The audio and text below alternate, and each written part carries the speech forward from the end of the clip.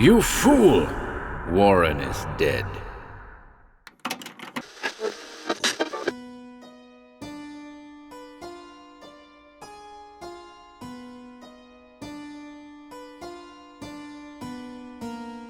Dwellings of the Damned, Volume 2. 15 more haunted house stories.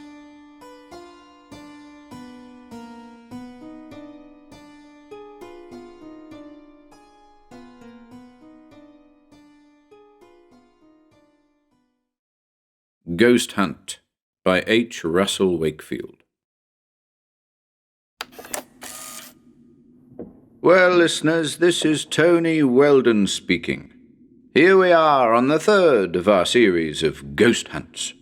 Let's hope it will be more successful than the other two. All our preparations have been made, and now it is up to the spooks. My colleague tonight is Professor Mignon of Paris. He is the most celebrated investigator of psychic phenomena in the world, and I am very proud to be his collaborator.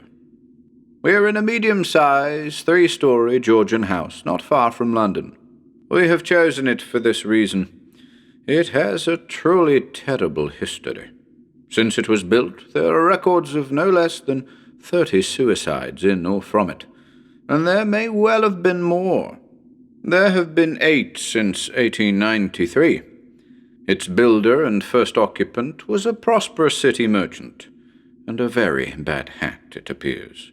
A glutton, wine-bibber, and other undesirable things, including a very bad husband.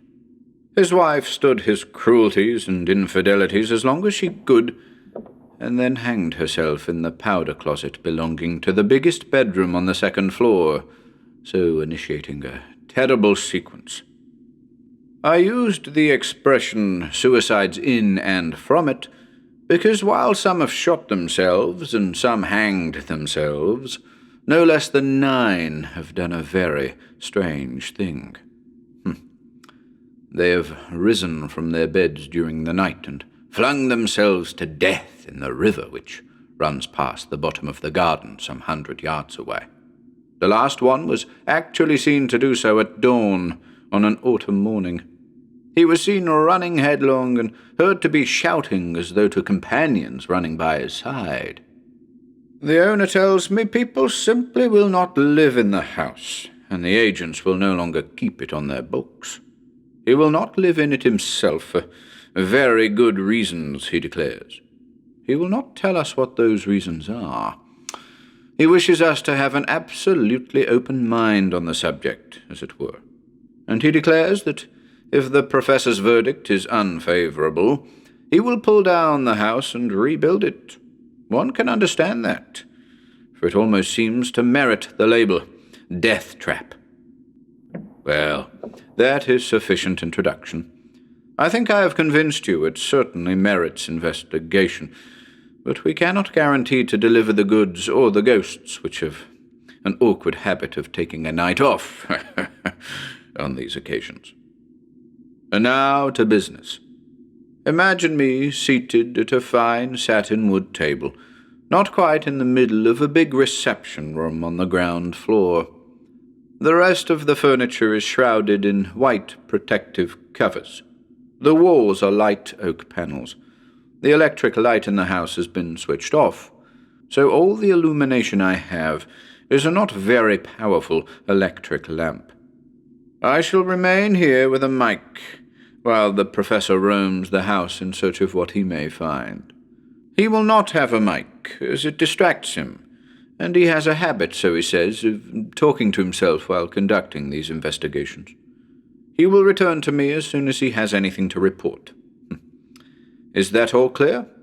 Well then, here is the professor to say a few words to you before he sets forth on his tour of discovery. I may say he speaks English far better than I do. Professor Mignon. Ladies and gentlemen, this is Professor Mignon. This house is without doubt, how shall I say, impregnated with evil. It affects one profoundly.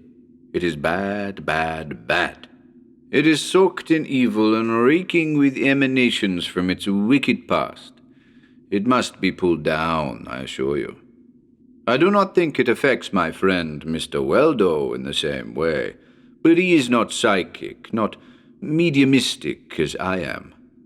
Now, shall we see ghosts, spirits? Ah, that I cannot say. But they are here, and they are evil, that is sure. I can feel their presence. There is maybe danger. I shall soon know. And now I shall start off with just one electric torch to show me the way. Presently, I will come back and tell you what I have seen, or if not seen, felt, and perhaps suffered. But remember, we can summon spirits from the vasty deep. But will they come when we call for them? We shall see. Well, listeners, I'm sure if anyone can, it's the Professor. You must have found those few words far more impressive than anything I said. That was an expert speaking on what he knows. Personally, alone here in this big silent room, they didn't have a very reassuring effect on me. In fact, he wasn't quite correct when he said this place didn't affect me at all. I don't find it a cheerful spot by any means. You can be sure of that. I may not be psychic, but I've certainly got a sort of feeling it doesn't want us here, resents us, and would like to see the back of us. Or else... I felt that way as soon as I entered the front door. One sort of had to wade through the hostility. I'm not kidding or trying to raise your hopes. It's very quiet here, listeners. I'm having a look around the room. This lamp casts some queer shadows. There is an odd one near the wall by the door, but I realize now it must be a reflection from a big Adams bookcase. I know that's what it is, because I peeped under the dust cover when I first came in. It's a very fine piece. Oh, it's queer to think of you all listening to me. I shouldn't really mind if I had some of you for company. The owner of the house told us we should probably hear rats and mice in the wainscoting. Well, I can certainly hear those now. Pretty hefty rats from the sound of them. Even you can almost hear them, I should think. Well, what else is there to tell you about? Nothing very much, except that there's a bat in the room. I think it must be a bat and not a bird. I haven't actually seen it, only its shadow as it flew past the wall just now, and then it fanned past my face. I don't know much about bats, but I thought they went to bed in the winter. This one must suffer from insomnia. Ah, there it is again. It actually touched me as it passed. Now I can hear the Professor moving about in the room above. I don't suppose you can. Have a try. Now, listen carefully. Hello, did you hear that? He must have knocked over a chair or something. A heavy chair from the sound of it. I wonder if he's having any luck. Ah, there's that bat again. It seems to like me. Each time it just touches my face with its wing as it passes. Ooh, they're smelly things, bats. I don't think they wash themselves often enough. This one smells kind of rotten. I wonder what the Professor knocked over, because I can see a small stain forming on the ceiling. Perhaps a flower bowl or something. Hello? Did you hear that sharp crack? I think you must have. The oak paneling stretching, I suppose. But it was almost ear-splitting in here. Something ran across my foot then. A rat, perhaps. I've always loathed rats. Most people do, of course. Well, that stain on the ceiling has grown quite a lot. I think I'll just go to the door and shout to the Professor to make sure he's all right. You'll hear me shout, and his answer, I expect. Professor! Professor? Well, he didn't answer. I believe he's a little bit, deaf, but he's sure to be all right. I won't try again just yet, as I know he likes being undisturbed on these occasions. I'll sit down again for a minute or two. Yes. I'm afraid this is rather dull for you, listeners. I'm not finding it so, but then, of course... There, I heard him cough. Did you hear that cough, listeners? A sort of very throaty double cough? It seemed to come from... I wonder if he's crept down and is having a little fun with me. Because I tell you, listeners, this place is beginning to get on my nerves just a wee little bit. Just a bit. I wouldn't live in it for a pension, a very large pension. Get away, you brute. Oh, that bat. Oh, it stinks. Now, listen carefully. Can you hear those rats? Having a game of rugger from the sound of them. I wonder if you could hear them. I really shall be quite glad to get out of here. I can quite imagine people doing themselves in this house, saying to themselves, after all, it isn't much of a life when you think of it. Figure it out, is it? Just work and worry and getting old and seeing your friends die. Let's end it all in the river. Well, I'm not being very cheerful, am I? It's this darned house.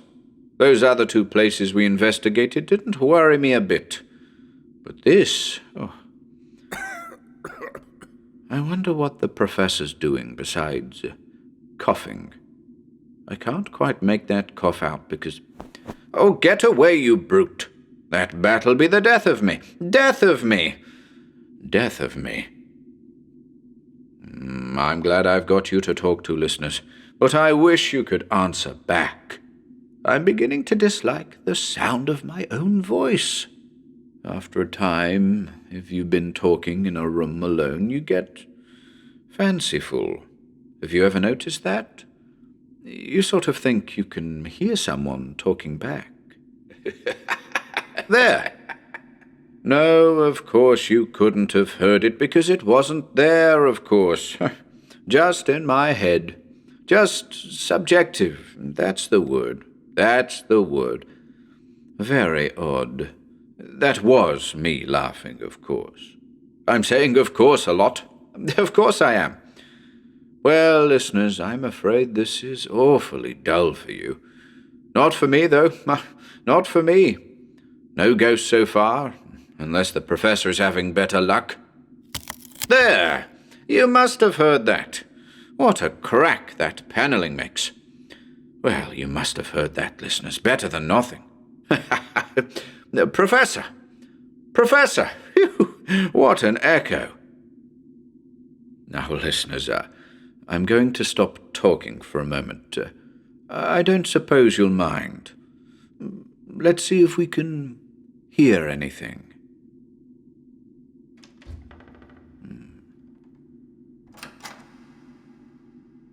Did you hear it? I'm not exactly sure what it was. Not sure. I wonder if you heard it. Not exactly, but the house shook a little and the windows rattled. I don't think we'll do that again. I'll go on talking. I wonder how long one could endure the atmosphere of this place. It certainly is inclined to get one down. Gosh, that stain has grown. The one on the ceiling. It's actually starting to drip. I mean, form bubbles. They'll start dropping soon. Colored bubbles, apparently. Oh, I wonder if the professor is okay. I mean, he might have shut himself in a powder closet or something, and the powder closets in this house aren't particularly... Well, you never know, do you? Now, I should have said that shadow had moved. No, I suppose I put the lamp down in a slightly different position. Shadows do make odd patterns. You must have noticed that. This one might be a body lying on its face with its arms stretched out. Cheerful, aren't I? An aunt of mine gassed herself, as a matter of fact. Well, I don't know why I told you that. Not quite in the script. Professor? Professor! Where is that darned old fuzzy whiskers? I shall certainly advise the owner to have this place pulled down. Emphatically. Then where'll you go? I must go upstairs in a minute or two and see what's happened to the professor. Well, I was telling you about Auntie. Do you know, listeners, I really believe I'd go completely crackers if I stayed here much longer. More or less, anyway, and quite soon, absolutely stark, staring. It wears you down. That's exactly it. It wears you down. I can quite understand. Well, I don't say all that again. I'm afraid this is all awfully dull for you, listeners. I should switch off if I were you. I should. What's on the other program? I mean it, switch off. There, what did I tell you? That stain started to drip drops, drip drops, drip drops, drip drops. I'll go and catch one on my hand.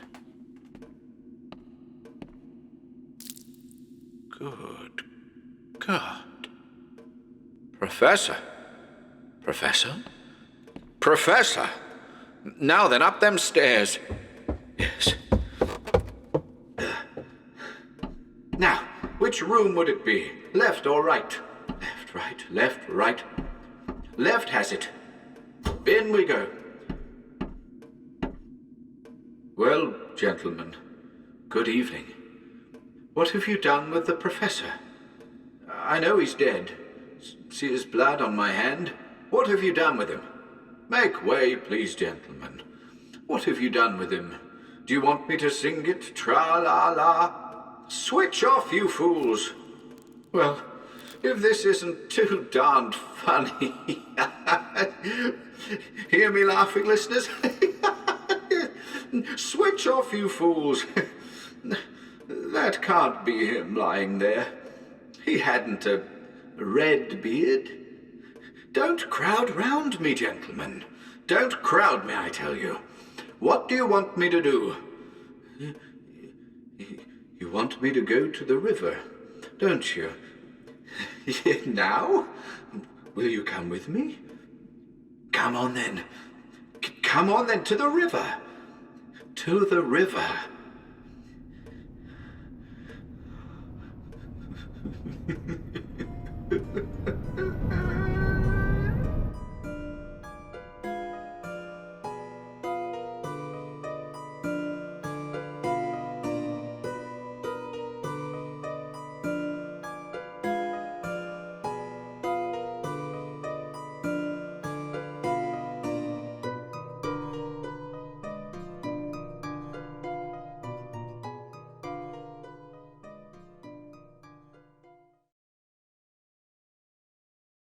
House of Hate by Allison V. Harding. Ambrose Timothy was seemingly a man of meekness, who seldom found the courage to satisfy even that sort of curiosity that is neither feminine nor morbid, but natural. Take the house next door, for instance. Its fenced-in secretiveness, its very appearance and influence on the surrounding countryside, and especially on Mr. Timothy's adjoining bungalow, were enough to make a peace-loving man become quite inquisitive. But none of this seemed to bother Mr. Timothy, as he limped around, puttering in his neat beds of larkspur, roses, snapdragons, and zinnias. Timothy confided to the real estate agent that he had worked long and hard for retirement and a modest sum of money. Now these were his, with all the peacefulness their attainment implied.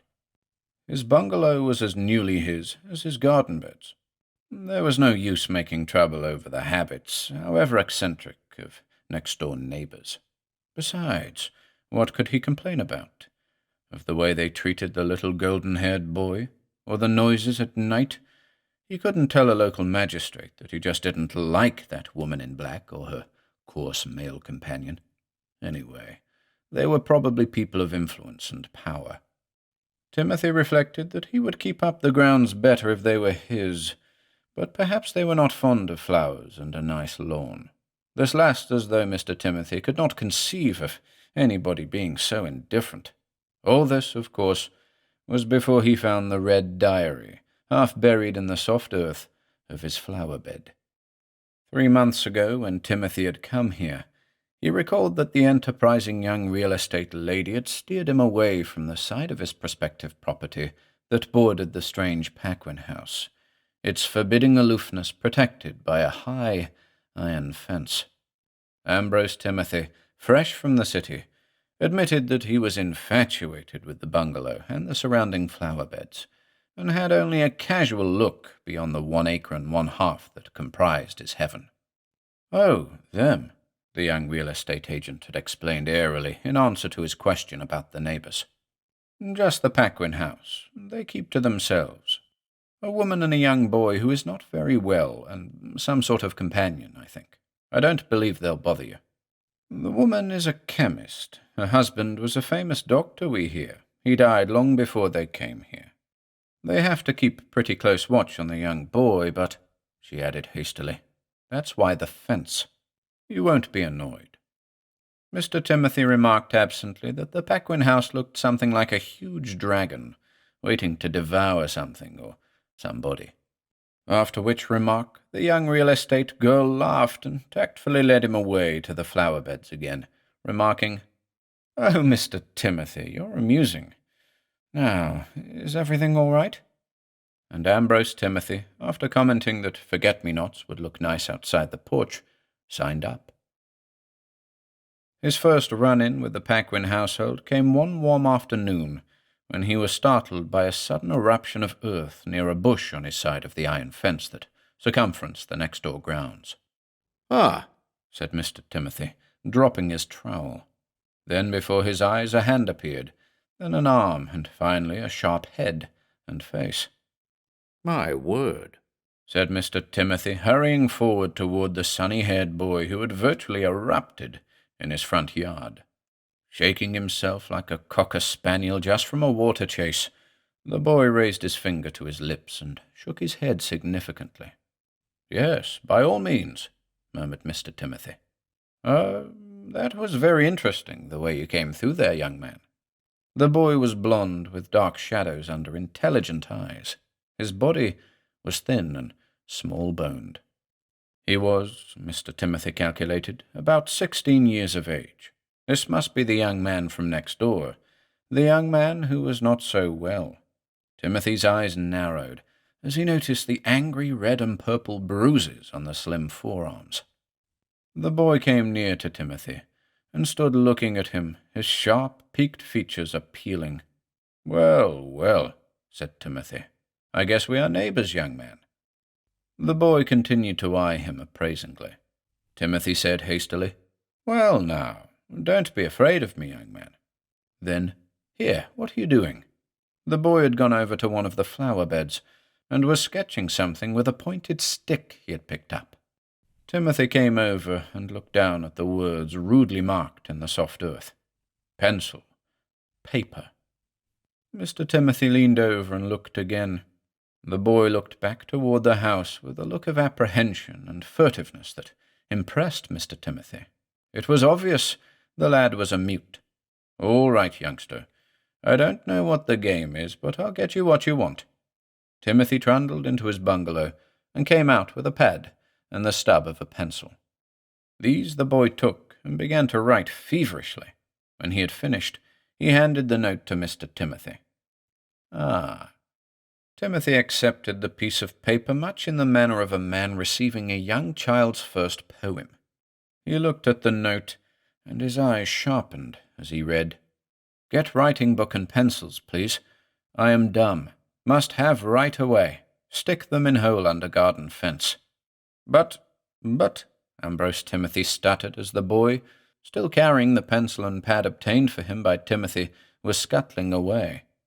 Before Timothy could find any words, The boy had burrowed under the fence and was busily engaged on the other side, smoothing over the ground. As Timothy watched, the young boy barely finished this and turned toward the house, with the pad and pencil now concealed behind his back, when a tall woman swept around the corner of the old house and spied him. "Ah, there you are, Martin. Up to your old tricks, eh?" The woman came closer as the boy slunk along like a dog anticipating a beating. Evidently, she hadn't spotted Timothy peering through the iron-grilled fence. The woman stopped. Martin stopped too, his hands behind his back. "Martin!" the woman screeched. "Martin! What is it you have behind your back?" The boy's only answer was a hopeless shrug. As the woman advanced on him, the boy edged away. Then the woman called at the top of her voice, "Rippick! Hey, Rippick, here!" There was a harsh male answering call, and then from the house came a man who at first look appeared to be a servant. He had on clothes that appeared too small for him. His arms crept down from the sleeves of his coat and hung, almost self-consciously, down by his knees. His chest and shoulders were immense. "Yeah?" Mr. Timothy heard him answer. Certainly this was not at all the way country estate servants should reply to their mistresses. "Rippick, the boy here has something behind his back. He's up to his old tricks, Rippick." "Yeah," was the laconic answer. Timothy edged nearer the fence as the two elders closed in on the young boy. Finally the man, with a quick jump, grabbed the boy and forced his arm into sight with a cruel wrench. The pad and pencil came to view. It seemed a pretty brutal way to treat a sick boy, Timothy reflected as he watched, edging further forward until his face was nearly pressed against the railing separating the two properties. But it was no more than he would expect from these two. "Paper and a pencil you got, eh?" said Rippick in his longest speech to date. Then, with an effortless cuff, he sent the boy reeling to the ground. The woman had the pencil and pad after scrutinizing them, and was stuffing them into her dress when she noticed Timothy watching on the other side of the fence. She said something in a low voice to the man, and he turned like a cat to also stare at their spectator. Somewhat embarrassedly, Ambrose Timothy pulled himself to his feet and stood there grinning sheepishly. He cleared his throat. "Hello," he said. The woman came over toward him, her face sharp and questioning. "I'm Mrs. Paquin. You live next door now?" "Yes, ma'am." Timothy bowed. "I guess you gave Martin the paper and pencil." It was a statement rather than a question. "Yes, ma'am, I did. I'm sorry if that was wrong." The woman looked back to where the boy was now picking himself off the ground from Rippick's blow. The barrel-chested man was standing over the lad with one huge hand clutching the boy's slender arm. She turned back to Timothy and smiled in a manner meant to be reassuring and neighborly. "Well, you see, Timothy. Mr. Timothy, the boy's not very well. In fact, I'm sorry to say he is, well, you know," and she tapped her head significantly. Timothy nodded gravely. "I'm sorry," he said simply. "They don't like him to have certain things. It excites him to write, so we have to keep all sorts of writing materials away from him on their orders." Timothy nodded again. "So please don't ever let him have anything of that nature again. Although I am sure he will beseech you with his eyes, and Martin has beseeching eyes." The woman turned with a smile on her face. The boy, still held by Rippick, was standing there, just looking at them. She called, "Bring Martin over here, Rippick." The man responded, and led the lad over to the fence. "The young lad was born speechless. I adopted him," the woman explained. "This man is Rippick. He helps me." She said the last almost as an afterthought. Timothy nodded acknowledgment. "So then, Mr. Timothy, never put anything through the fence for the boy again." Ah, so she didn't know the youngster had found a way of burrowing under the fence. Well, he certainly wouldn't tell on the poor young fellow. That would probably call for another cuff from Rippick. The woman surveyed Timothy closely, and then said again, "Remember, nothing through the fence, eh?" She smiled, as though sealing the pact. All the while they had been talking, the boy's eyes had never once left Timothy's face. Never once. And as the woman herself had said, Martin had such beseeching eyes. Trying to get the conversation on a pleasanter subject, Timothy launched out enthusiastically. "You know, Mrs. Paquin, you've got splendid grounds for flowers. I should think you'd want to experiment a bit with them." "Flowers? Experiment with flowers?" She threw back her head and laughed and laughed. "Well, I meant," said Timothy lamely, "that it's such fun to create things. I know I'm just here from the city, and I find that it is really splendid to get out into a garden and putter around. I should think you'd want to in your place." He pointed proudly at his own neat beds. Then, amazed at his own boldness, Timothy stopped. "We keep busy," said Mrs. Paquin after a look at his garden, and, bowing stiffly, she turned away, an amused smile on her face. As the three walked away from the fence, Timothy noticed that on one occasion they looked back, and he could hear Rippick's voice contemptuously say something about flowers. That had been Timothy's first and only run-in with the people next door. Remembering the boy's beseeching look, though, he had, on that same day when he went to town for provisions, bought a red-bound diary and placed it with a bunch of lead pencils in the hole under the fence. And the following morning, when he had looked, the diary and pencils were gone. For a time he feared that Mrs. Paquin or the coarse Rippick had found them, but a few days later the boy had appeared and had waved a hand in appreciation. It was several weeks later that Timothy had been gardening and had come on the red-bound diary. Evidently, it had been thrown over the fence. It was the same one he had put under the rail for the boy. It was half buried in the soft earth of his garden, and now there was writing in it. Timothy had opened up the book and had begun to read. Finally, he retired inside the house, and his fingers drummed nervously as he reread the words scribbled there. It was plain, as he had suspected, that the boy was a virtual prisoner in the house, and that horrible things were about to happen, or were happening. Timothy's eyes glinted. Now was the time for action. He would go next door. It was the only thing to do.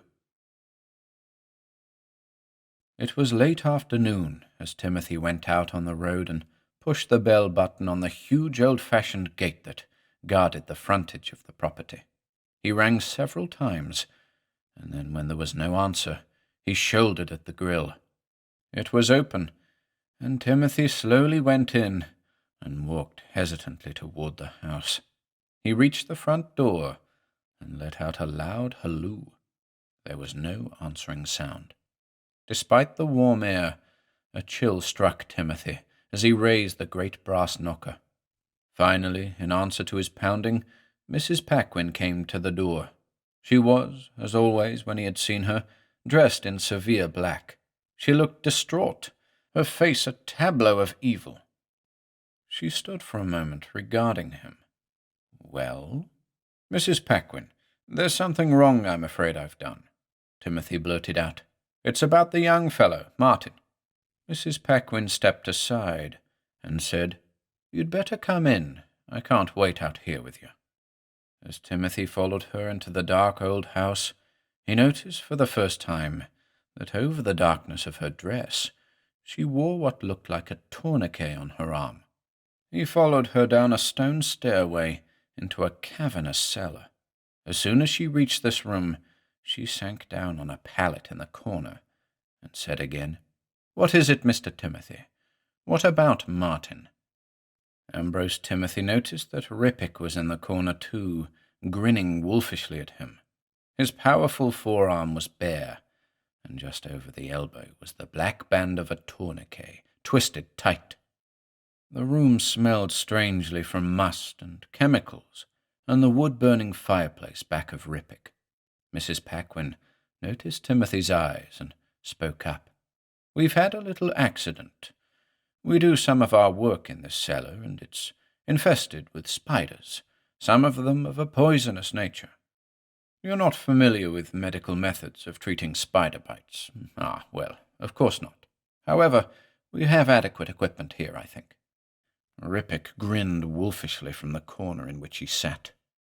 "How's the flowers?" A thin trickle of saliva ran from the corner of the man's mouth. Timothy answered, "Doing nicely, thank you." Then he turned back to Mrs. Paquin, who was filling a hypodermic needle. "Maybe I should not have come just now.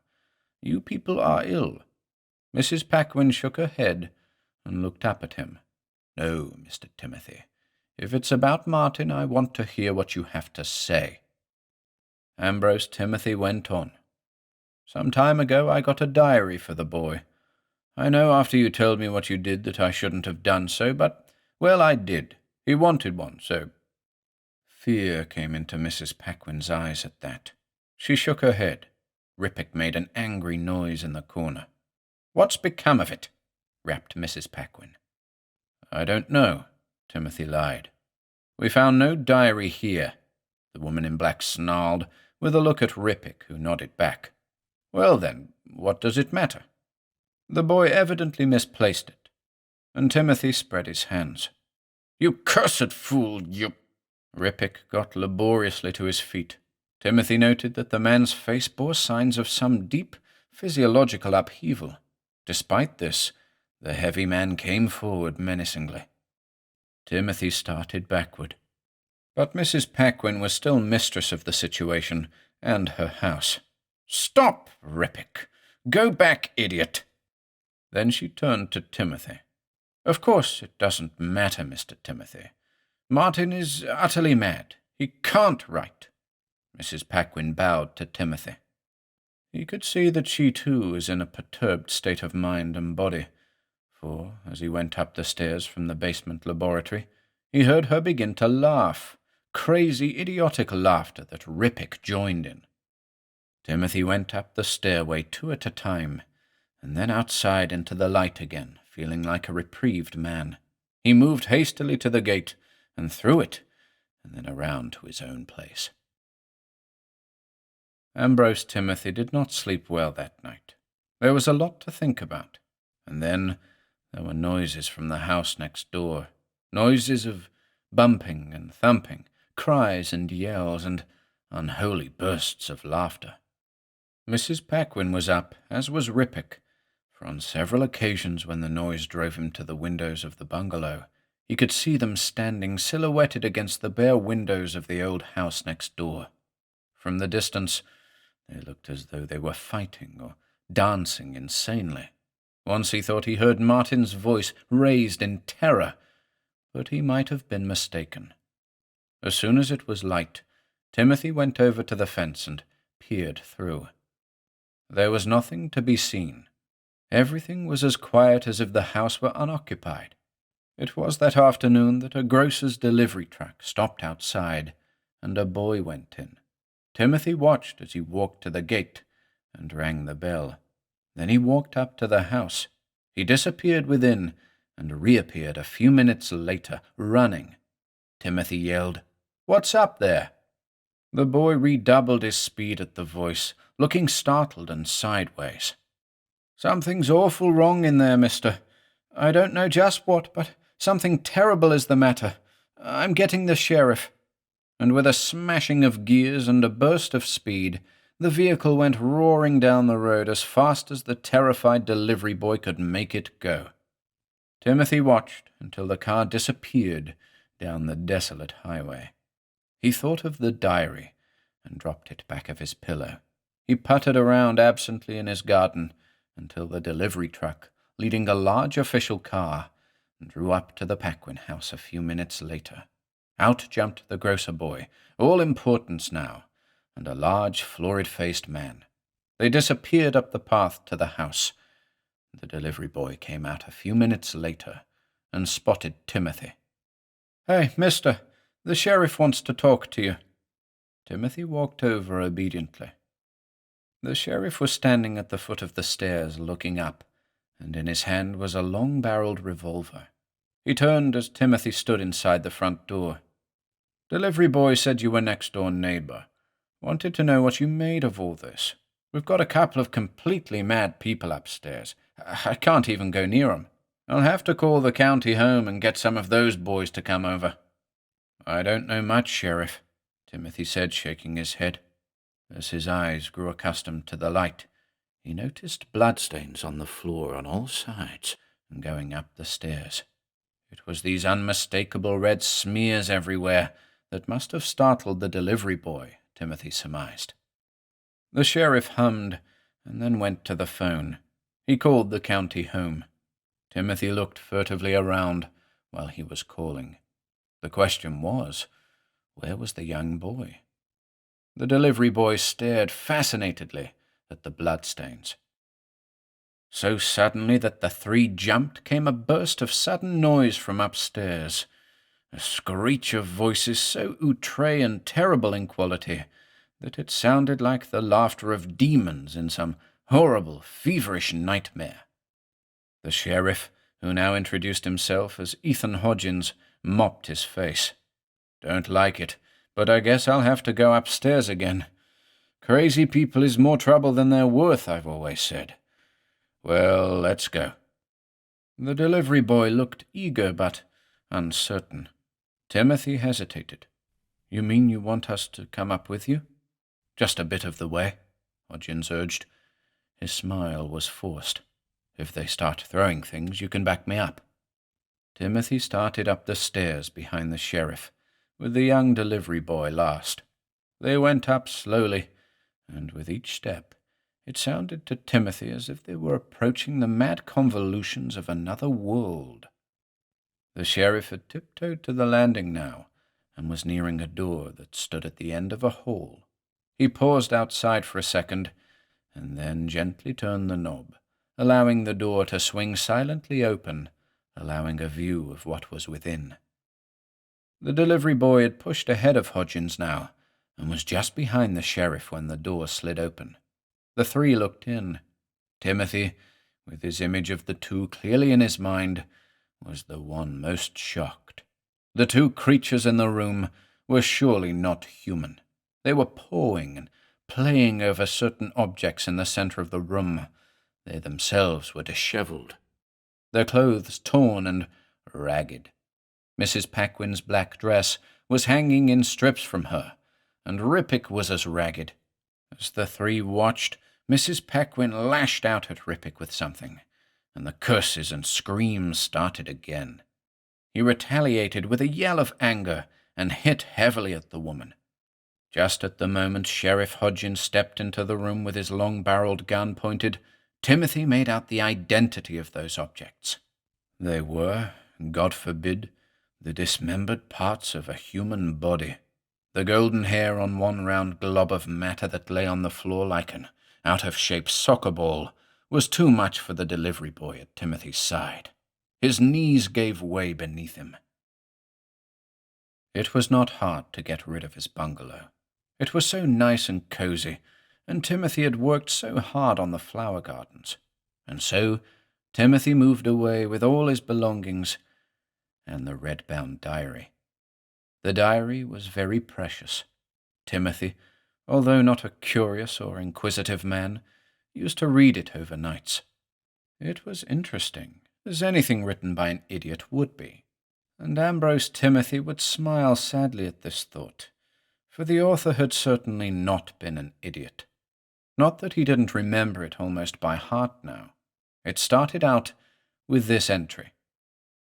"I know now that the Black Lady means to kill me. I don't know how or when. At least I don't know for sure. I am able to write because a man has moved in next door who has been kind enough to me to get this book and some pencils. I had a hole under the fence into his property, and the lady and Rippick haven't found it yet." The next entry read, "I think that I am going to be used the way they used animals. Something goes on in the cellar that they have never let me see.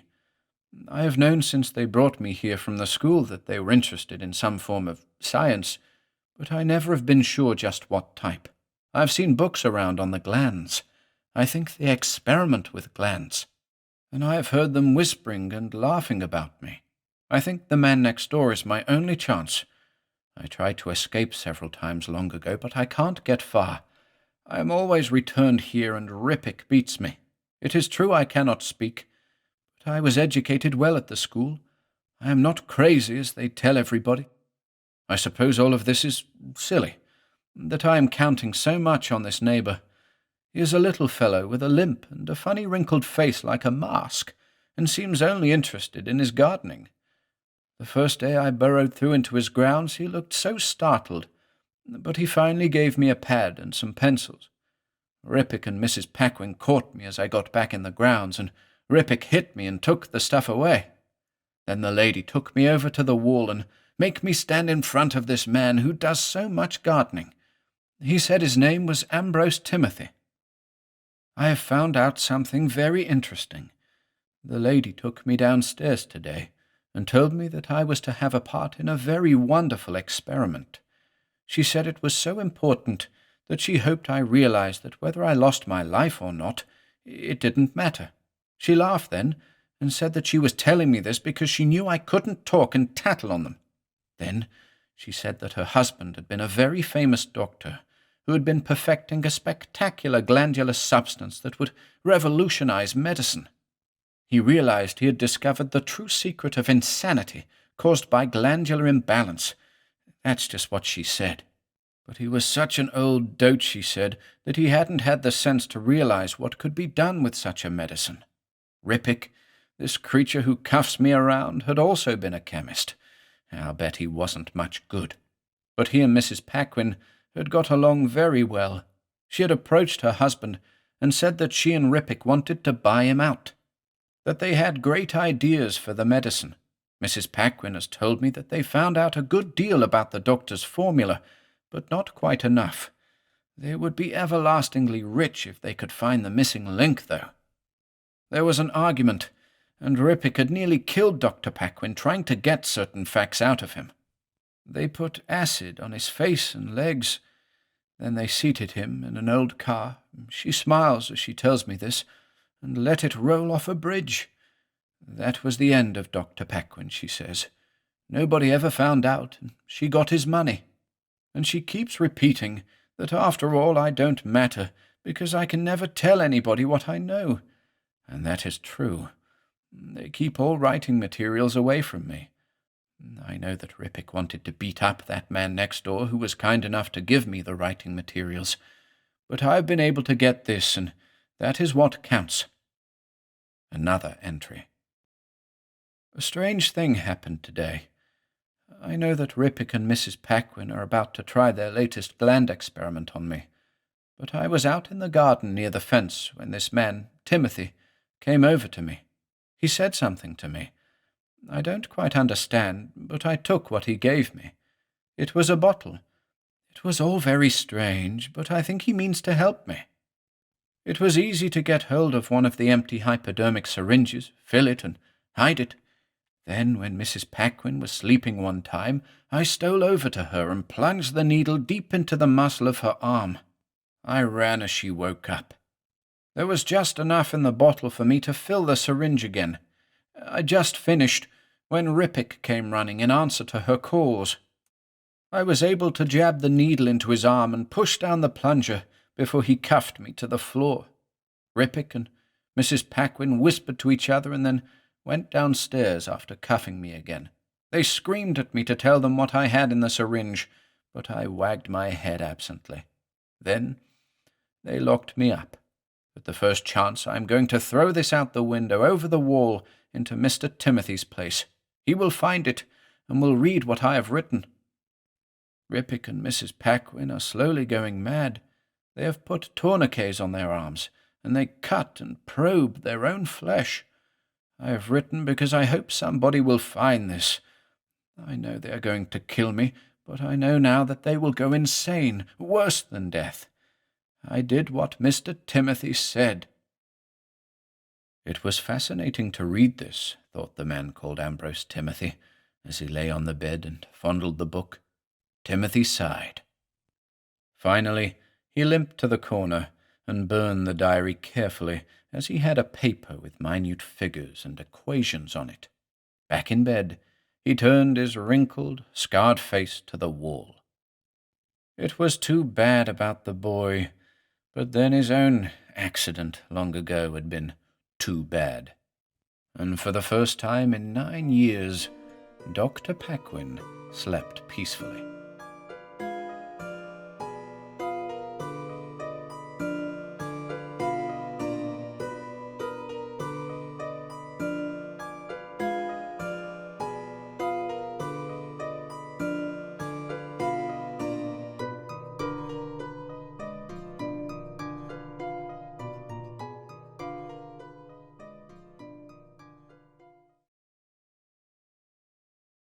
The House Beyond Midnight by Allison V. Harding.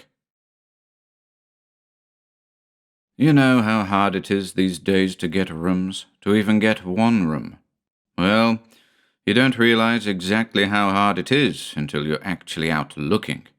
It didn't help any that I'd lost my coat in the accident, and that Eve's pretty face still bore an ugly mark on the cheekbone from when she'd leaped from the car. When I'd walk into hotels and rooming houses and say, "Name's John Drew, this is my wife. I wonder if you have a room." Anything at all, they'd look me up and down and smile in that superior way that hotel clerks and rooming house people have these days. No dice. Even telling them of our most disastrous experience that morning drew little sympathy, much less a place to lay our weary heads. And so we found ourselves 3,000 miles away from home and friends, in a strange East Coast city, with not too much money and evening coming on. For myself, I could have gotten by, but I certainly couldn't picture my lovely young wife spending the night bumming it on a subway station bench, or riding around in a bus with me. The only hostelry clerk that we'd met who seemed halfway human, though I'll admit these days they're a harassed bunch, suggested confidingly to us that our best bet was to head for the Everglades section of town, that by going from house to house we might, just might, find something. So we'd spent the last afternoon hours walking the streets, with the care of a rookie policeman on his first beat. But there was nothing. We sat on a bench in the square and talked over our situation. Although she tried to smile bravely, I could see Eve was fagged out. There was plenty we needed, and all of it seemed awfully far away, sitting on this bench. I had an important business contact to make for my office the next day. In fact, our choice of this section as a trip was a combination of business and honeymoon. That was one of the reasons why we decided not to get involved with the police that morning. A decision, although we didn't know it, that was to shape our next 24 hours in strange and hideous ways. I slapped a mosquito absently on my wrist, hugged Eve tighter. "Well, honey, we certainly can't stay here all night." The traveller's aid people at the station had said kindly, but with no hope, that if we dropped around later that evening they would certainly keep their ears open for us. We got up and began to walk. It was twilight. The avenues were gloomy, and the street lamps, already lighted, did little about it. Some of the places we passed in retracing our steps I half recognized or remembered, because here a woman had shrilled, "Go away, we got no room." And there the janitor had laughed at us, and someplace else a little black dog had barked. Suddenly, Eve's petite figure at my side stiffened. We both stopped, and I followed her pointing arm. Diametrically across the street was a house. Old, ramshackle, 4 stories, its brownstone front weather-beaten, and its high stoop sagging. But there, outside a 2nd-story window on a small rusty bar, was a white-painted sign with rude letters, "Room to Let." We fairly ran, and still gasping, I had raised my hand to touch the bell when the door opened before us, as though someone inside had seen our approach. A man stood there with fuzzy, greyish-brown hair that needed cutting, a very white, solemn face. He was dressed nicely. Too nicely for the house, I thought fleetingly, but I remembered my tongue. The room to let, is it?" He nodded. I noticed then the newspaper under his arm. He glanced at it, and then at us, and there was a mournful widening of his lips as though he were trying to smile. I burbled on about how desperately we were in need of finding a place. It was Eve's nudge that shut me up, for our landlord, if that he was paying little attention. I held out a $20 bill and said, "It's worth this to me." He took it almost absently, and then turned, motioning that we were to follow. The heavy door swung shut behind us, shutting out the city and its noises. The interior of the old house was even more gloomy than its outside. The panelling was wood, yellow with age. There was one ceiling light gleaming weakly in the hall, and by its light we followed the men to the stairs, and up them. We climbed 3 flights. On the 4th floor he stopped and motioned to a door. "We're very full just now." Eve nodded, and murmured something about how nice it was of him. The room wasn't much. It had 2 rude twin cots, a chair, and a table boxed in by faded strips of wallpaper. "My name is Mr. Melkin," our guide introduced himself. We nodded, and I replied, "I'm John Drew, and this is my wife." "Of course," said Melkin. "And now, if you'll excuse me, I must go downstairs to join the others." Alone in our 2x4, the first thing we both did after congratulating ourselves was to sit down on the edge of our beds and take off our shoes. "Better than the park bench, honey," I philosophized, as I noticed my wife's rather critical looks around the room. "I suppose so, Johnny, but for $20. We stretched out and enjoyed the luxury of relaxing for a while. "There are things to be found out," I said. "For instance, what about meals? Certainly we're entitled to them for my one night's rate of payment." My mouth watered at the thought of a well-laid boarding-house table. I left Eve and went down the creaking stairs. On the 2nd floor, there was a large back room taking the width of the building. From it, I heard people sounds. My first feeling upon going in was one of embarrassment at my untidy appearance, for these people were neat, well-dressed in some cases, richly so. But Mr. Melkin seemed in no way ashamed of me. He came over from where he'd been talking to a group of men. It was on the tip of my tongue to ask him about supper when he said, "You're looking surprisingly well, you know." I thanked him. I was about to return the compliment, as convention dictates, but in all honesty I couldn't. Mr. Melkin did not look surprisingly well. He looked surprisingly poor. You don't say those things, of course. Then he said that he wanted to introduce me to some of the others. I said that was Jake, but I knew I looked so terrible. "You see, I lost my coat in an accident early this morning." "Of course," said Mr. Melkin, interrupting me almost impatiently.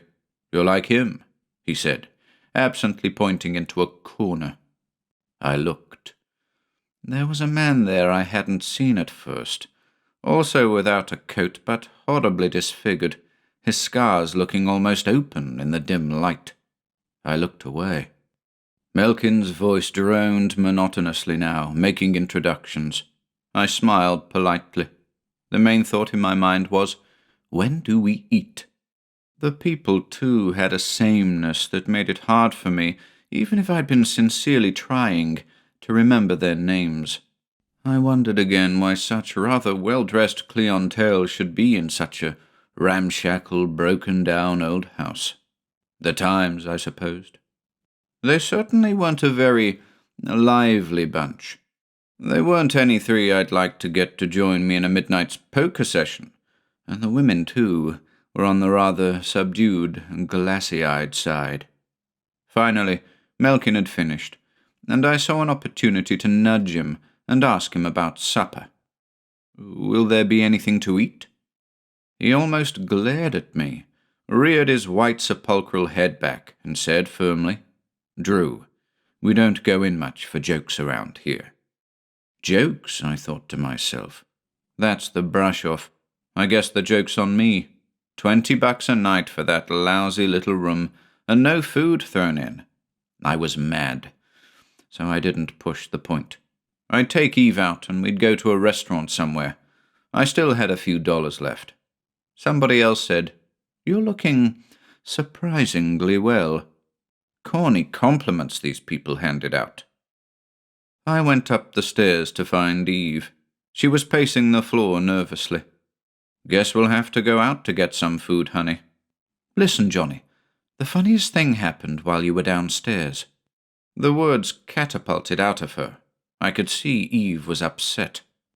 "Two women came in. At least, I looked up suddenly and found them standing inside the door. All dressed up, Johnny, and such stern grey faces.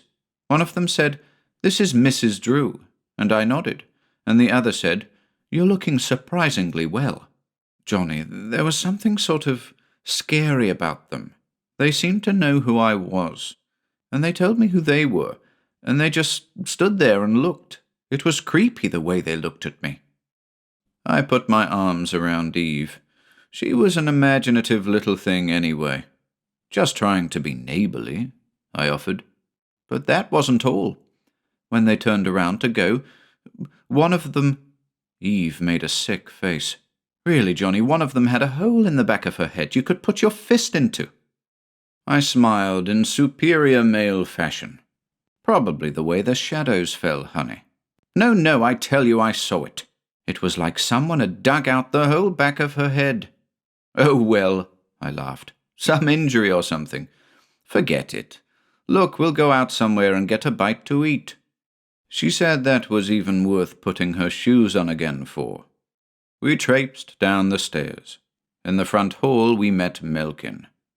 "Just stepping out to get something to eat," I explained. "We'll be back in a moment." He looked at me steadily, his pallid face expressionless. Finally, he spoke. "Surely you're joking." I shook my head. What kind of double talk was this? I explained again painstakingly and added, as though I needed further justification for our trip, "I want to pick up an evening paper, too." He stood there staring at me appraisingly. "Doubtless you have reasons, Mr. Drew, for your frivolity, but I can only say that this house is now closed.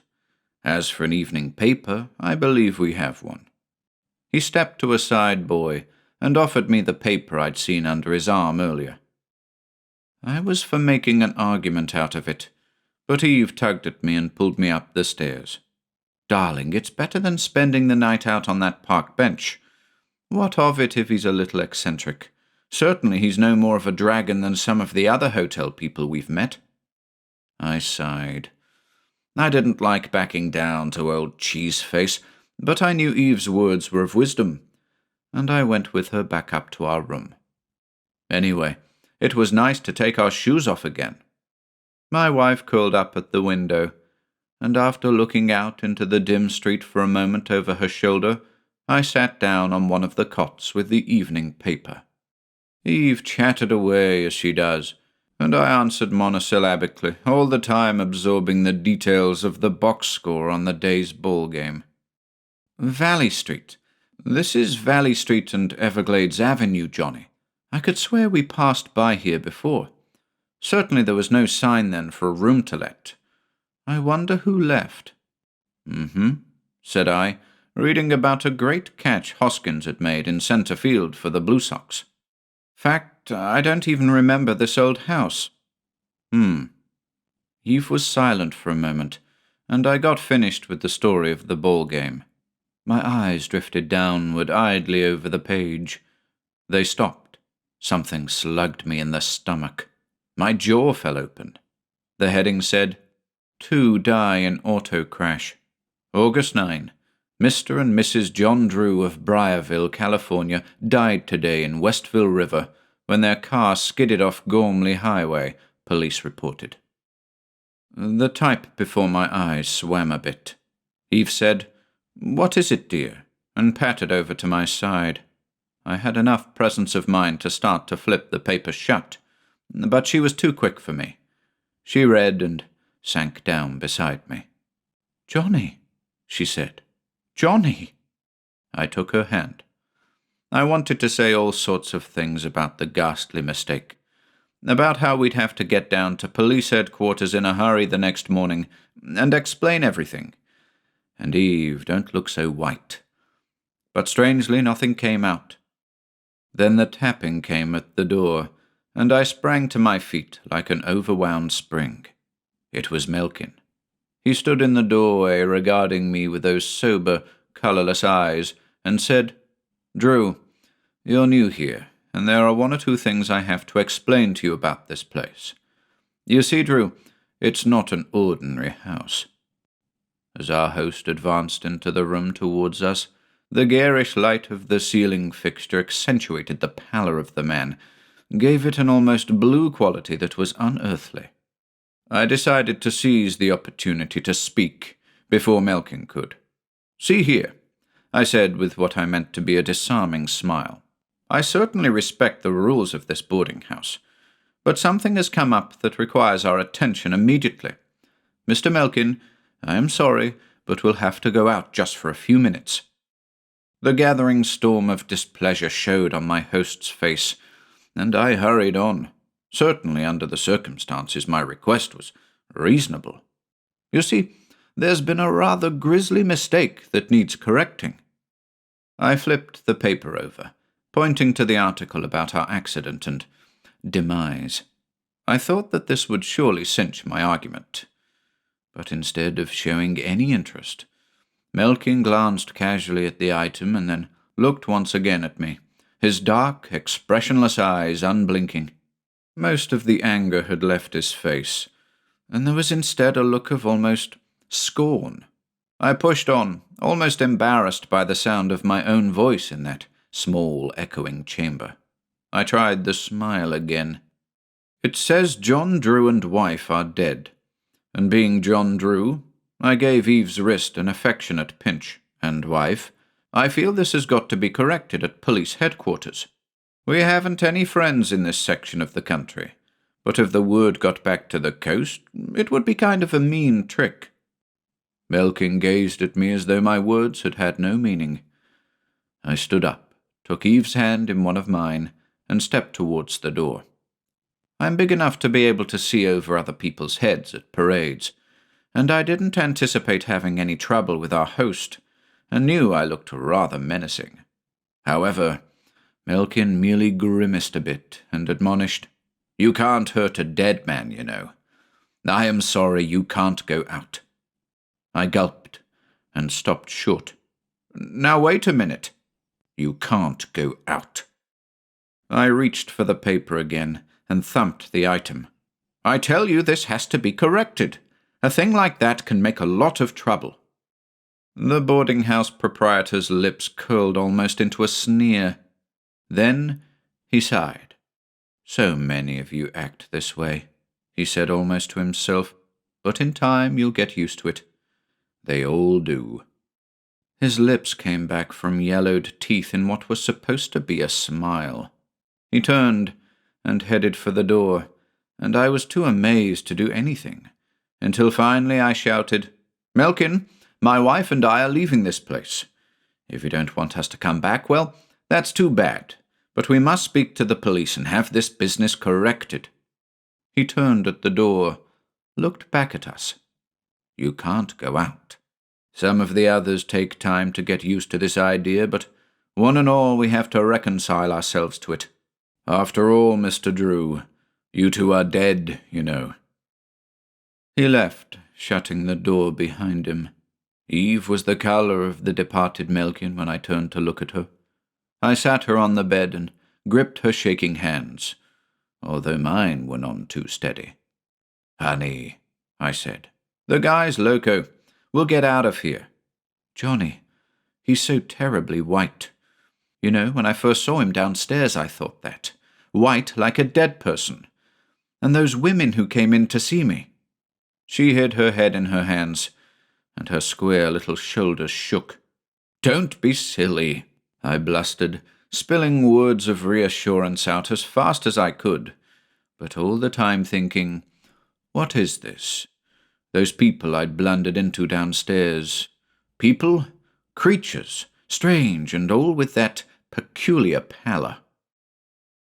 I comforted Eve for a moment more, and then I sprang to the door.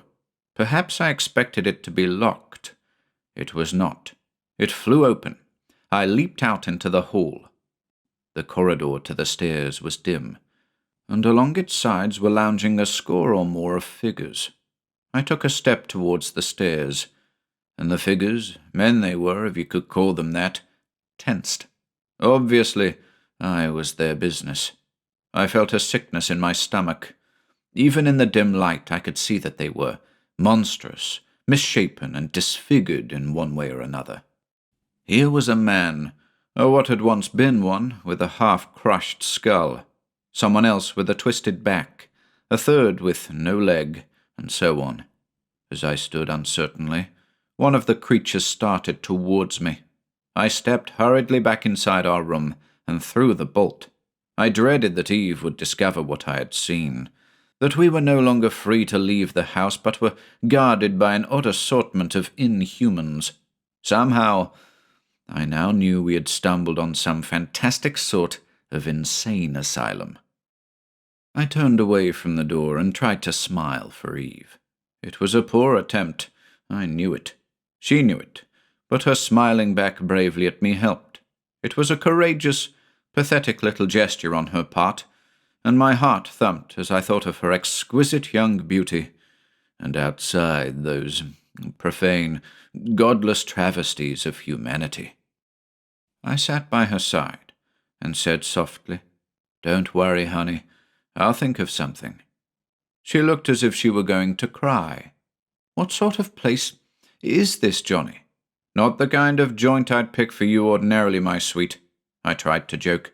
"Is it some sort of private insane asylum or something?" So she'd thought of it too. I don't know. And why does everyone look so strange? That whiteness. The thought had persisted in my mind too. "Not enough sunlight and vitamins," I quipped. Whatever else we might have said was interrupted. A voice came from outside. It was Melkin. "Drew," he called. "Yes?" I answered. "You can see by now that it would be quite wrong for you to attempt to leave this house." I said nothing. "I think in time you'll understand that all this is for your own good. You see, we of the older ones know that sudden death has its shocking qualities, that after one has crossed into the beyond, one still continues to try to live, psychically at least, in the dimensions and traditions of the living. You'll get used to being dead, Drew, you and your wife, and then you will be just like any of us. I wonder if you would open the aperture of this door a minute." I looked, and discovered the peep slide that one finds on many apartment front doors. I peered through, and saw with distaste the pallid face and shoulders of Melkin. "I am placing outside your room," he went on as soon as he saw my eye at the aperture, "a trusted helper of mine, to keep you from doing anything which, shall we say, you might regret." At that he gestured, and from one side came a heavy step. Suddenly, into my view loomed up a huge monster of a man. It was, I saw, surely one of the figures I'd seen lounging along the hall earlier. A monster of a man with a brutal face, and one side of his head bashed in. It was an incredible, revolting sight, highlighted by the absurdity of the gay, red-flowered tie he wore around his bull neck. "This is Jacob," said Melkin. "He's going to stay outside your door, and I would suggest you and Mrs. Drew get used to the idea of being in the beyond. You will pardon, I'm sure, Drew, our little house joke, but you see, one is dead such a long time, that the sooner one becomes accustomed to it, the better." The monstrous Jacob grimaced at this appreciatively, and I slammed the 1-inch peep shut.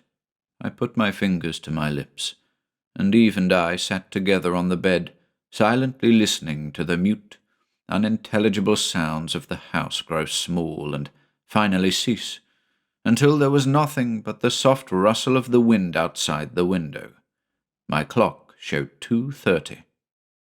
It was then that I started a minute examination of the room in stocking feet. There was nothing of interest. No furniture even heavy enough to act as a formidable weapon. Finally, I turned to the window and eased it up inch by inch. I looked out.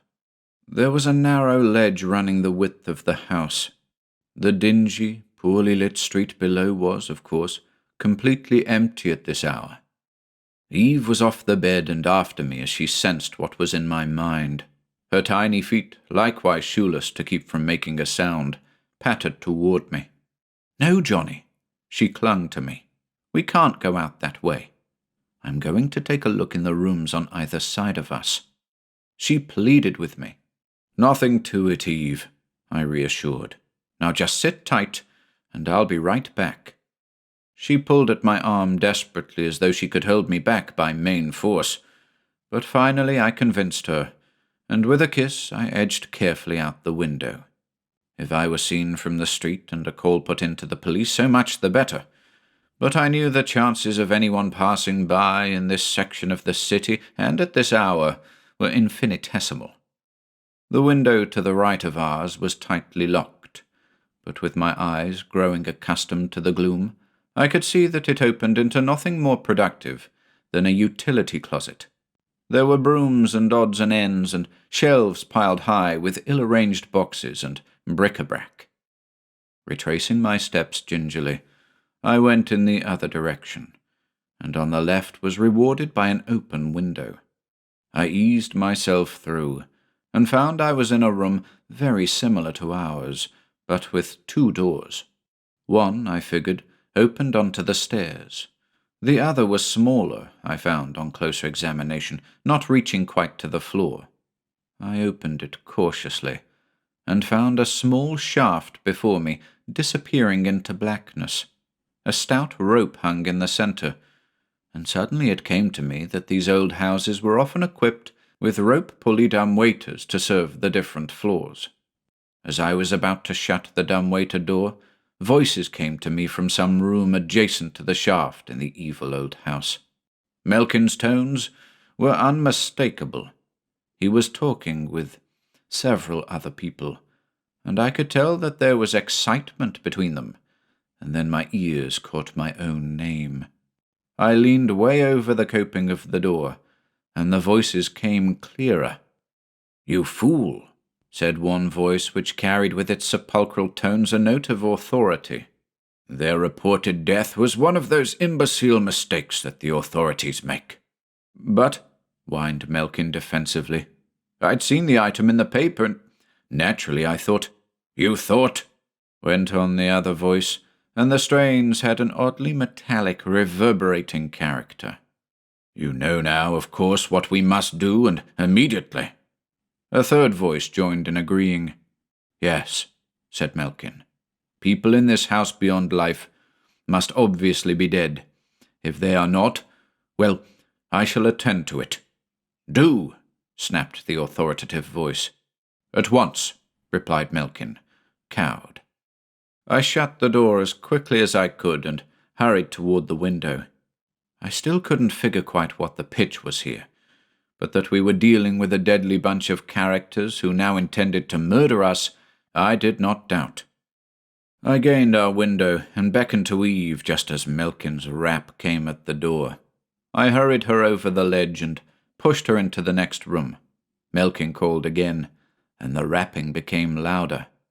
Then I heard his quick order to someone, probably Jacob, and as I slithered sideways along the ledge, one arm around Eve's waist, I heard the sudden splintering crash of wood panel, and I pictured those pallid, loathsome faces and forms hurtling into the room we just left. I hurried my wife into the next chamber, got in after her, shut and locked the window, and then bolted the door. But I knew, my mind working now with the rapidity of desperation, that it would only be a matter of moments before these creatures of the devil were upon us again. Already I heard steps outside in the corridor, heavy, lumbering steps. Jacob, of course, and others. A few steps more, and they would be splintering this door. I whirled suddenly, opened the dumbwaiter shaft and jiggled the rope. It was a heavy rope, and there was a weight at the end. Like a madman, I heaved on the pulley, and groaning and creaking, finally the little two-shelved lift came up out of the darkness and drew level with us. There was no time for talk now. I swept Eve's soft round figure into my arms and stowed her into the dumbwaiter.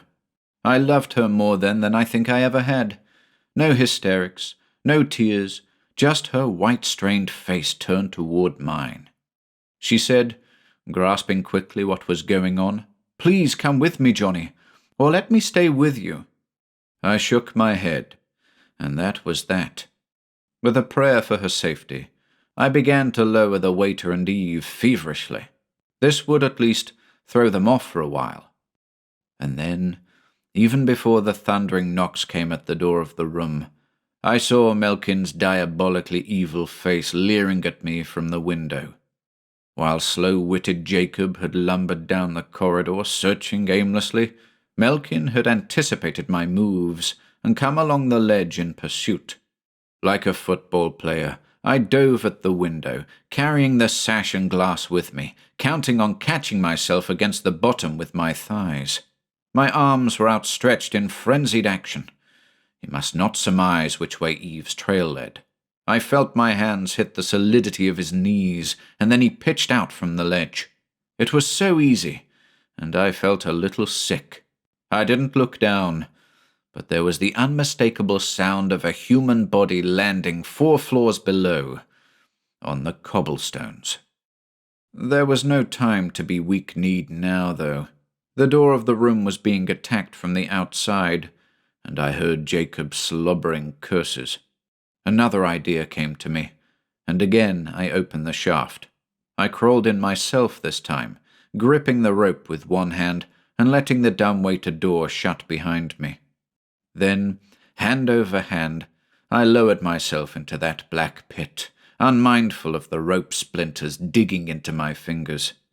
Above, and always farther away as I let myself down, came the sound of those creatures pouring into the room Eve and I had left. Finally, my feet thumped against wood, and Eve's hushed voice came. "Johnny? Darling," I said, "where are we?" "I think it's some sort of sub-basement," she whispered. I crawled between the top of the dumbwaiter and the opening of the shaft. It was a tight squeeze for a big man, and I had no buttons left on my vest when I finally stood beside her in the darkness. "Now let's be getting out of here." We explored and bumped our way in the darkness, and from what we ran into, I decided there were boxes and furnace fixtures and what not. I tripped over one such something, and then found to my joy that it was a heavy poker. I claimed it, and we went on. "At least, honey," I said, "we won't be bothered with that Melkin any more. I took care of him."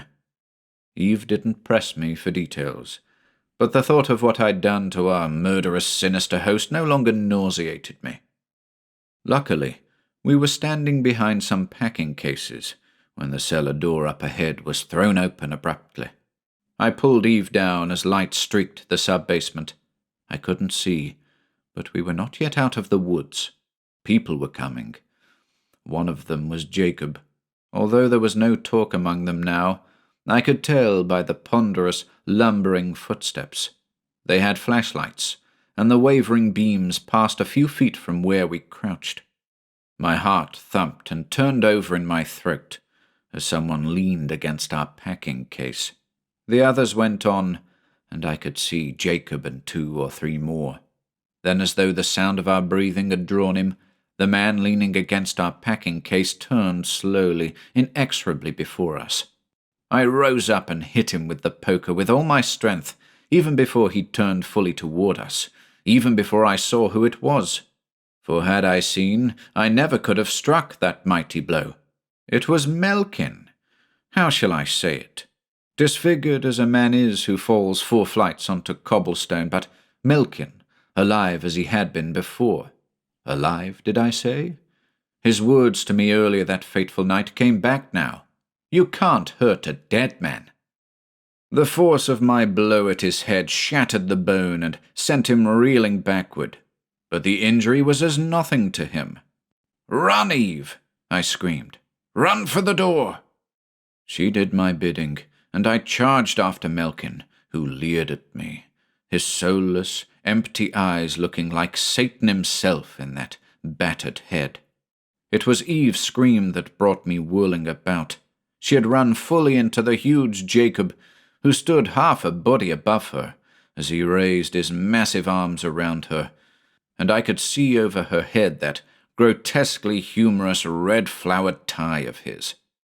I charged toward my wife and the monster who sought to crush the life out of her body.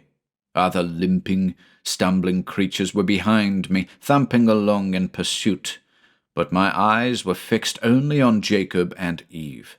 I hit him with the crowbar, and he let go of Eve to come at me, his hands spread apart. I sidestepped his elephant charge and shoved Eve toward the basement door that beckoned to us. She ran, and I followed, but at the steps, Jacob, with surprising speed, caught us. He took the poker from my hands as though it were a slim reed of wood. One thick forearm snaked around Eve's legs, and she, who had refused to dash up the steps to safety until I was beside her, fell gasping to the stairs. I dove at Jacob, and knew immediately that my strength, considerable though it was, would be no match for his. Others, led by Melkin, were coming up. I knew I had a few more seconds, and then we would be prisoners again, and for good, in that evil house of monstrous horrors. I let myself go completely slack, and my assailant, taken unawares, relaxed his efforts against me. Eve, poor dear, doubtless thinking that I had been overcome, redoubled her own efforts, and Jacob turned his attentions to her. It was then that I sprang from out of my relaxed position. I caught Jacob off his balance with my shoulder, and at the same time swept Eve clear with one arm. He clawed at me desperately, and I rammed my fingers into his bull-like neck. In the melee, that gaudy red-flowered tie ripped off in my grasp, but Jacob, thank God, lost his balance and stumbled backward down the stairs, knocking off those led by Melkin like so many tenpins. In an instant more, Eve and I had scampered on up the stairs and somehow found ourselves outside in the night. We stumbled and staggered through dark, deserted, twisting streets. I drove Eve to frantic haste because behind, for a while I could hear the clumping, sinister sounds of those creatures in pursuit. After a while, we reached a brighter section of the city, and Eve fell against me. "I can't go any further," she gasped. I supported her the rest of the way to the nearest police station. We stopped outside to tidy up a bit, and looking into each other's face, we both realized at the same time that our preposterous story would never be believed. We decided to say nothing about our recent experience, but only to mention and set right the report of our death in the automobile accident. I made the overtures to the usual blasé desk sergeant.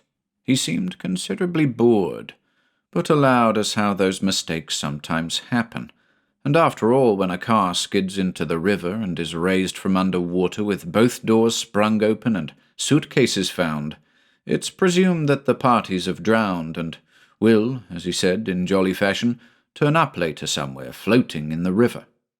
Sergeant Truckett, for so his name proved to be, was, though, interested in the tie that peeked out of my right-hand pocket. It was Jacob's, torn off him in the melee, and I had stuffed it there absently. "Yours?" said the sergeant. I evaded a direct answer, and he went on. "Funny, you know. There's only one guy around here who wore ties like that. Was quite a character, he was. Loved those loud, red-flowered ties.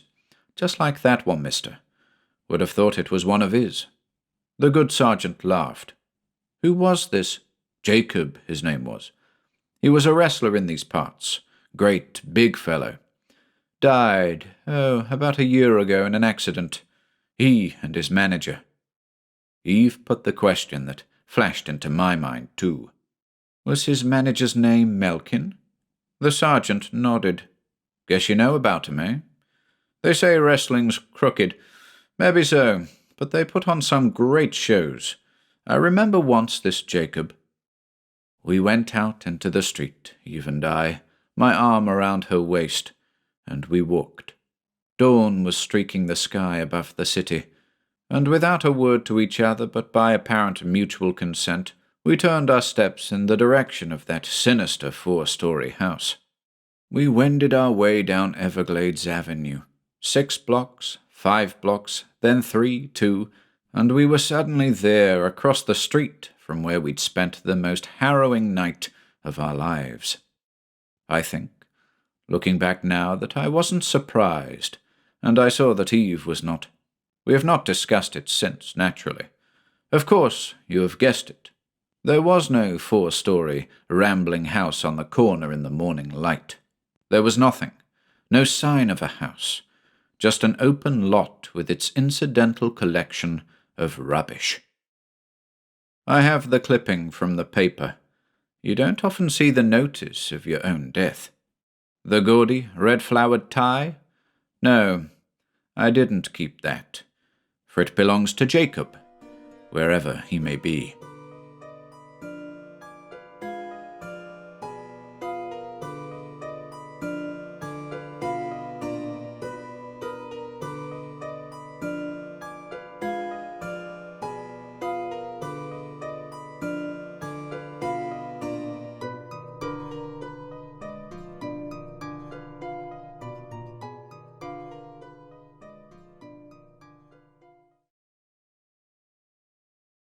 The Corpse Light by Dick Donovan. My name is John Patmore Lindsay. By profession I am a medical man and a Fellow of the Royal College of Surgeons and member of the Royal College of Physicians, London. I am also the author of numerous medical works, the best known perhaps being How to Keep in Good Health and Live Long. I was educated at one of the large public schools and took my degree at Oxford.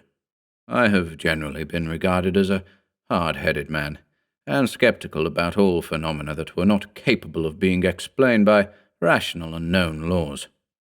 Mysticism, occultism, spiritualism, and the like only served to excite my ridicule, and I entertained anything but a flattering opinion of those people who professed belief in such things. I was pleased to think it argued a weakness of mind. I have referred to the few foregoing facts about myself because I wish to make it clear that I do not belong to that class of nervous and excitable people who fall a prey to their own fancies, conjure up shapes and scenes out of their imaginings, and then vow and declare that they have been confronted with stern realities. What I am about to relate is so marvelous, so weird and startling, that I am fain to begin my story in a half-apologetic way, and even now, as I dwell upon it all, I wonder why I, of all men, should have been subjected to the unnatural and unearthly influence. But so it is, and though in a sense I am only half convinced, I no longer scoff when somebody reminds me that there is more in heaven and earth than is dreamt of in our philosophy. But to my story, and when it is told, the reader can judge for himself how powerful must have been the effect of what I witnessed, when it could induce a man of my mental fibre to commit to paper so astounding a narrative as the one I now pen. It is about 20 years ago that I took up a practice in the old-fashioned and picturesque little town of Brinton-on-Sea. At that time, there was no railway into Brinton, the nearest station being some 7 or 8 miles away. The result was the town still retained a delightful old-time air, while the people were as primitive and old-fashioned as their town. Nevertheless, Brinton was far ahead of its neighbours, and, though in a purely agricultural district, was enterprising and businesslike, while its weekly Tuesday market brought an enormous influx of the population of the district for miles around, and very large sums of money changed hands. Being the chief town of the parish, and boasting of a very curious and ancient church, and a still more ancient market cross, to say nothing of several delightful old hostelries, and a small though excellent museum of local curiosities, consisting principally of Roman remains and fossils, for which the district was renowned. It attracted not only the antiquary and the gourmand, but artists, tourists, and lovers of the picturesque, as well as those in search of quietude and repose. The nearest village was High Lee, about 3 miles away. Between the two places was a wide sweep of magnificent rolling down, delightful at all times, but especially so in the summer. Many an ancient farmhouse was dotted about, with here and there a windmill. The down on the seaside terminated in a high headland, from which a splendid lighthouse sent forth its warning beams over the fierce North Sea. Second only in conspicuousness to this lighthouse was an old and half-ruined windmill, known all over the countryside as the Haunted Mill. When I first went to live in Brinton, this mill early attracted my attention, for it was one of the most picturesque old places of its kind I had ever seen, and as I had some artistic instincts, and could sketch with, as my too flattering friend said, no mean ability, the Haunted Mill appealed to me. It stood on rising ground, close to the high road that ran between Brinton and High Lee. I gathered that there had been some dispute about the ownership, and, as is usually the case, the suckers of the harpies of the law had fastened upon it, so to speak, and drained all its vitality away after the manner of lawyers generally. The old-fashioned legal luminaries of the country were a slow-going set, and for over 1/4 of a century that disputed claim had remained unsettled, and during that long period the old mill had been gradually falling into ruin. The foundations had from some cause sunk, throwing the main building out of the perpendicular. Part of the roof had fallen in, and the fierce gales of 1/4 of a century had battered the sails pretty well to matchwood. A long flight of wooden steps led up to the principal door, but these steps had rotted away in places, and the door itself had partly fallen inwards.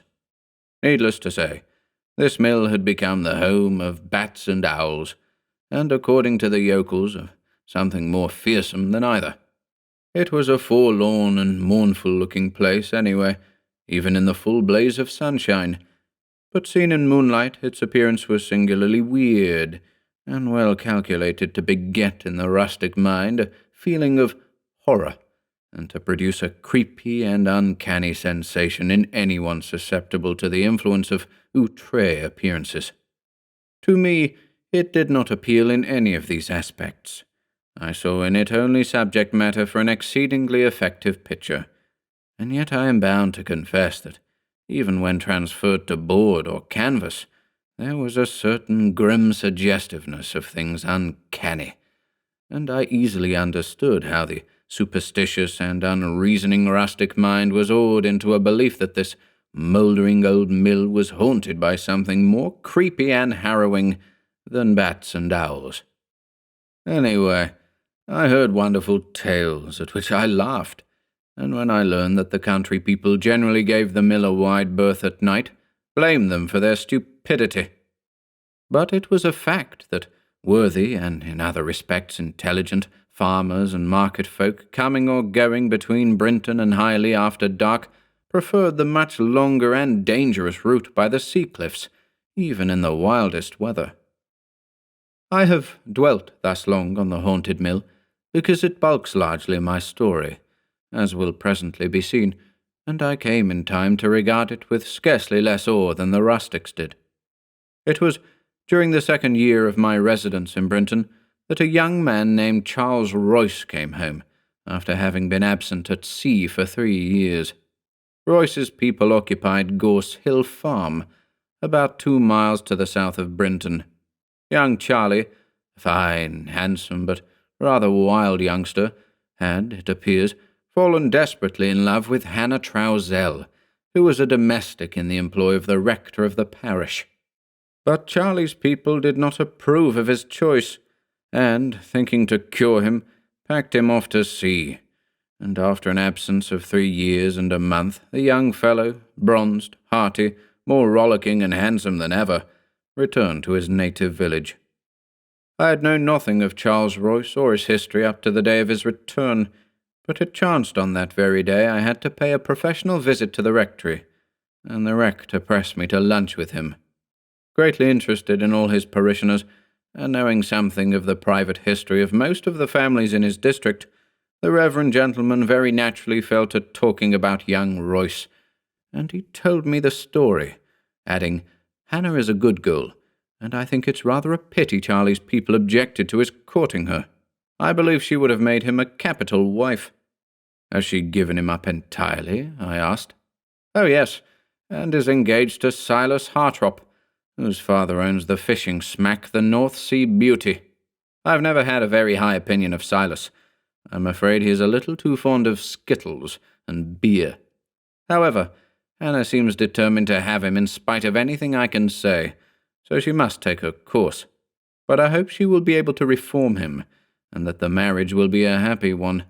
I really shouldn't be a bit surprised, however, if the girl took up with her old lover again, for I have reason to know she was much attached to him, and I fancy Charlie, if he were so minded, could easily influence her to throw Silas overboard." This little story of love and disappointment naturally interested me, for in a country town the affairs of one's neighbours are matter of greater moment than is the case in a big city. So it came to pass that a few weeks after Charlie's return it was pretty generally known that, even as the rector had suggested it might be, young Royce and pretty Hannah Trousell were spooning again, and Silas had virtually been told to go about his business. It was further known that Silas had taken his dismissal so much to heart that he had been seeking consolation in the beer pot. Of course, folk talked a good deal, and most of them sympathized with Silas and blamed Hannah. Very soon it began to be bruited about that Royce's people no longer opposed any objections to the wooing, and that in consequence Hannah and Charlie were to become husband and wife at Christmas. That was in about 7 weeks' time. A month of the time had passed, and the askings were up in the parish church, when one day there went forth a rumour that Charles Royce was missing. Rumour took a more definite shape a few hours later, when it was positively stated that 2 nights previously Charles had left his father's house in high spirits and the best of health to visit Hannah and walk with her, as she was going into the town to make some purchases. On his way he called at the Two Waggoners, a wayside inn, where he had a pint of beer and purchased an ounce of tobacco. From the time he left the inn, all trace of him was lost, and he was seen no more. Hannah waited his coming until long past the appointed hour, and when he failed to put in an appearance, she became angry and went off to the town by herself.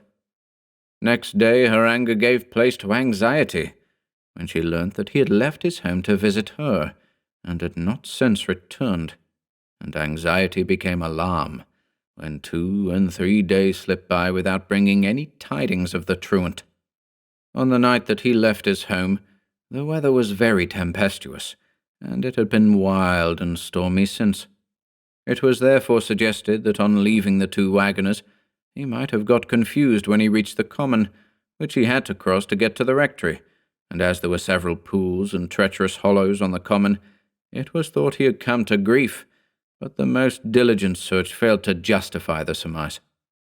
Such an event as this was well calculated to cause a sensation, not only in Brinton and its neighbourhood, but throughout the county. Indeed, for many days it was a common topic of conversation, and at the Brinton weekly market the farmers and the rustics dwelt upon it to the exclusion of other things, and of course everybody, or nearly everybody, had some wonderful theory of his or her own to account for the missing man's disappearance. One old lady, who every week for 20 years had trudged in from a village 5 miles off with poultry and eggs for the Brinton market, declared her belief that young Royce had been spirited away, and she recommended an appeal to a wondrous wise woman, locally known as Cracked Moll, but whose reputation for solving mysteries and discovering lost persons and things was very great. Ultimately, Royce's people did call in the services of this ancient fraud, but without any result. And despite of wide publicity and every effort on the part of the rural and county police, to say nothing of 101 amateur detectives, the mystery remained unsolved. Charles Royce had apparently disappeared from off the face of the earth, leaving not a trace behind. In the process of time, the 9 days' wonder gave place to something else, and excepting by those directly interested in him, Charles Royce was forgotten. Hannah took the matter very seriously to heart, and for a while lay dangerously ill. Silas Hartrop, who was much affected by his disappointment with regard to Hannah, went to the dogs, as the saying is, and drank so heavily that it ended in an attack of delirium tremens. I was called in to attend him, and had hard work to pull him through. On his recovery, his father sent him to an uncle at Yarmouth, who was in the fishing trade, and soon afterwards news came that young Hartrop had been drowned at sea.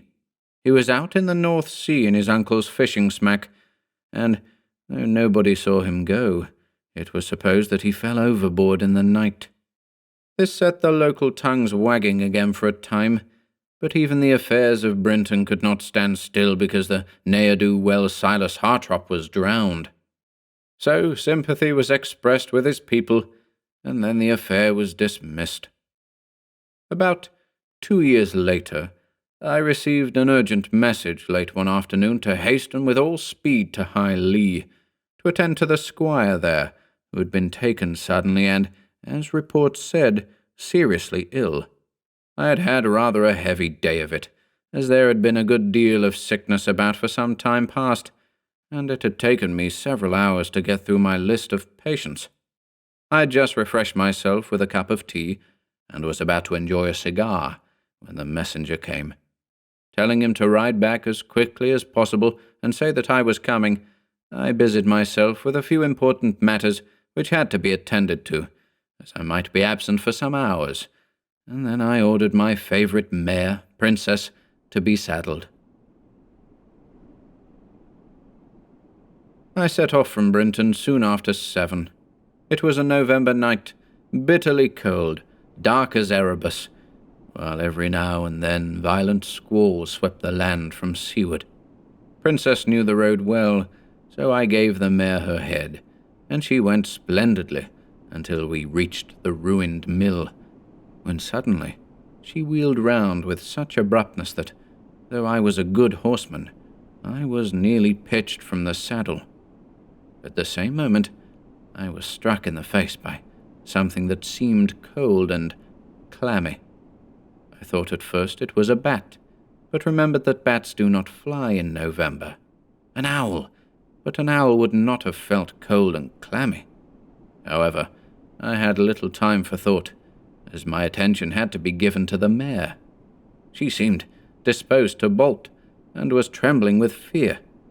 Then, to my intense astonishment, I noticed what appeared to be a large, luminous body lying on the roadway. It had the appearance of a corpse illuminated in some wonderful and mysterious manner. Had it not been for the fright of my mare, I should have thought I was the victim of some optical delusion, but Princess evidently saw the weird object, and refused to pass it.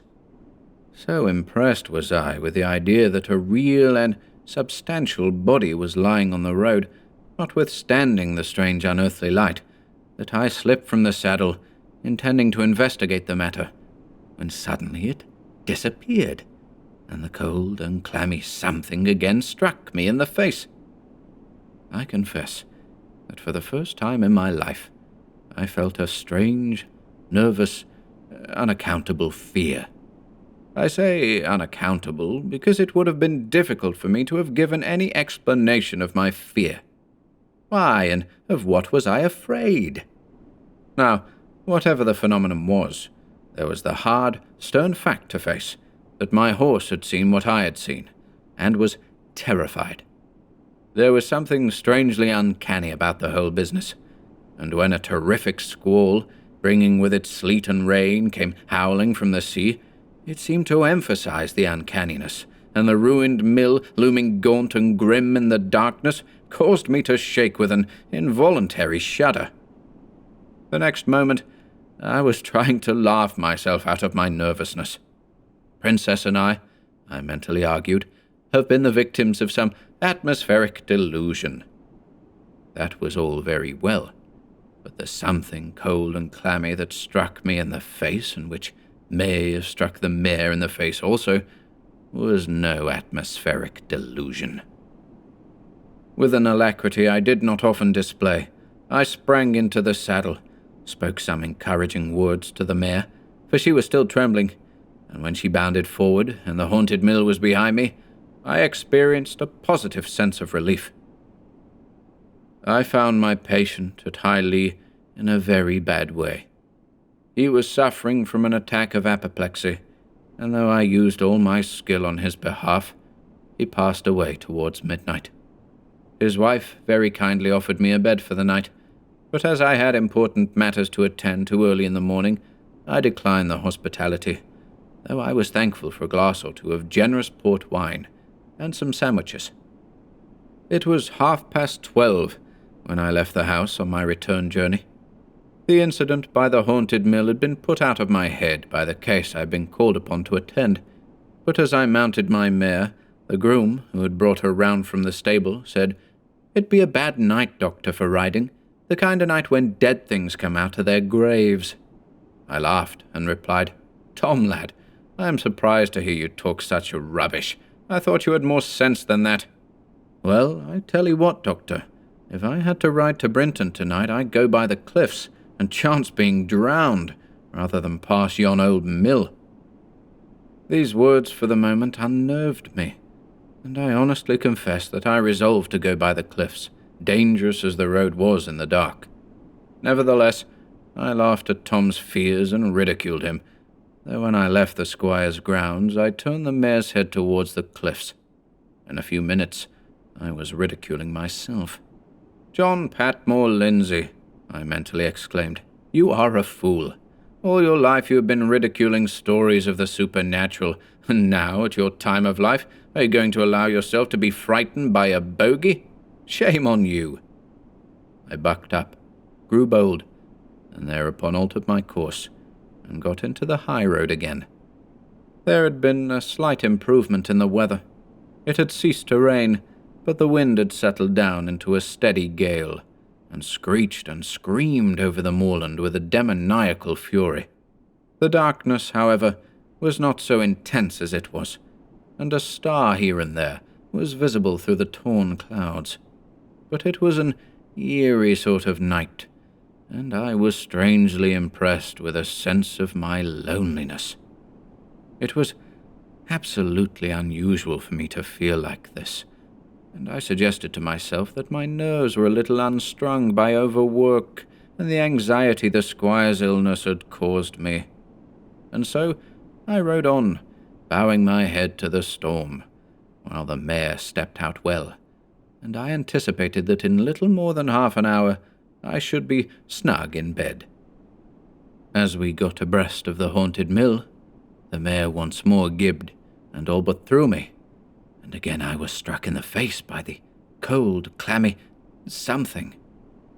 I have generally prided myself on being a bold man, but my boldness had evaporated now, and I almost think my hair rose on end as I observed that the illuminated corpse was lying in the roadway again, but now it appeared to be surrounded by a lake of blood. It was the most horrible, weird, marrow-curdling sight that ever human eyes looked upon. I tried to urge Princess forward, but she was stricken with terror, and, wheeling right round, was setting off towards High Lee again. But once more I was struck in the face by the invisible something, and its coldness and clamminess made me shudder, while there in front of us lay the corpse in the pool of blood. The mare reared and plunged, but I got her head round, determining to make a wild gallop for Brinton and leave the horrors of the haunted mill behind. But the corpse was again in front of us, and I shrank back almost appalled as the something once more touched my face. I cannot hope to describe what my feelings were at this supreme moment. I don't believe anything human could have daunted me, but I was confronted by a supernatural mystery that not only terrified me, but the mare I was riding. Whichever way I turned, that awful, ghastly object confronted me, and the blow in the face was repeated again and again. How long I endured the unutterable horrors of the situation, I really don't know. Possibly the time was measured by brief minutes. It seemed to me hours. At last, my presence of mind returned. I dismounted, and reasoned with myself that whatever the apparition was, it had some import. I soothed the mare by patting her neck and talking to her, and I determined then to try and find a solution of the mystery. But now a more wonderful thing happened. The corpse, which was still made visible by the unearthly light, rose straight up, and as it did so, the blood seemed to flow away from it in great, gurgling streams, for I solemnly declare that I distinctly heard gurgling sounds. The figure glided past me, and a sense of extraordinary coldness made me shiver. Slowly and gracefully, the shining corpse glided up the rotting steps of the old mill and disappeared through the doorway. No sooner had it gone than the mill itself seemed to glow with phosphorescent light and to become transparent, and I beheld a sight that took my breath away. I am disposed to think that for some moments my brain became so numbed that insensibility ensued, for I am conscious of a blank. When the power of thought returned, I was still holding the bridle of the mare, and she was cropping the grass at her feet. The mill loomed blackly against the night sky. It had resumed its normal appearance again.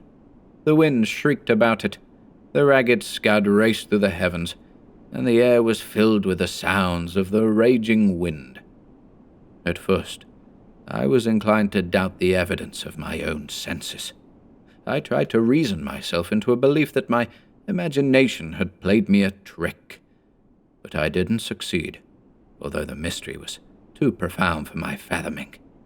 So I mounted the mare, urged her to her fastest pace, galloped into Brinton, and entered my house with a feeling of intense relief. Thoroughly exhausted by the prolonged physical and mental strain I'd endured, I speedily sank into a deep though troubled slumber as soon as I got into bed. I was unusually late in rising the next day. I found that I had no appetite for breakfast. Indeed, I felt ill and out of sorts, and though I busied myself with my professional duties, I was haunted by the strange incidents of the preceding night. Never before in the whole course of my career had I been so impressed, so unnerved, and so dispirited. I wanted to believe that I was still as sceptical as ever, but it was no use. What I had seen might have been unearthly, but I had seen it, and it was no use trying to argue myself out of that fact. The result was, in the course of the afternoon, I called on my old friend Mr. Goodyear, who was chief of the county constabulary. He was a strong-minded man, and, like myself, a hardened skeptic about all things that smacked of the supernatural. "Goodyear," I said, "I'm out of sorts, and I want you to humour a strange fancy I have. Bring one of your best men, and come with me to the haunted mill. But first let me exact from you a pledge of honour that, if our journey should result in nothing, you will keep the matter secret, as I am very sensitive to ridicule." He looked at me in amazement, and then, as he burst into a hearty laugh, exclaimed, "I say, my friend, you are overworking yourself. It's time you got a locum tenens and took a holiday." I told him that I agreed with him. Nevertheless, I begged him to humour me, and accompany me to the mill. At last he reluctantly consented to do so, and an hour later we drove out of the town in my dog-cart. There were 4 of us, as I took Peter, my groom, with me. We had provided ourselves with lanterns, but Goodyear's man and Peter knew nothing of the object of our journey.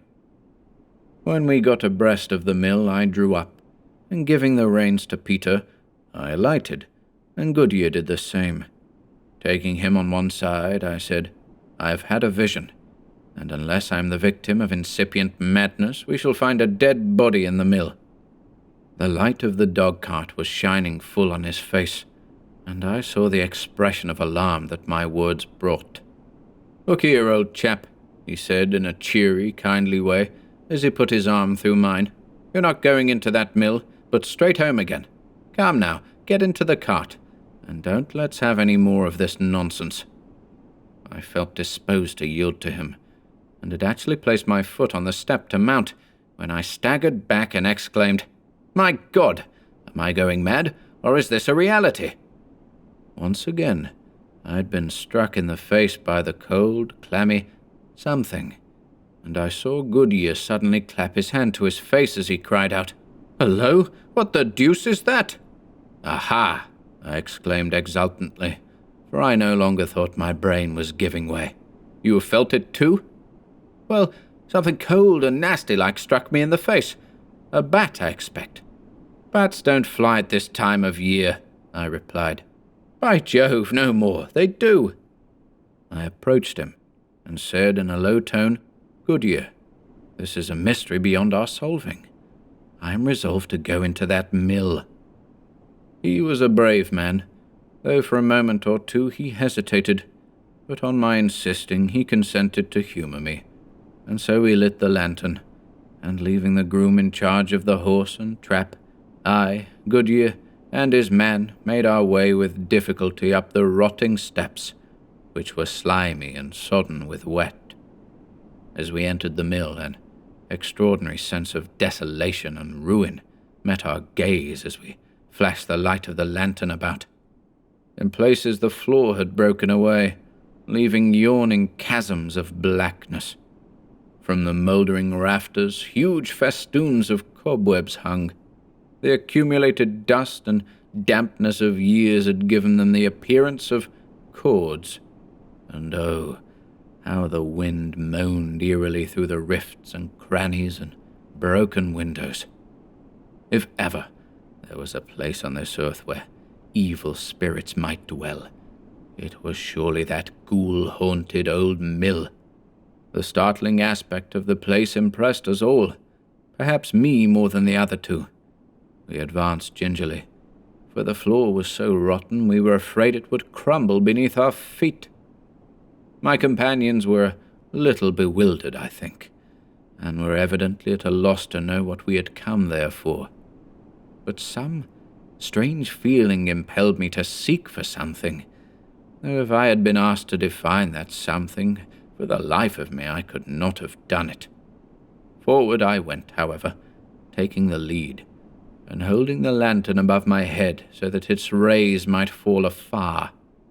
But they revealed nothing save the rotting floor and slimy walls. A ladder led to the upper story, and I expressed my intention of mounting it. Goodyear tried to dissuade me, but I was resolute, and led the way. The ladder was so creaky and fragile that it was not safe for more than one to be on it at a time. When I reached the second floor, and drew myself up through the trap, I am absolutely certain I heard a sigh. You may say it was the wind. I swear it was not. The wind was moaning drearily enough, but the sigh was a distinctive note and unmistakable. As I turned the lantern round so that its light might sweep every hole and corner of the place, I noticed what seemed to be a sack full of something lying in a corner. I approached and touched it with my foot, and drew back in alarm, for touch and sound told me it contained neither corn nor chaff. I waited until my companions had joined me. Then I said to Goodyear, "Unless I am mistaken, there is something dreadful in that sack."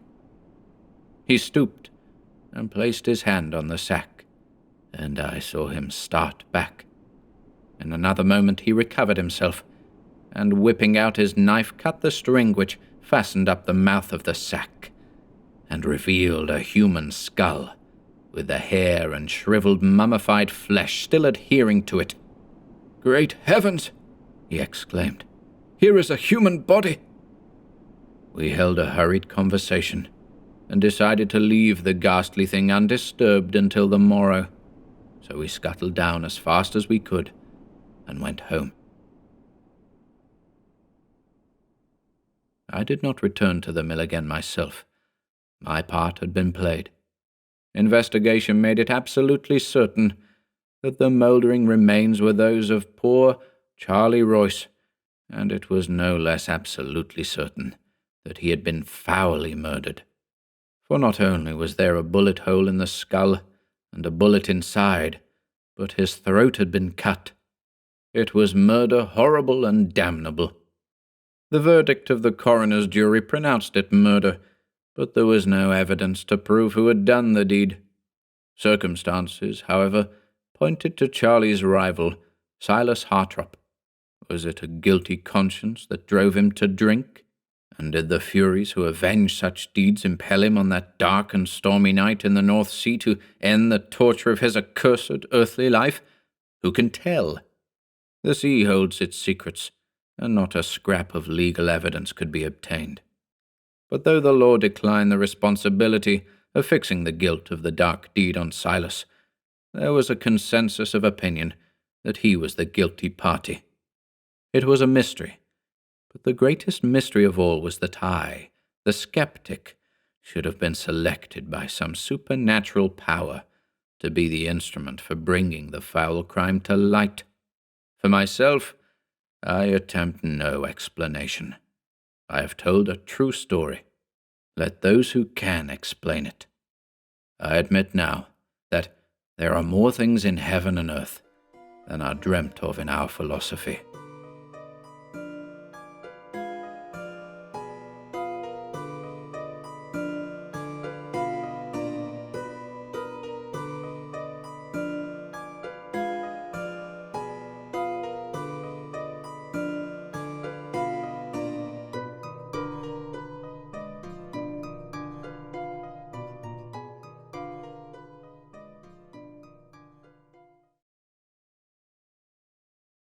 The Blood Drips, An Unsolved Mystery, by Dick Donovan.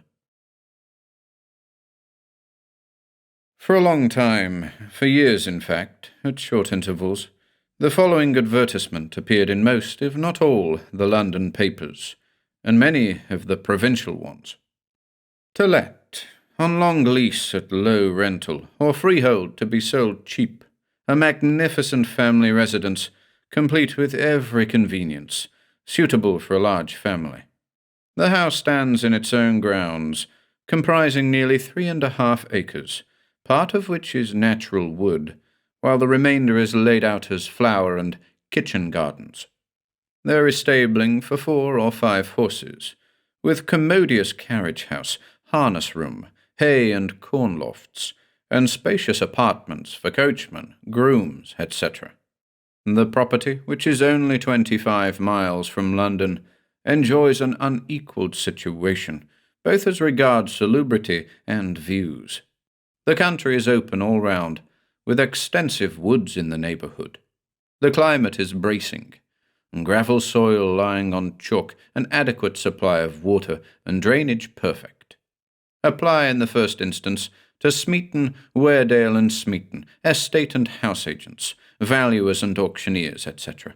105 New Bond Street, London, West. On the first blush, this advertisement was very attractive, and its bona fides was beyond question, seeing that such a well-known and old-established firm as Smeaton, Weardale and Smeaton was responsible for it. But a second reading would naturally have caused any thinking person to ask himself why, if this property was all that was represented, it should be offered at a very low rental, or cheaply if bought. Now, it was very certain that there was something wrong.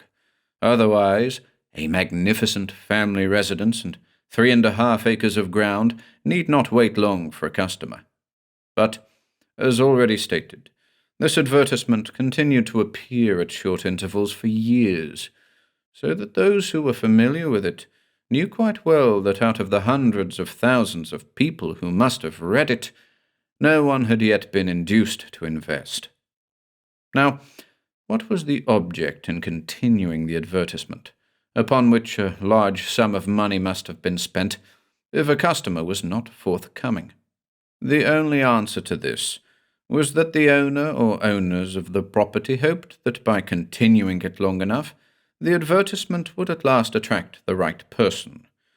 And in the end, this hope was realized. One morning, an August morning it was, brilliant with sunlight, when even grimy London looked bright and cheerful, a gentleman entered the office of Smeaton, Weardale and Smeaton. There was something about him that suggested long residence abroad, his dress and appearance generally. He wore a soft grey felt hat, a large flowing necktie and loose collar, and a grey check suit of clothes which, though faultless as to their cut, had never been made in England, or at any rate not in London. For your London tailor has a style which, to the practised eye, is unmistakable. The gentleman was evidently an invalid or a convalescent. He was thin, languid, and delicate-looking. There were dark rims under his eyes, and though his face was tanned with sun, it was greyish in its hue, and suggestive of an undermined constitution. Smeaton, Weardale and Smeaton's offices were extensive and luxuriously fitted, as became a first-class firm of estate agents in so fashionable a neighbourhood as New Bond Street. The gentleman was received by a page boy, and shown into a waiting-room, which was furnished with velvet lounges and chairs, and plentifully supplied with newspapers. "I wish to see one of the principals," said the gentleman, handing the page boy his card, on which was engraved, "Walter Reginald Minton, M.E., British Columbia." The boy bowed, took the card, and retired. In a few minutes, an obsequious clerk entered, and with many bows requested Mr. Walter Reginald Minton to kindly step this way, sir. Mr. Minton followed the clerk, who showed him into a large, handsomely furnished room, the walls of which were covered with photographs of houses of all kinds and coloured plans of estates. At a massive mahogany desk sat a well-preserved gentleman long past the prime of life, but with silver hair, a bright, keen eye, and a rubicund face that suggested a fondness for good living and old crusted port. "Do I address Mr. Smeaton?" asked the stranger. "Yes, sir. I am the head of the firm. Pray take a chair." And Mr. Smeaton put his white, fat hands together with professional dignity, and waited for his visitor to state his business. "I've noticed an advertisement in the Times," began Mr. Minton, taking from his pocket-book a half-sheet of note-paper, on which the advertisement alluded to had been neatly gummed. "It has reference to the sale of a family residence, and I should like to have some further particulars about it." Mr. Smeaton's eyes brightened up with joyful expectancy, as, glancing at the sheet of note-paper, he recognized the advertisement which had become fossilized, so to speak, in the London dailies. "Oh, yes," he answered pleasantly, and with a most becoming smile. "The advertisement accurately describes the property. Where is it situated?" "An hour's run from London." "There will be no difficulty in my seeing it?" "Oh, none whatever. I may mention that I am a mining engineer, and have been for many years in British Columbia. But, having made a moderate fortune, and being in very bad health, I am anxious to settle down in my native country." "Ah, just so," remarked Mr. Smeaton blandly, and stroking his smoothly shaven chin. "Are you a family man, Mr. Minton, may I ask?" "Yes. I have a wife and one daughter, 20 years of age." Mr. Smeaton's countenance seemed to fall just ever so little as he replied, "I am afraid, then, if your family is so small, you may find the house larger than you require." "Oh, no," answered Minton quickly, and Mr. Smeaton's countenance recovered again. "We like a large house, for we keep a good deal of company." "Then I don't think you can do better than purchase Damthorpe Hall," said Mr. Smeaton, with a gracious smile. "Is that the name of the place?" "Yes. Of course, if you become the owner, you will be at liberty to adopt any other name you like. Now, I suggest, before entering into any further particulars, that we go down and see the property. You couldn't have a better day. The country will be charming under this brilliant sun. If you will allow me, I shall have much pleasure in accompanying you." "That will suit me admirably. I am staying at the Tavistock Hotel. We can call there in a cab and pick up my wife and daughter." Mr. Smeaton struck his bell, and the page boy appeared with such alacrity that one might have thought that the bell set some spring in motion which shot the boy into the room. "Peter, look up the next train." "Yes, sir." 2 minutes later, the boy came back. "There is a train at 12:50, sir." "Good." Mr. Smeaton looked at his massive gold watch, although a handsome clock stood on the mantelpiece, the force of habit, no doubt. "We have an hour and a half, ample time, and as I have a little business to do, perhaps you will permit me to meet you at the station." "Oh, certainly." A few minutes later, Mr. Minton was on his way to his hotel, and, punctual to the time, he and his wife, a charming but delicate and nervous-looking lady, and his daughter, a no less charming girl, were at the station, where Mr. Smeaton had already arrived and procured first-class tickets. On alighting, after an hour's run through a pleasant country, a brougham and pair of horses, which Mr. Smeaton had ordered by telegraph from the landlord of the hotel near the station, were waiting, and the party at once drove to Damthorpe Hall, a distance of over 6 miles from the station. "I should mention," remarked Mr. Smeaton, just before reaching the place, "that the property has, unfortunately, been allowed to fall into a somewhat dilapidated condition, for the owner, who is in India, has sadly neglected it. However, that will be duly taken into consideration in fixing the purchase money." As regards the situation, the advertisement had scarcely done it justice.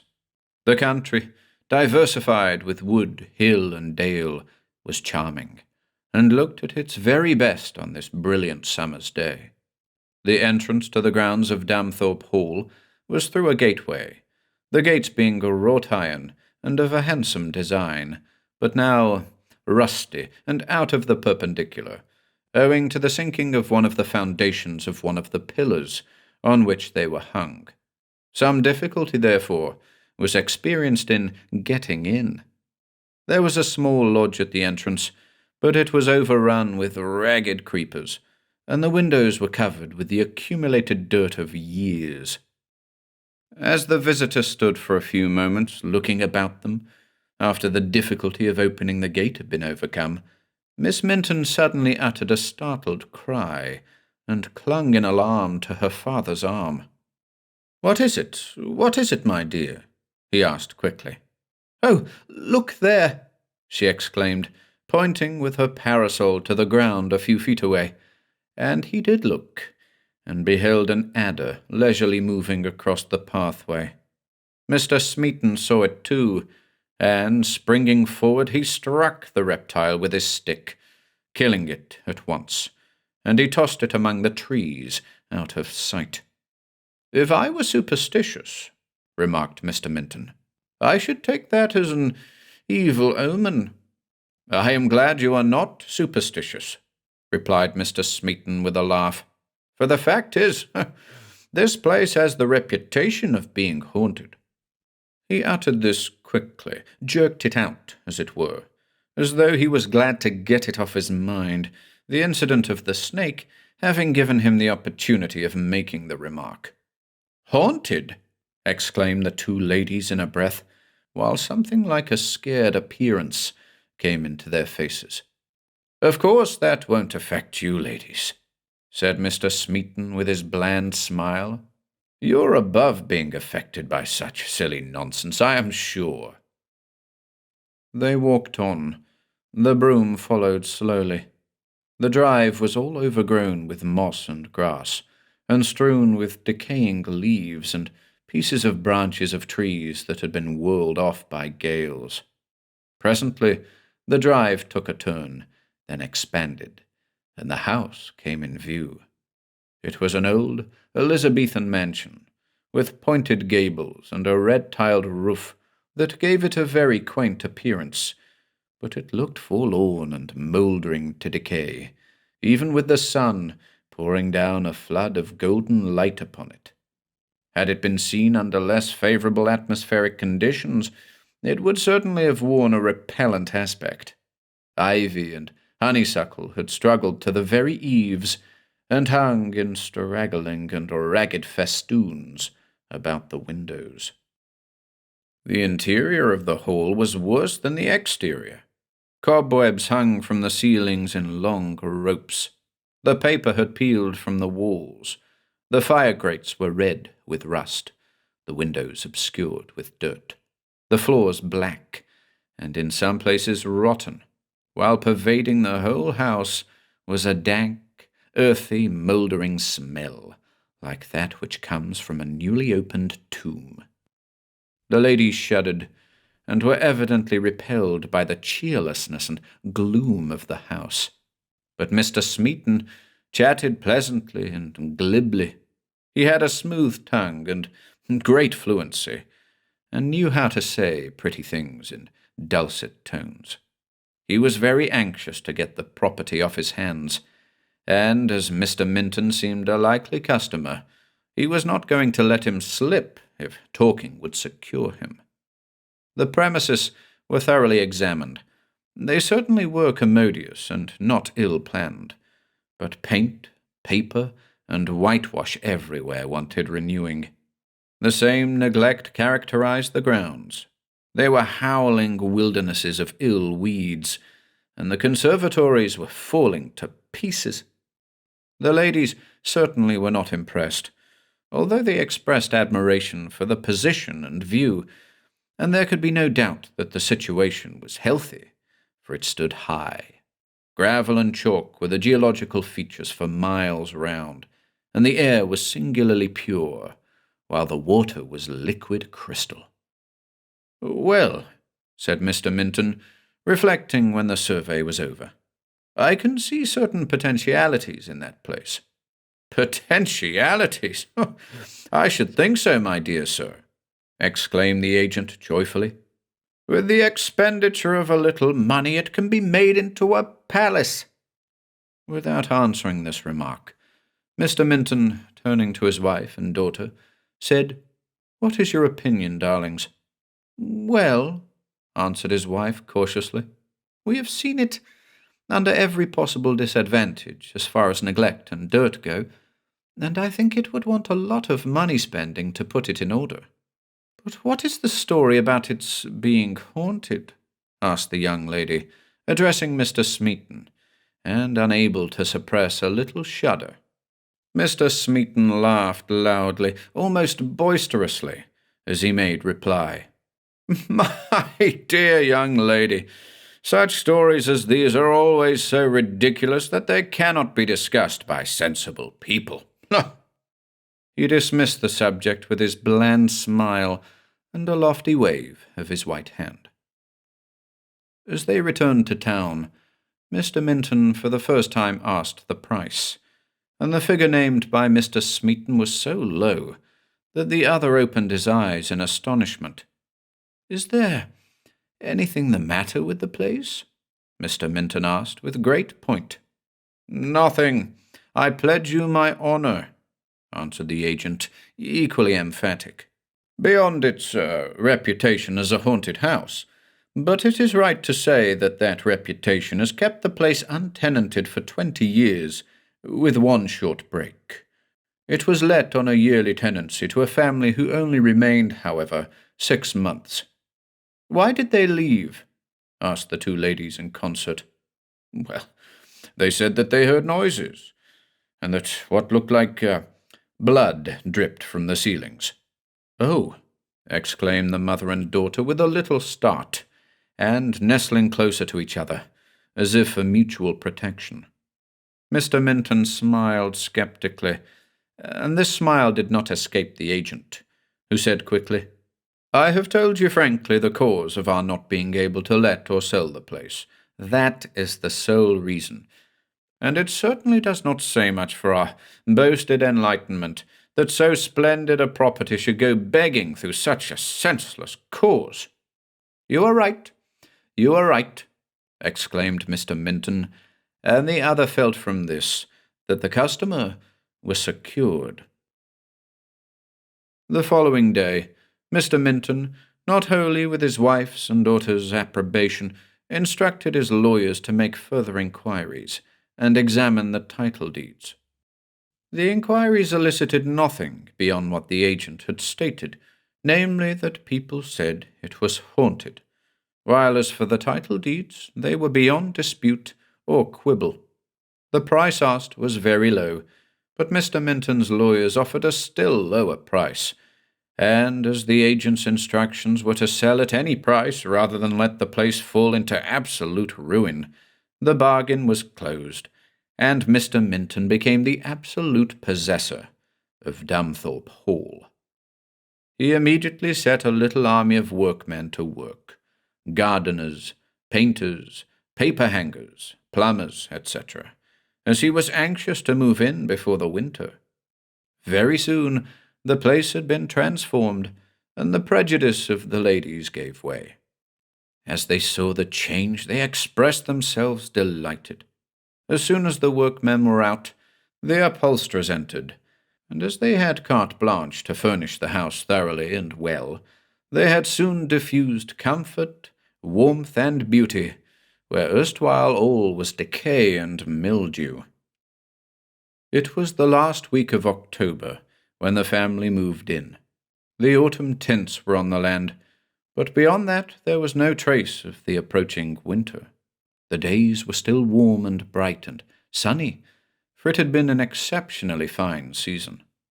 A number of servants were already installed. The greenhouses and conservatories were filled with flowers. The gardens were already bright and gay, while in the stables were horses and carriages. In fact, the place was complete with everything that could give comfort or enjoyment to the family. Mr. Minton was a liberal provider, and being wealthy, having made his pile out of mines in British Columbia, he spared no expense. For the first few weeks all went merry as a marriage bell. The ladies expressed themselves charmed with the place. The dark days of November were drawing to a close, and the house was full of visitors, when one morning the cook approached Mrs. Minton and said, "Can I speak to you, mum, for a few minutes?" "Certainly, cook. What is it?" "Well, mum," she began sheepishly, "I've been awfully annoyed for several nights by somebody walking about over my head." "Oh, nonsense, cook. That couldn't be. The room over you is a lumber room, and it's just filled up with boxes." "Yes, mum, I know that. And that's what makes the noise all the queerer.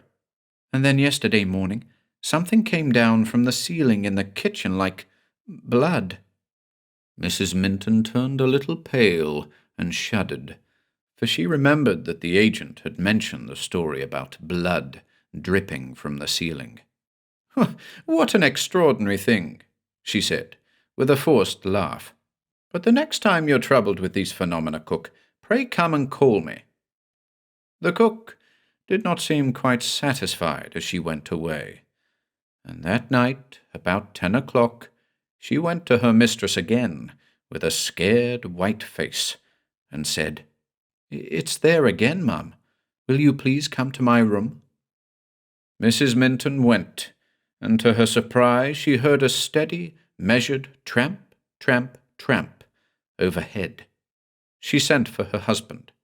He came, and he heard the same sounds. He went into the room above, but there was nothing to account for those footsteps. In fact, so full was the room of boxes, trunks, etc., that there was not a clear floor space of 2 yards. Mrs. Minton did not go into the upper room. She waited for her husband coming down, and suddenly, as she was looking up towards the ceiling, something wet fell on her face. She uttered a little startled cry, and, taking out her handkerchief, wiped the wet off. And what was her astonishment to find that the handkerchief was stained with blood, or what seemed like blood. Such a shock did this cause her that she almost fainted, and when her husband returned, she was pale and trembling. He expressed himself mystified, and it was evident that he was very much impressed.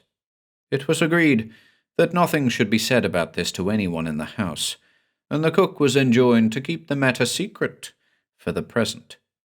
But the following morning after breakfast, the gentleman retired to the smoking-room for a few whiffs, when a young fellow named Dobell called out as he filled his pipe, "I say, Minton, old fellow, who is lodging over me?" "I don't think anyone is over you. In fact, I am sure there is not." "Why?" "Well, I don't know, but it seemed to me that some fellow with heavy boots did nothing but tramp about all night." Mr. Minton started. He could not help it, and he who had indignantly disavowed any belief in the supernatural was becoming superstitious. He laughed the matter off, however, and told his friend that he must have been suffering from nightmare.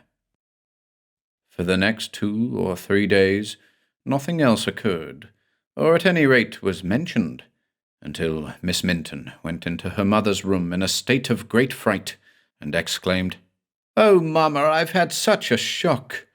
As I was dressing, something fell from the ceiling onto my face and neck, and when I wiped it off it was like blood." Mrs. Minton grew deadly pale as she heard this, but, recovering herself quickly, she answered, "Well, darling, I have experienced the same thing, but it is better to say nothing about it. As long as it is not more serious, we must put up with it. When the guests have gone, we will have the house examined. Possibly some trick is being played." Although she thus dismissed the subject for the time being, she could not get rid of the mystery so easily, and that strange drip from the ceilings was impartial, for it dripped on all alike, and in all parts of the house.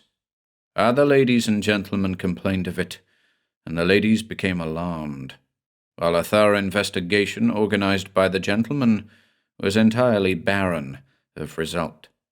They could discover nothing, absolutely nothing, and the ceilings, which had all been newly whitened, were stainless.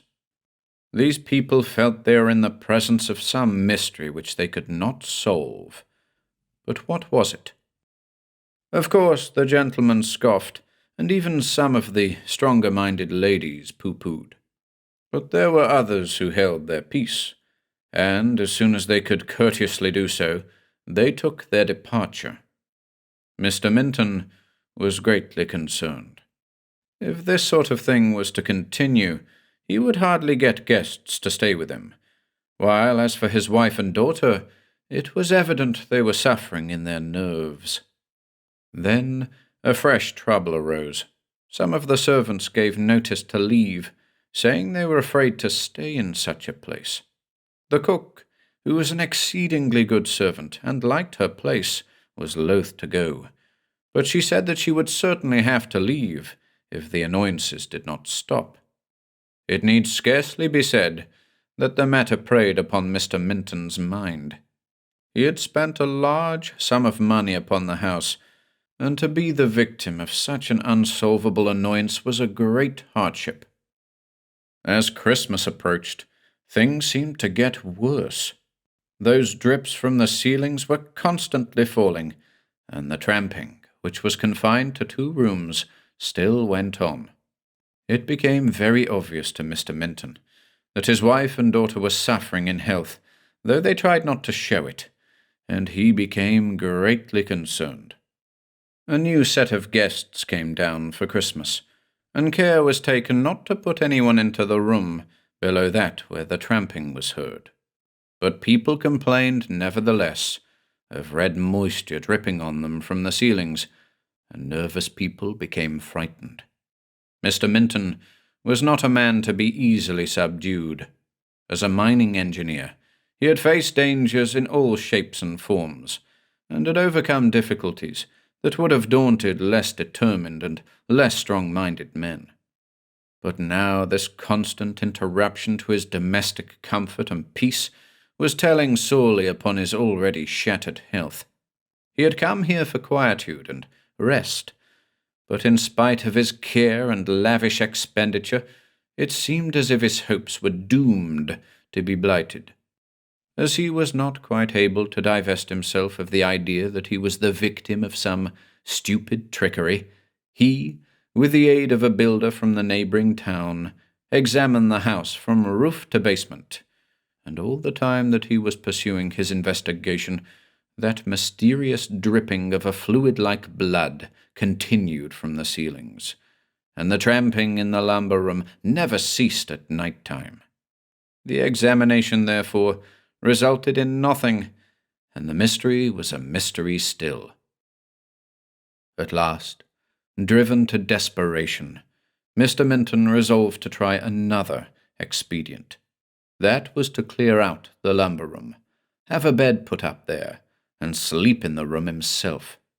This he did, against the earnest, prayerful entreaties of his wife and daughter, and even of the servants. But he was resolute, saying he had never feared living man, and nothing dead could harm him. The arrangements completed, he wished his wife and daughter a fond good night, and when they exacted a promise from him that he would violently ring his bell if he required assistance, he laughed heartily, and retired to what had now come to be called in the house the haunted room. His wife and daughter were restless and uneasy, but as the hours sped, and there was no sound of the bell, they dropped off to sleep. In the morning, about 9 o'clock, Mr. Minton's valet went up to the room with hot water. He knocked at the door. There was no response. He knocked again, still no answer. So he tried the handle. It yielded, and he entered.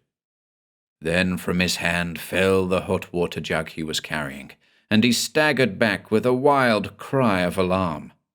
For lying on the bed, his limbs all contorted, the sheets twisted about his body like ropes, as if he had rolled and writhed in some torturing agony, his eyes starting from his head in horror, his mouth wide open, his hands clenched, the nails digging into the palms, was Mr. Minton, stone dead.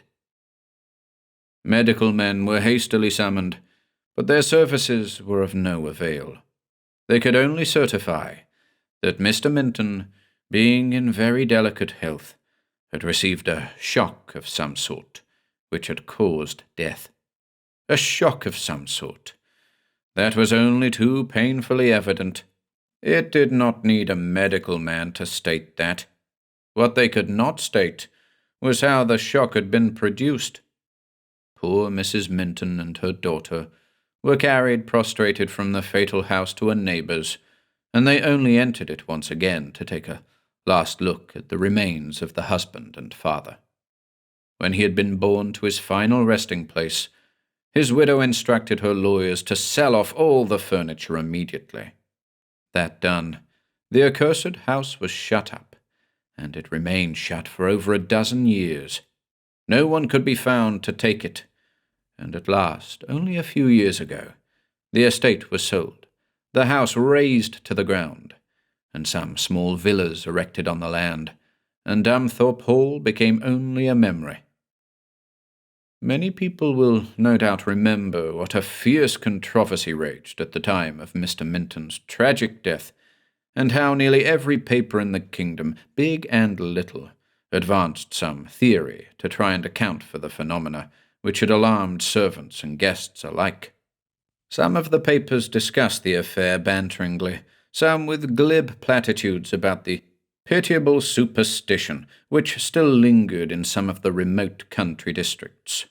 Others, again, half seriously, and others still with appalling learnedness.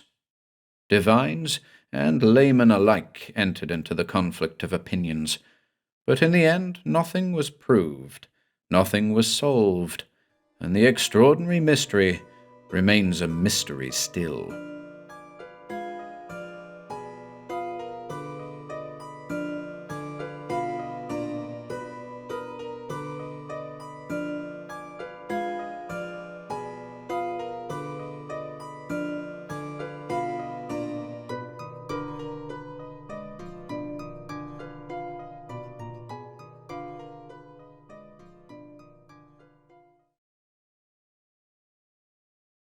Outside the Door by E.F. Benson.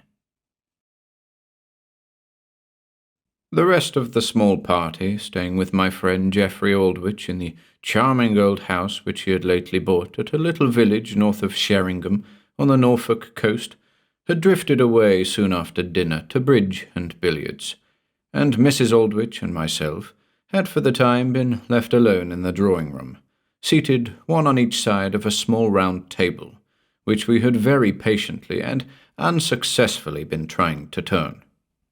But such pressure, psychical or physical, as we had put upon it, though of the friendliest and most encouraging nature, had not overcome in the smallest degree the very slight inertia which so small an object might have been supposed to possess, and it had remained as fixed as the most constant of the stars. No tremor even had passed through its slight and spindle-like legs. In consequence, we had, after a really considerable period of patient endeavour, left it to its wooden repose, and proceeded to theorize about psychical matters instead, with no stupid table to contradict in practice all our ideas on the subject. This I had added with a certain bitterness born of failure, for if we could not move so insignificant an object, we might as well give up all idea of moving anything. But hardly were the words out of my mouth, when there came from the abandoned table a single peremptory rap, loud and rather startling. "What's that?" I asked. "Only a rap," said she. "I thought something would happen before long." "And do you really think that is a spirit rapping?" I asked. "Oh dear, no. I don't think it has anything whatever to do with spirits. More perhaps with the very dry weather we have been having. Furniture often cracks like that in the summer." Now this, in point of fact, was not quite the case.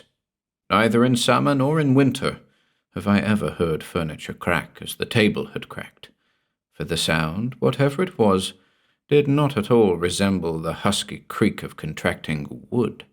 It was a loud, sharp crack, like the smart concussion of one hard object with another. "No, I don't think it had much to do with dry weather either," said she, smiling. "I think, if you wish to know, that it was the direct result of our attempt to turn the table. Does that sound nonsense?" "At present, yes," said I. "Though I have no doubt that if you tried you could make it sound sense. There is, I notice, a certain plausibility about you and your theories. Now you're being merely personal," she observed, "for the good motive to goad you into explanations and enlargements. Please go on."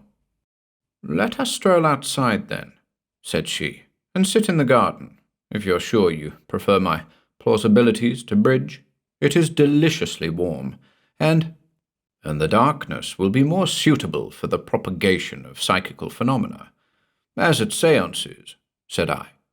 "Oh, there is nothing psychical about my plausibilities," said she. "The phenomena I mean are purely physical, according to my theory." So we wandered out into the transparent half-light of multitudinous stars. The last crimson feather of sunset, which had hovered long in the west, had been blown away with the breath of the night wind, and the moon, which would presently rise, had not yet cut the dim horizon of the sea, which lay very quiet, breathing gently in its sleep with stir of whispering ripples. Across the dark velvet of the close-cropped lawn, which stretched seawards from the house, blew a little breeze full of the savour of salt and the freshness of night, with, every now and then, a hint so subtly conveyed as to be scarcely perceptible of its travel across the sleeping fragrance of drowsy garden beds, over which the white moths hovered seeking their night honey. The house itself, with its 2 battlemented towers of Elizabethan times, gleamed with many windows, and we passed out of sight of it, and into the shadow of a box hedge, clipped into shapes and monstrous fantasies, and found chairs by the striped tent at the top of the sheltered bowling alley. "And this is all very plausible," said I. "Theories, if you please, at length, and, if possible, a full-length illustration also." "By which you mean a ghost story, or something to that effect?" "Precisely. And without presuming to dictate, if possible, first-hand." "Oddly enough, I can supply that also," said she. "So first I will tell you my general theory, and follow it by a story that seems to bear it out. It happened to me, and it happened here. I am sure it will fit the bill," said I. She paused a moment while I lit a cigarette, and then began in her very clear, pleasant voice. She has the most lucid voice I know, and to me, sitting there in the deep-dyed dusk, the words seemed the very incarnation of clarity, for they dropped into the still quiet of the darkness, undisturbed by impressions conveyed to other senses. "We are only just beginning to conjecture," she said, "how inextricable is the interweaving between mind, soul, life, call it what you will, and the purely material part of the created world. That such interweaving existed has, of course, been known for centuries. Doctors, for instance, knew that a cheerful, optimistic spirit on the part of their patients conduced towards recovery, that fear, the mere emotion, had a definite effect on the beat of the heart, that anger produced chemical changes in the blood, that anxiety led to indigestion, that under the influence of strong passion a man can do things which in his normal state he is physically incapable of performing. Here we have mind, in a simple and familiar manner, producing changes and effects in tissue, in that which is purely material. By an extension of this, though indeed it is scarcely an extension, we may expect to find that mind can have an effect, not only on what we call living tissue, but on dead things, on pieces of wood or stone. At least, it is hard to see why that should not be so. Table turning, for instance? I asked. That is one instance of how some force, out of that innumerable cohort of obscure mysterious forces with which we human beings are garrisoned, can pass, as it is constantly doing, into material things. The laws of its passing we do not know. Sometimes we wish it to pass and it does not.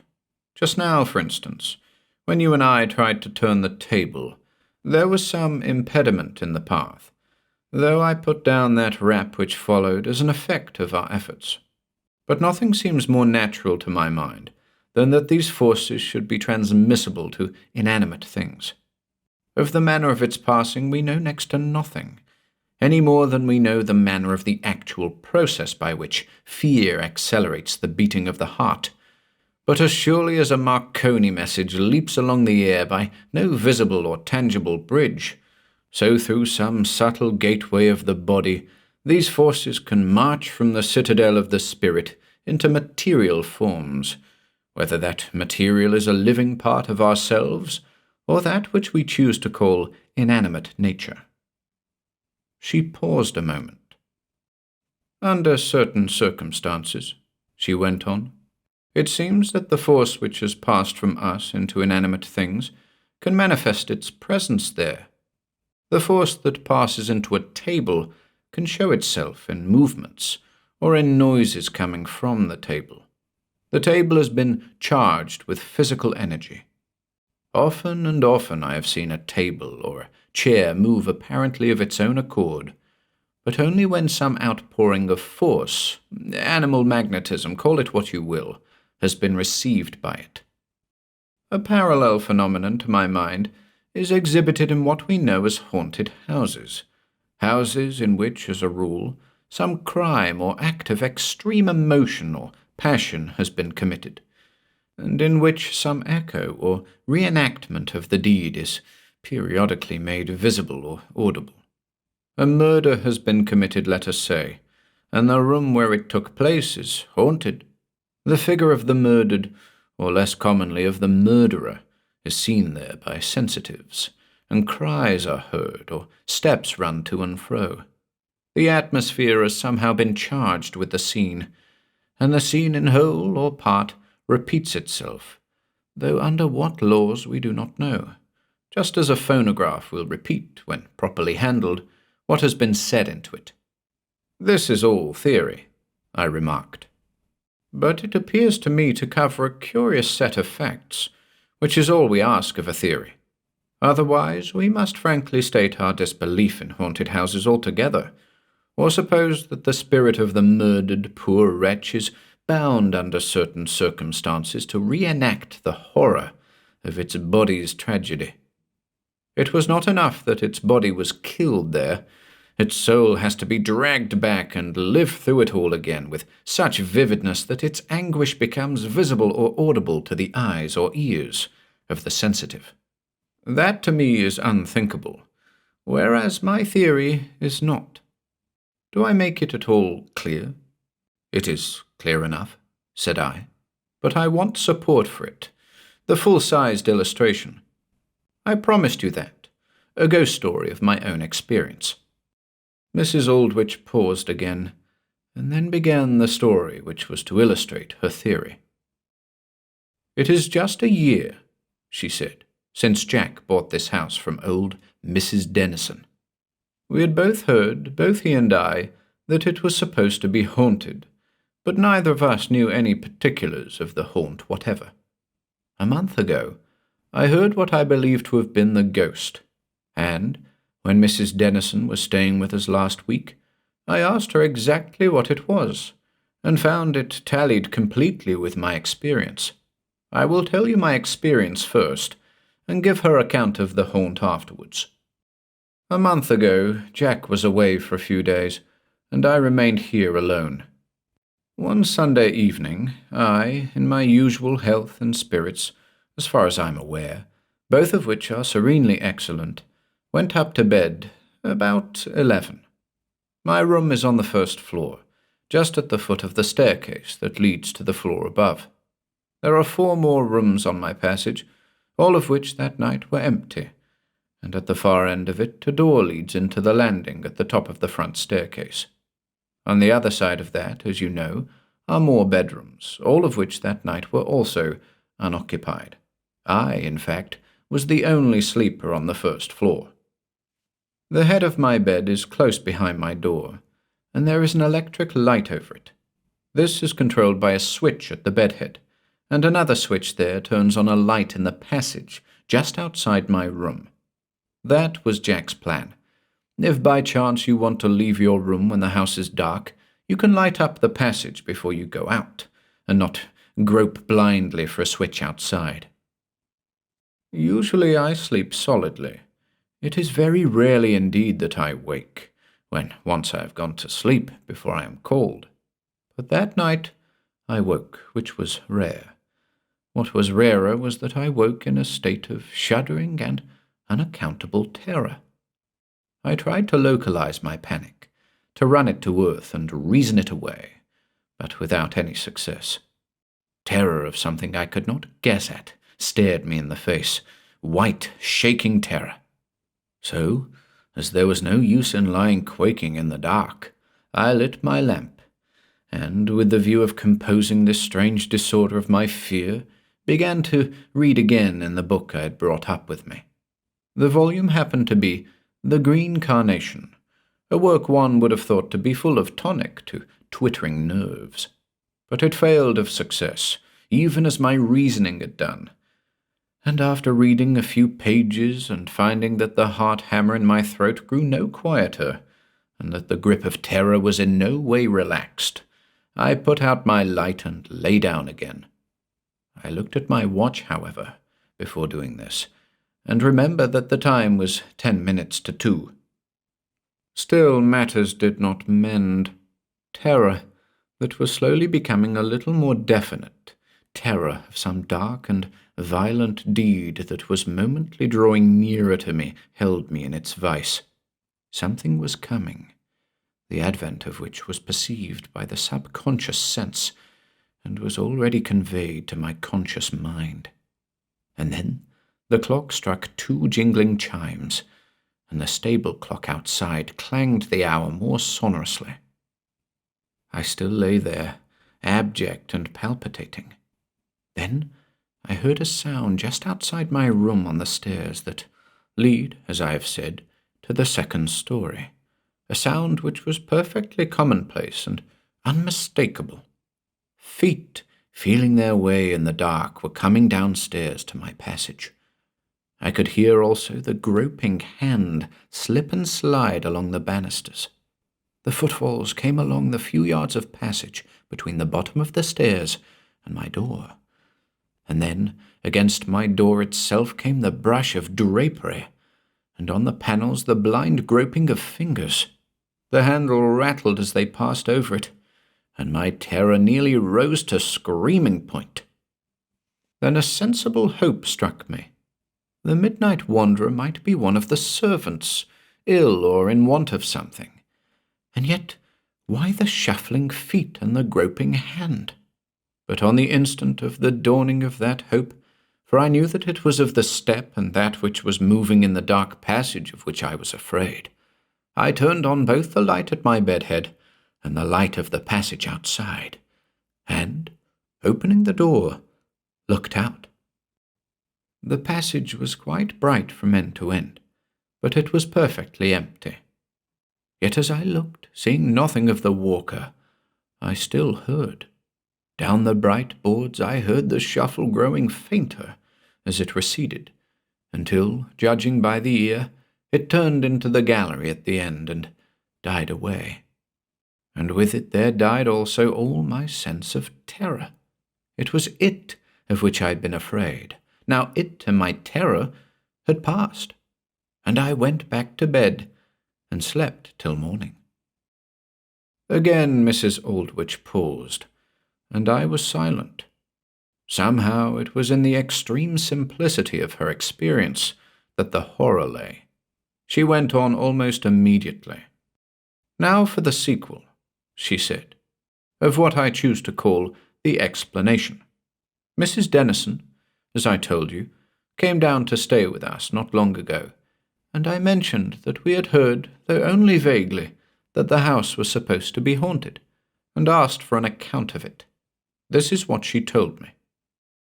In the year 1610, the heiress to the property was a girl, Helen Dennison, who was engaged to be married to young Lord Southern. In case, therefore, of her having children, the property would pass away from Dennison's. In case of her death, childless, it would pass to her first cousin. A week before the marriage took place, he and a brother of his entered the house, riding here from 30 miles away after dark, and made their way to her room on the second story. There they gagged her and attempted to kill her, but she escaped from them, groped her way along this passage, and into the room at the end of the gallery. They followed her there and killed her. The facts were known by the younger brother turning king's evidence. Now Mrs. Dennison told me that the ghost had never been seen, but that it was occasionally heard coming downstairs or going along the passage.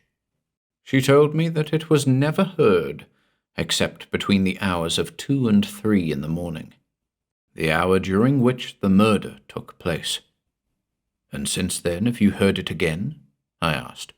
Yes, more than once, but it has never frightened me again. I feared, as we all do, what was unknown. I feel that I should fear the known if I knew it was that, said I. I don't think you would for long. Whatever theory you adopt about it, the sounds of the steps and the groping hand, I cannot see that there is anything to shock or frighten one. My own theory, you know. Please, apply to what you heard, I asked. Simply enough. The poor girl felt her way along this passage in the despair of her agonized terror, hearing no doubt the soft footsteps of her murderers gaining on her as she groped along her lost way. The waves of that terrible brainstorm raging within her impressed themselves in some subtle yet physical manner on the place. It would only be by those people whom we call sensitives that the wrinkles, so to speak, made by those breaking waves on the sands would be perceived, and by them not always. But they are there, even as when a Marconi apparatus is working the waves are there, though they can only be perceived by a receiver that is in tune. If you believe in brain waves at all, the explanation is not so difficult. Then the brain wave is permanent? Every wave of whatever kind leaves its mark, does it not? If you disbelieve the whole thing, shall I give you a room on the route of that poor, murdered, harmless walker? I got up. I am very comfortable, thanks, where I am, I said.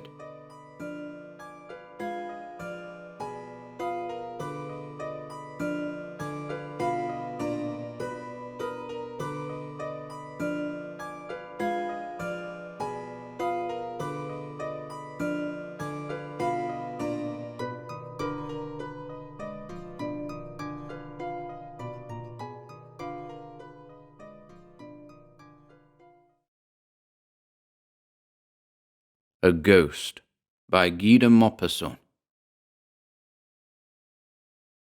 We were speaking of sequestration, alluding to a recent lawsuit. It was at the close of a friendly evening in a very old mansion in the Rue de Grenelle, and each of the guests had a story to tell, which he assured us was true. Then the old Marquis de la Tour Samuel, 82 years of age, rose and came forward to lean on the mantelpiece. He told the following story in his slightly quavering voice. I also have witnessed a strange thing, so strange that it has been the nightmare of my life. It happened 56 years ago, and yet there is not a month when I do not see it again in my dreams. From that day I have borne a mark, a stamp of fear. Do you understand? Yes, for 10 minutes I was a prey to terror, in such a way that ever since a constant dread has remained in my soul. Unexpected sounds chill me to the heart. Objects which I can ill distinguish in the evening shadows make me long to flee. I am afraid at night. No, I would not have owned such a thing before reaching my present age. But now I may tell everything. One may fear imaginary dangers at 82 years old, but before actual danger I have never turned back, mesdames. That affair so upset my mind, filled me with such a deep, mysterious unrest that I never could tell it. I kept it in that inmost part, that corner where we conceal our sad, our shameful secrets, all the weaknesses of our life which cannot be confessed. I will tell you that strange happening just as it took place, with no attempt to explain it. Unless I went mad for one short hour, it must be explainable, though. Yet I was not mad, and I will prove it to you. Imagine what you will. Here are the simple facts. It was in 1827, in July. I was quartered with my regiment in Rouen. One day, as I was strolling on the quay, I came across a man I believed I recognized, though I could not place him with certainty. I instinctively went more slowly, ready to pause. The stranger saw my impulse, looked at me, and fell into my arms. It was a friend of my younger days, of whom I had been very fond. He seemed to have become half a century older in the 5 years since I had seen him. His hair was white, and he stooped in his walk, as if he were exhausted. He understood my amazement, and told me the story of his life. A terrible event had broken him down. He had fallen madly in love with a young girl and married her in a kind of dreamlike ecstasy. After a year of unalloyed bliss and unexhausted passion, she had died suddenly of heart disease, no doubt killed by love itself. He had left the country on the very day of her funeral, and had come to live in his hotel at Rouen. He remained there, solitary and desperate, grief slowly mining him, so wretched that he constantly thought of suicide. "As I thus came across you again," he said, "I shall ask a great favour of you. I want you to go to my chateau and get some papers I urgently need. They are in the writing desk of my room, of our room. I cannot send a servant or a lawyer, as the errand must be kept private. I want absolute silence. I shall give you the key of the room, which I locked carefully myself before leaving, and the key to the writing desk. I shall also give you a note for the gardener, who will let you in. Come to breakfast with me tomorrow, and we'll talk the matter over." I promised to render him that slight service. It would mean but a pleasant excursion for me, his home not being more than 25 miles from Rouen. I could go there in an hour on horseback. At 10 o'clock the next day I was with him. We breakfasted alone together, yet he did not utter more than 20 words. He asked me to excuse him. The thought that I was going to visit the room where his happiness lay shattered upset him, he said. Indeed, he seemed perturbed, worried, as if some mysterious struggle were taking place in his soul. At last he explained exactly what I was to do. It was very simple. I was to take 2 packages of letters and some papers locked in the first drawer at the right of the desk of which I had the key. He added, "I need not ask you not to glance at them." I was almost hurt by his words, and told him so, rather sharply. He stammered, "Forgive me, I suffer so much," and tears came to his eyes. I left about 1 o'clock to accomplish my errand. The day was radiant, and I rushed through the meadows, listening to the song of the larks, and the rhythmical beat of my sword on my riding boots. Then I entered the forest, and I set my horse to walking. Branches of the trees softly caressed my face, and now and then I would catch a leaf between my teeth and bite it with avidity, full of the joy of life, such as fills you without reason, with a tumultuous happiness almost indefinable, a kind of magical strength. As I neared the house, I took out the letter for the gardener, and noted with surprise that it was sealed. I was so amazed and so annoyed that I almost turned back without fulfilling my mission. Then I thought that I should thus display over-sensitiveness and bad taste. My friend might have sealed it unconsciously, worried as he was. The manor looked as though it had been deserted the last 20 years. The gate, wide open and rotten, held, one wondered how. Grass filled the paths. You could not tell the flower beds from the lawn. At the noise I made, kicking a shutter, an old man came out from a side door and was apparently amazed to see me there. I dismounted from my horse and gave him the letter. He read it once or twice, turned it over, looked at me with suspicion, and asked, "Well, what do you want?" I answered sharply, "You must know it, as you have read your master's orders. I want to get in the house." He appeared overwhelmed. He said, "So, you are going in his room?" I was getting impatient. "Parbleu, do you intend to question me by chance?" He stammered, "No, monsieur, only it has not been opened since the death. If you will wait 5 minutes, I will go in to see whether—" I interrupted angrily. "See here, are you joking? You can't go in that room, as I have the key." He no longer knew what to say. "Then, monsieur, I will show you the way. Show me the stairs and leave me alone. I can find it without your help." "But still, monsieur—" Then I lost my temper. "Now be quiet, else you'll be sorry." I roughly pushed him aside and went into the house. I first went through the kitchen, then crossed 2 small rooms occupied by the man and his wife. From there I stepped into a large hall. I went up the stairs, and I recognized the door my friend had described to me. I opened it with ease and went in.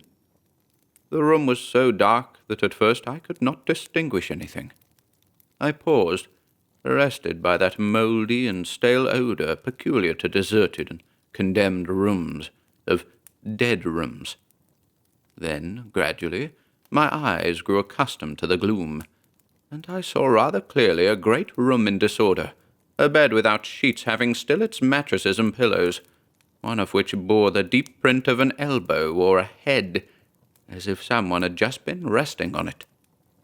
The chairs seemed all in confusion. I noticed that a door, probably that of a closet, had remained ajar. I first went to the window and opened it to get some light, but the hinges of the outside shutters were so rusted that I could not loosen them. I even tried to break them with my sword, but did not succeed. As those fruitless attempts irritated me, and as my eyes were by now adjusted to the dim light, I gave up hope of getting more light and went toward the writing desk. I sat down in an armchair, folded back the top, and opened the drawer. It was full to the edge. I needed but 3 packages, which I knew how to distinguish, and I started looking for them. I was straining my eyes to decipher the inscriptions when I thought I heard, or rather felt, a rustle behind me. I took no notice, thinking a draught had lifted some curtain. But a minute later, another movement, almost indistinct, sent a disagreeable little shiver over my skin. It was so ridiculous to be moved thus, even so slightly, that I would not turn round, being ashamed. I had just discovered the second package I needed, and was on the point of reaching for the third, when a great and sorrowful sigh, close to my shoulder, made me give a mad leap 2 yards away.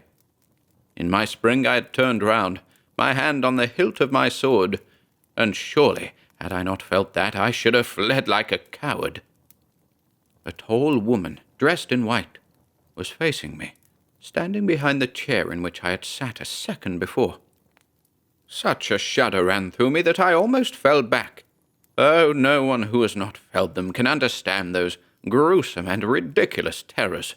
The soul melts, your heart seems to stop, your whole body becomes limp as a sponge, and your innermost parts seem collapsing. I do not believe in ghosts, and yet I broke down before the hideous fear of the dead, and I suffered, I suffered more in a few minutes, in the irresistible anguish of supernatural dread, than I have suffered in all the rest of my life. If she had not spoken, I might have died. But she did speak. She spoke in a soft and plaintive voice which set my nerves vibrating. I could not say that I regained my self-control. No, I was past knowing what I did. But the kind of pride I have in me, as well as a military pride, helped me to maintain, almost in spite of myself, an honourable countenance. I was making a pose for myself and for her, whatever she was, woman or phantom. I realized this later, for at the time of the apparition, I could think of nothing. I was afraid. She said, "Oh, you can be of great help to me, monsieur." I tried to answer, but I was unable to utter one word. A vague sound came from my throat. She continued, "Will you? You can save me, cure me. I suffer terribly. I always suffer. I suffer, oh, I suffer." And she sat down gently in my chair. She looked at me. "Will you?" I nodded my head, being still paralyzed. Then she handed me a woman's comb of tortoise-shell, and murmured, "Comb my hair, oh, comb my hair. That will cure me. Look at my head, how I suffer, and my hair, how it hurts." Her loose hair, very long, very black, it seemed to me, hung over the back of the chair, touching the floor. Why did I do it? Why did I, shivering, accept that comb, and why did I take between my hands her long hair, which left on my skin a ghastly impression of cold, as if I had handled serpents? I do not know. That feeling still clings about my fingers, and I shiver when I recall it. I combed her. I handled, I know not how, that hair of ice. I bound and unbound it. I plaited it as one plaits a horse's mane. She sighed, bent her head, seemed happy. Suddenly she said, "Thank you," tore the comb from my hands, and fled through the door which I had noticed was half opened. Left alone, I had for a few seconds the hazy feeling one feels in waking up from a nightmare. Then I recovered myself. I ran to the window and broke the shutters by my furious assault. A stream of light poured in. I rushed to the door through which that being had gone. I found it locked and immovable. Then a fever of flight seized on me. A panic, the true panic of battle. I quickly grasped the 3 packages of letters from the open desk. I crossed the room running. I took the steps of the stairway 4 at a time. I found myself outside, I don't know how, and seeing my horse close by, I mounted in one leap and left at a full gallop. I didn't stop till I reached Rouen and drew up in front of my house. Having thrown the reins to my orderly, I flew to my room and locked myself in to think.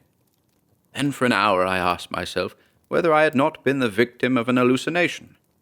Certainly, I must have had one of those nervous shocks, one of those brain disorders such as give rise to miracles, to which the supernatural owes its strength. And I had almost concluded that it was a vision, an illusion of my senses, when I came near to the window. My eyes, by chance, looked down. My tunic was covered with hairs, long woman's hairs which had entangled themselves around the buttons. I took them off one by one and threw them out of the window with trembling fingers. I then called my orderly. I felt too perturbed, too moved to go and see my friend on that day. Besides, I needed to think over what I should tell him. I had his letters delivered to him. He gave a receipt to the soldier. He inquired after me, and was told that I was not well. I had had a sunstroke or something. He seemed distressed. I went to see him the next day, early in the morning, bent on telling him the truth. He had gone out the evening before, and had not come back. I returned the same day, but he had not been seen. I waited a week. He did not come back. I notified the police. They searched for him everywhere, but no one could find any trace of his passing or of his retreat. A careful search was made in the deserted manor. No suspicious clue was discovered. There was no sign that a woman had been concealed there. The inquest gave no result, and so the search went no further. And in 56 years I have learned nothing more. I never found out the truth.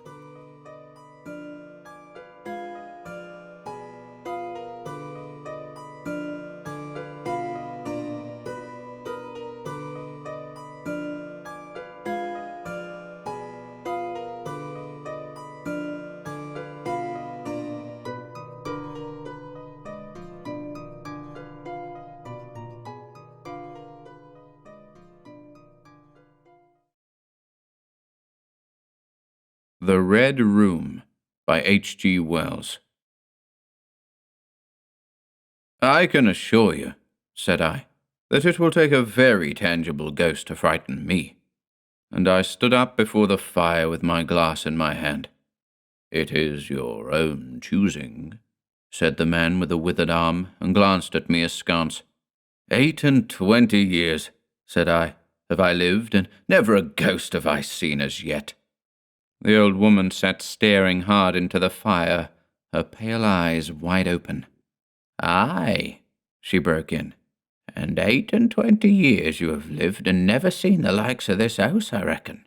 There's a many things to see when one's still but 28. She swayed her head slowly from side to side. "A many things to see and sorrow for." I half suspected the old people were trying to enhance the spiritual terrors of their house by their droning insistence. I put down my empty glass on the table and looked about the room, and caught a glimpse of myself, abbreviated and broadened to an impossible sturdiness, in the queer old mirror at the end of the room. "Well," I said, "if I see anything tonight, I shall be so much the wiser, for I come to the business with an open mind." "It's your own choosing," said the man with the withered arm once more. I heard the faint sound of a stick and a shambling step on the flags in the passage outside. The door creaked on its hinges as a second old man entered, more bent, more wrinkled, more aged even than the first. He supported himself by the help of a crutch. His eyes were covered by a shade, and his lower lip, half averted, hung pale and pink from his decaying yellow teeth. He made straight for an armchair on the opposite side of the table, sat down clumsily, and began to cough. The man with the withered hand gave the newcomer a short glance of positive dislike. The old woman took no notice of his arrival, but remained with her eyes fixed steadily on the fire. "I said, it's your own choosing," said the man with the withered hand, when the coughing had ceased for a while. "It's my own choosing," I answered. The man with the shade became aware of my presence for the first time, and threw his head back for a moment, and sidewise, to see me. I caught a momentary glimpse of his eyes, small and bright and inflamed. Then he began to cough and splutter again. "Why don't you drink?" said the man with the withered arm, pushing the beer toward him. The man with the shade poured out a glassful with a shaking hand that splashed half as much again on the deal table. A monstrous shadow of him crouched upon the wall and mocked his action as he poured and drank. I must confess I had scarcely expected these grotesque custodians. There is, to my mind, something inhuman in senility, something crouching and atavistic. The human qualities seem to drop from old people insensibly day by day.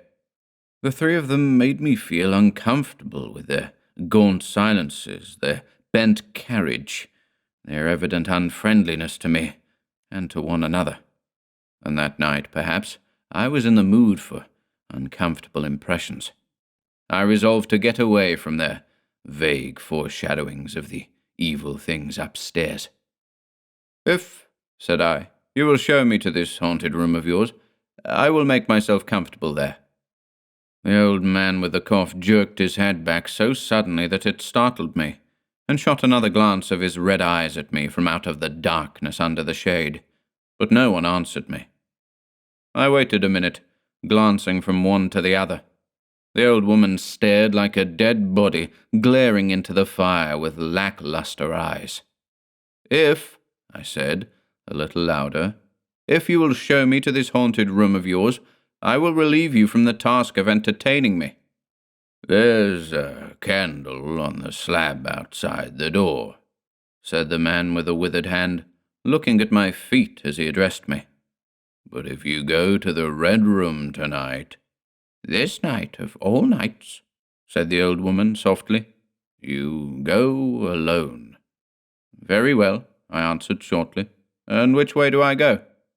"You go along the passage for a bit," said he, nodding his head on his shoulder at the door, "until you come to a spiral staircase, and on the second landing is a door covered with green baize. Go through that, and down the long corridor to the end. The red room is on your left up the steps." "Have I got that right?" I said, and repeated his directions. He corrected me in one particular. "And you are really going?" said the man with the shade, looking at me again for the third time with that queer, unnatural tilting of the face. "This night of all nights," whispered the old woman. "It is what I came for," I said, and moved toward the door. As I did so, the old man with the shade rose and staggered round the table, so as to be closer to the others and to the fire. At the door, I turned and looked at them, and saw they were all close together, dark against the firelight, staring at me over their shoulders, with an intent expression on their ancient faces. "Good night," I said, setting the door open. "It's your own choosing," said the man with the withered arm. I left the door wide open until the candle was well alight, and then I shut them in, and walked down the chilly, echoing passage. I must confess that the oddness of these three old pensioners, in whose charge her ladyship had left the castle, and the deep-toned, old-fashioned furniture of the housekeeper's room, in which they foregathered, had affected me curiously, in spite of my effort to keep myself at a matter-of-fact face. They seemed to belong to another age, an older age, an age when things spiritual were indeed to be feared, when common sense was uncommon, an age when omens and witches were credible, and ghosts beyond denying. Their very existence, thought I, is spectral. The cut of their clothing, fashions born in dead brains. The ornaments and conveniences in the room about them even are ghostly. The thoughts of vanished men, which still haunt rather than participate in the world of today. And the passage I was in, long and shadowy, with a film of moisture glistening on the wall, was as gaunt and cold as a thing that is dead and rigid. But with an effort, I sent such thoughts to the right about. The long, draughty subterranean passage was chilly and dusty, and my candle flared and made the shadows cower and quiver.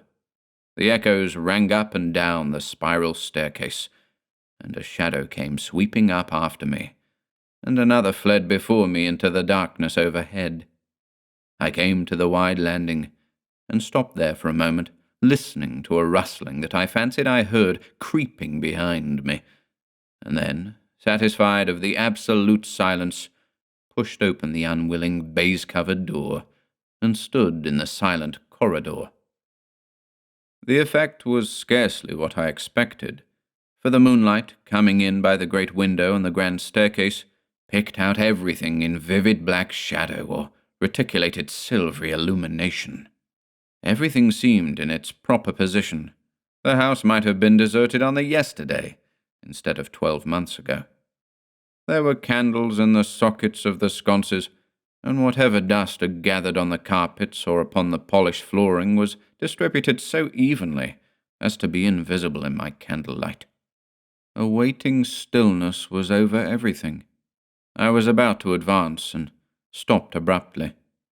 A bronze group stood upon the landing, hidden from me by a corner of the wall, but its shadow fell with marvellous distinctness upon the white panelling, and gave me the impression of someone crouching to waylay me. The thing jumped upon my attention suddenly. I stood rigid for half a moment, perhaps. Then, with my hand in the pocket that held the revolver, I advanced, only to discover a Ganymede and eagle glistening in the moonlight. That incident for a time restored my nerve, and a dim porcelain Chinaman on a buhl table, whose head rocked as I passed, scarcely startled me. The door of the Red Room, and the steps up to it, were in a shadowy corner. I moved my candle from side to side, in order to see clearly the nature of the recess in which I stood, before opening the door. Here it was, thought I, that my predecessor was found, and the memory of that story gave me a sudden twinge of apprehension. I glanced over my shoulder at the black Ganymede in the moonlight, and opened the door of the Red Room rather hastily, with my face half turned to the pallid silence of the corridor. I entered, closed the door behind me at once, turned the key I found in the lock within, and stood with the candle held aloft, surveying the scene of my vigil, the great Red Room of Lorraine Castle, in which the young Duke had died, or rather in which he had begun his dying, for he had opened the door and fallen headlong down the steps I had just ascended. That had been the end of his vigil, of his gallant attempt to conquer the ghostly tradition of the place, and never, I thought, had apoplexy better serve the ends of superstition. There were other and older stories that clung to the room, back to the half-incredible beginning of it all, the tale of a timid wife and the tragic end that came to her husband's jest of frightening her. And looking round that huge shadowy room with its black window bays, its recesses and alcoves, its dusty brown-red hangings and dark, gigantic furniture, one could well understand the legends that had sprouted in its black corners, its germinating darknesses. My candle was a little tongue of light in the vastness of the chamber, Its rays failed to pierce to the opposite end of the room, and left an ocean of dull red mystery and suggestion, sentinel shadows and watching darknesses beyond its island of light, and the stillness of desolation brooded over it all. I must confess, some impalpable quality of that ancient room disturbed me. I tried to fight the feeling down. I resolved to make a systematic examination of the place, and so, by leaving nothing to the imagination, dispel the fanciful suggestions of the obscurity before they obtained a hold upon me.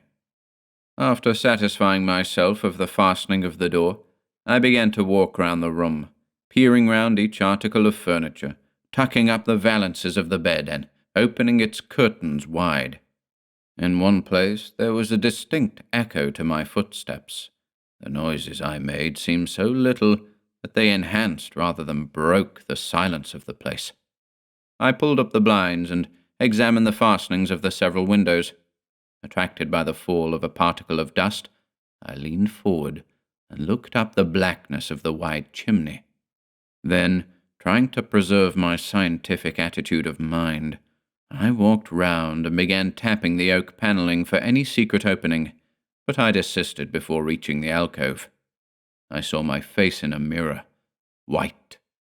There were 2 big mirrors in the room, each with a pair of sconces bearing candles, and on the mantel-shelf, too, were candles in china candlesticks. All these I lit one after the other. The fire was laid, an unexpected consideration from the old housekeeper, and I lit it to keep down any disposition to shiver, and when it was burning well, I stood round with my back to it and regarded the room again. I had pulled up a chintz-covered armchair and a table to form a kind of barricade before me. On this lay my revolver, ready to hand. My precise examination had done me a little good, but I still found the remoter darkness of the place and its perfect stillness too stimulating for the imagination. The echoing of the stir and crackling of the fire was no sort of comfort to me.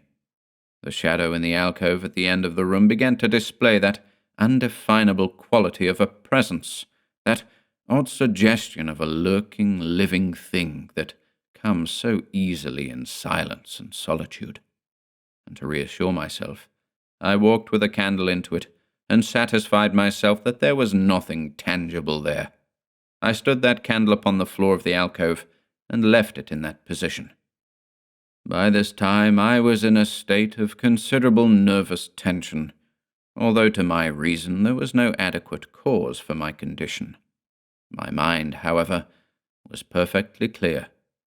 I postulated quite unreservedly that nothing supernatural could happen, and to pass the time I began stringing some rhymes together, Ingoldsby fashion, concerning the original legend of the place. A few I spoke aloud, but the echoes were not pleasant. For the same reason I also abandoned, after a time, a conversation with myself upon the impossibility of ghosts and haunting. My mind reverted to the 3 old and distorted people downstairs, and I tried to keep it upon that topic. The sombre reds and greys of the room troubled me. Even with its 7 candles, the place was merely dim. The light in the alcove, flaring in a draught, and the fire flickering, kept the shadows and penumbra perpetually shifting and stirring in a noiseless, flighty dance. Casting about for a remedy, I recalled the wax candles I had seen in the corridor, and, with a slight effort, carrying a candle and leaving the door open, I walked out into the moonlight, and presently returned with as many as 10.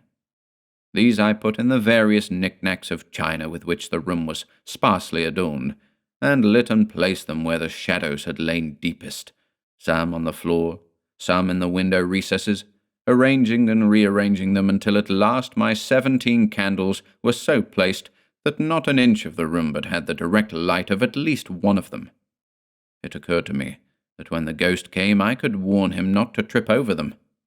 The room was now quite brightly illuminated.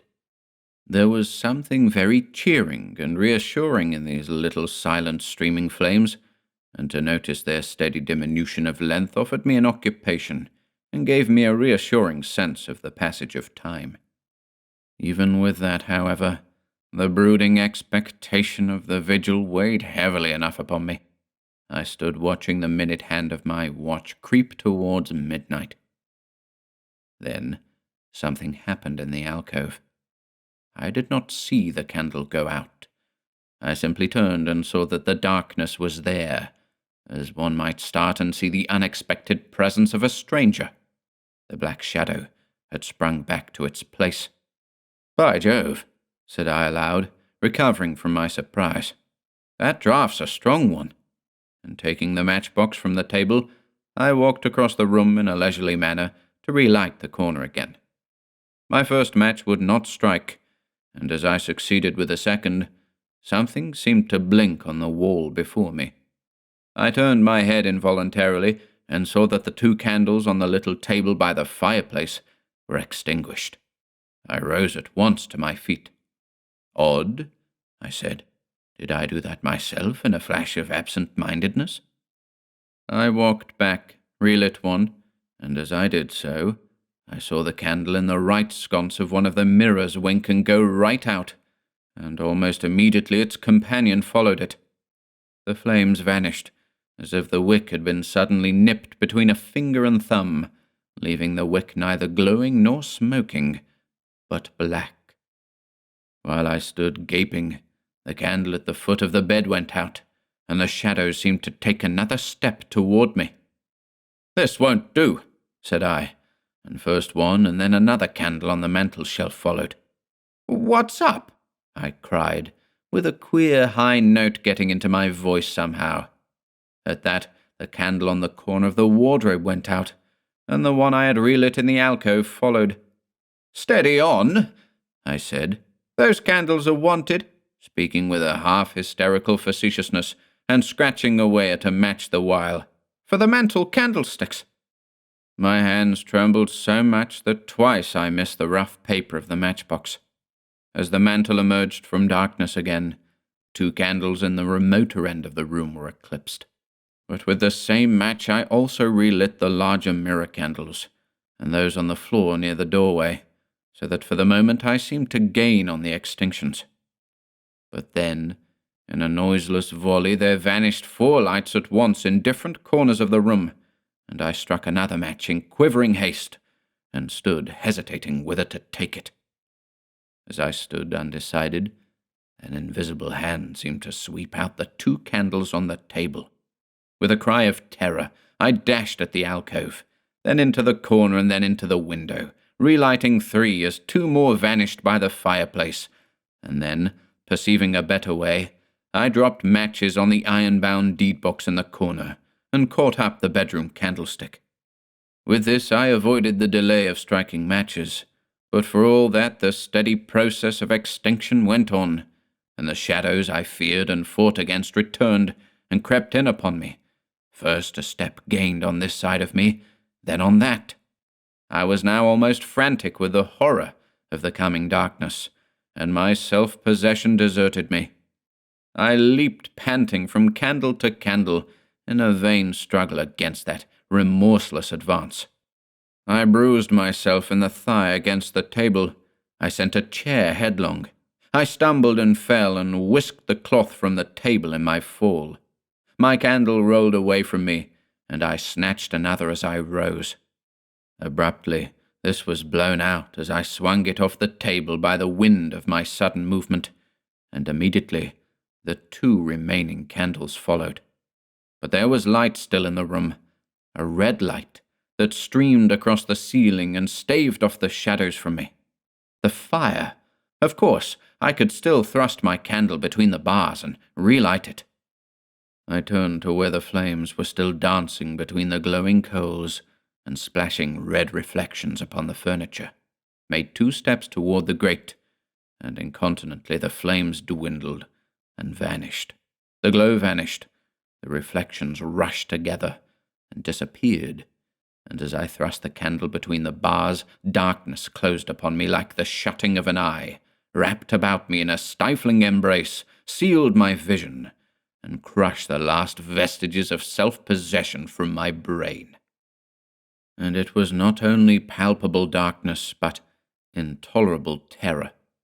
The candle fell from my hands. I flung out my arms in a vain effort to thrust that ponderous blackness away from me, and lifting up my voice, screamed with all my might, once, twice, thrice. Then I think I must have staggered to my feet.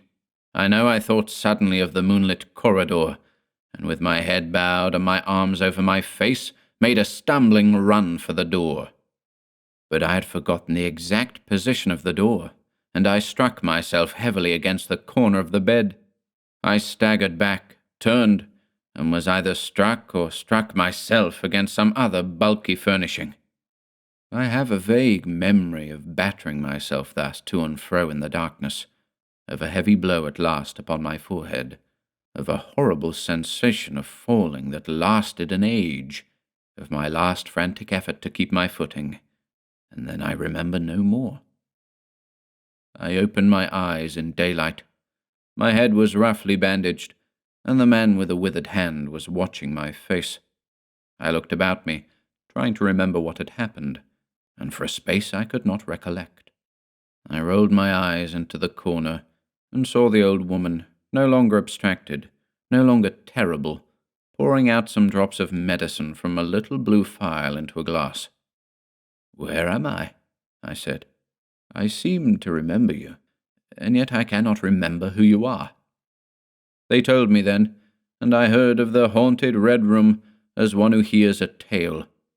"We found you at dawn," said he, "and there was blood on your forehead and lips."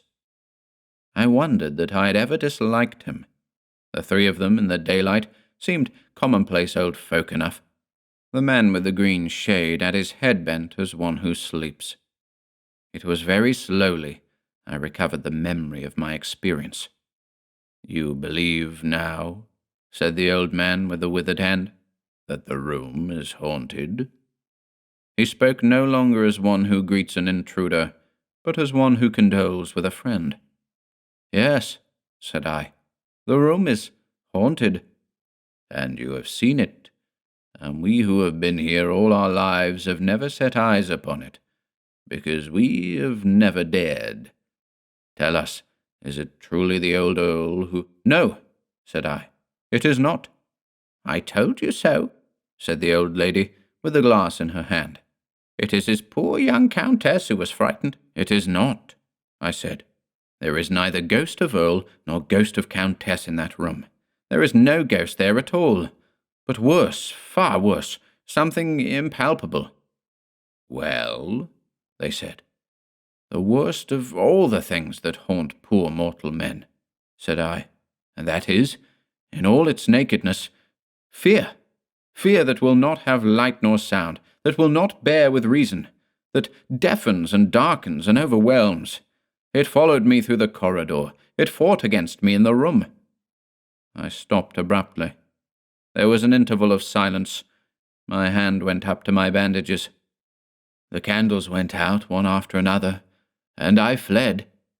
Then the man with the shade lifted his face sideways to see me, and spoke. "That is it," said he. "I knew that was it. A power of darkness to put such a curse upon a home. It lurks there always. You can feel it even in the daytime, even of a bright summer's day, in the hangings, in the curtains, keeping behind you however you face about. In the dusk it creeps in the corridor and follows you, so that you dare not turn. It is even as you say. Fear itself is in that room.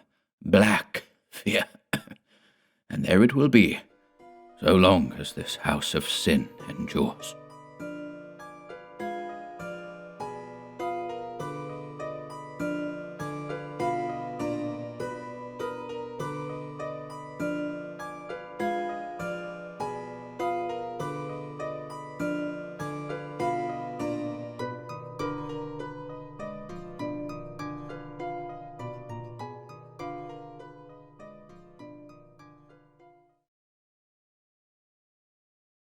An Authentic Narrative of a Haunted House by Sheridan Le Fanu.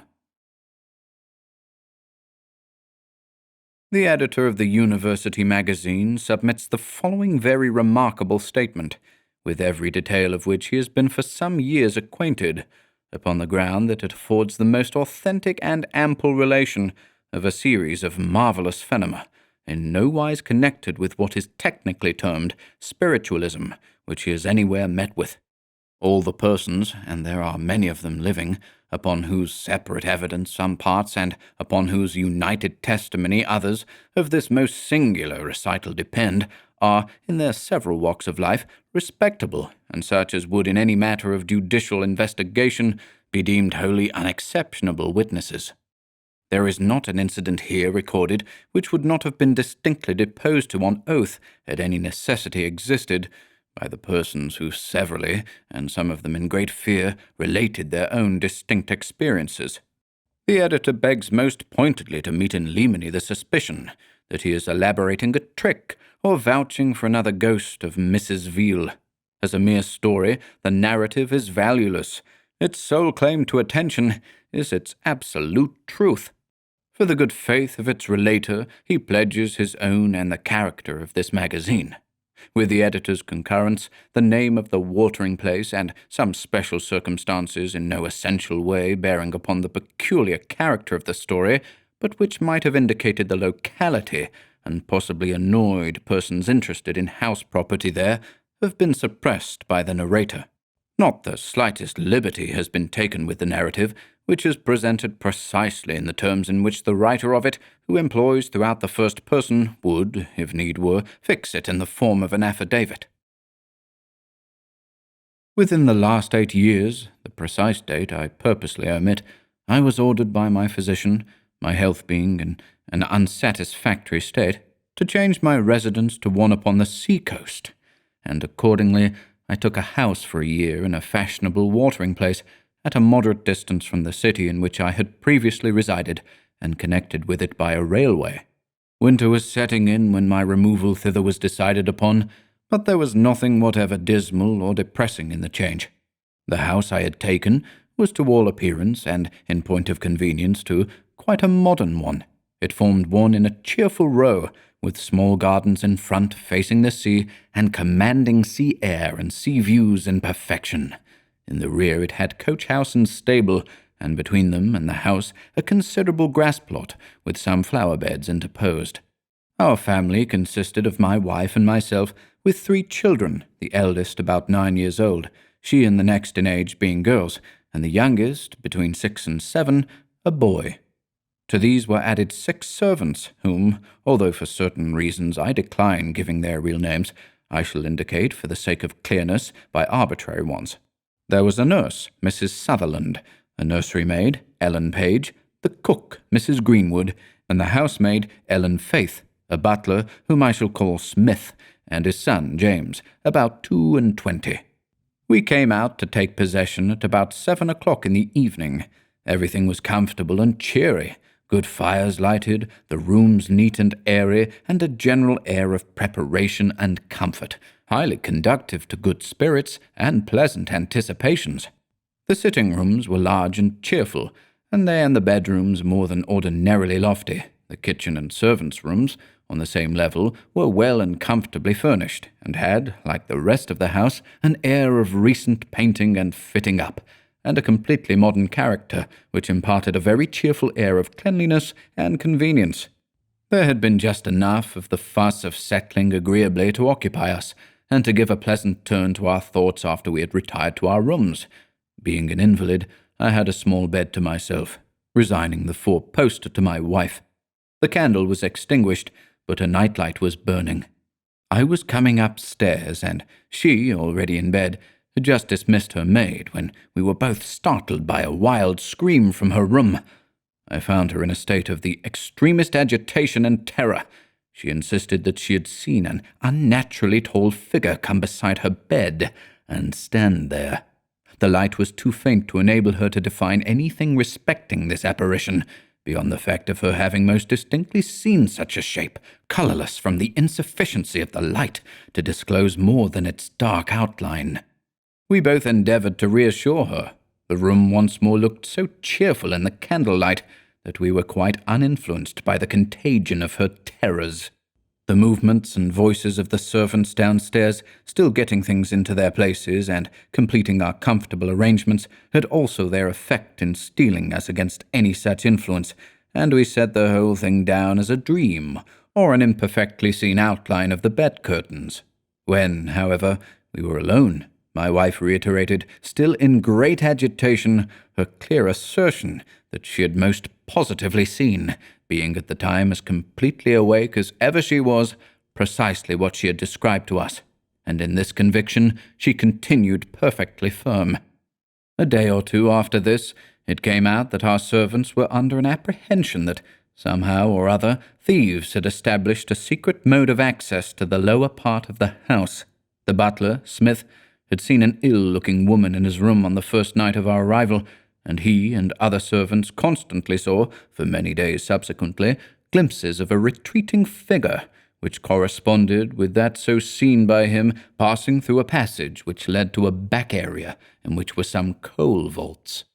This figure was seen always in the act of retreating, its back turned, generally getting round the corner of the passage into the area in a stealthy and hurried way, and, when closely followed, imperfectly seen again entering one of the coal vaults, and when pursued into it, nowhere to be found. The idea of anything supernatural in the matter had, strange to say, not yet entered the mind of any one of the servants. They had heard some stories of smugglers having secret passages into houses, and using their means of access for purposes of pillage, or with a view to frighten superstitious people out of houses which they needed for their own objects, and a suspicion of similar practices here caused them extreme uneasiness.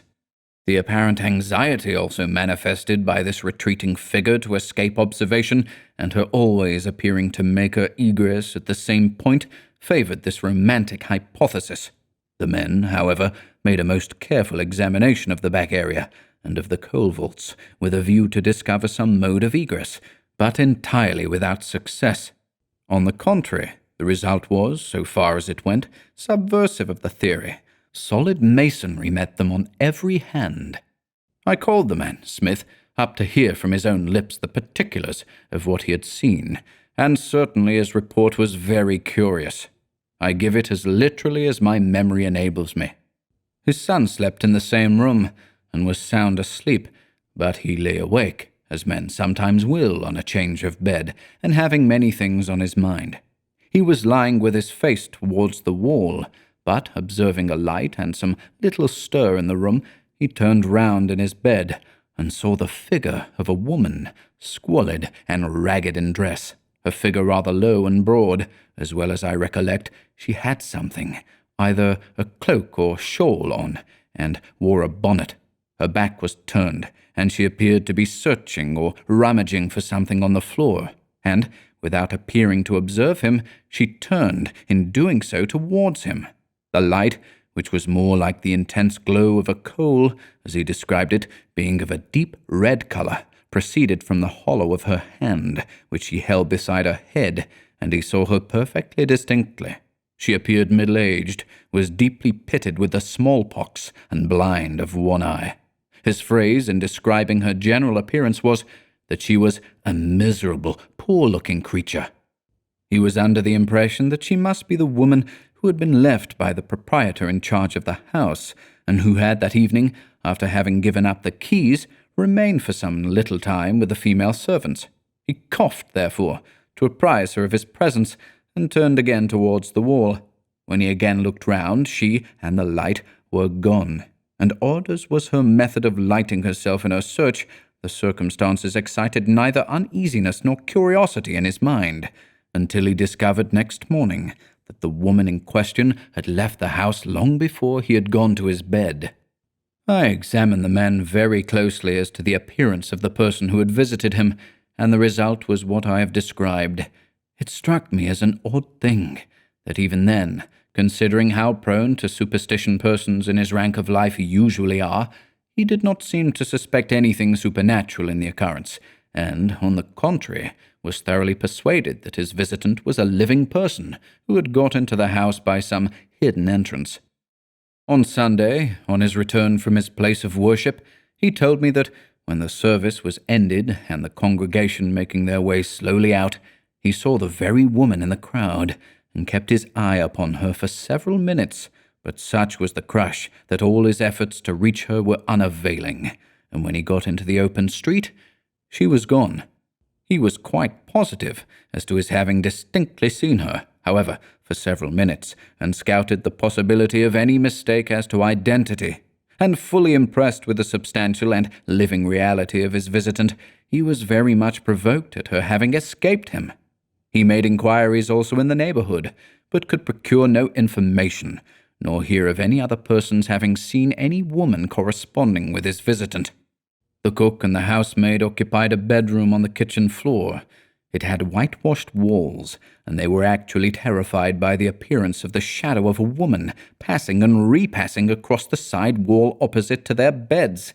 They suspected that this had been going on much longer than they were aware, for its presence was discovered by a sort of accident, its movements happening to take a direction in distinct contrariety to theirs. This shadow always moved upon one particular wall, returning after short intervals and causing them extreme terror.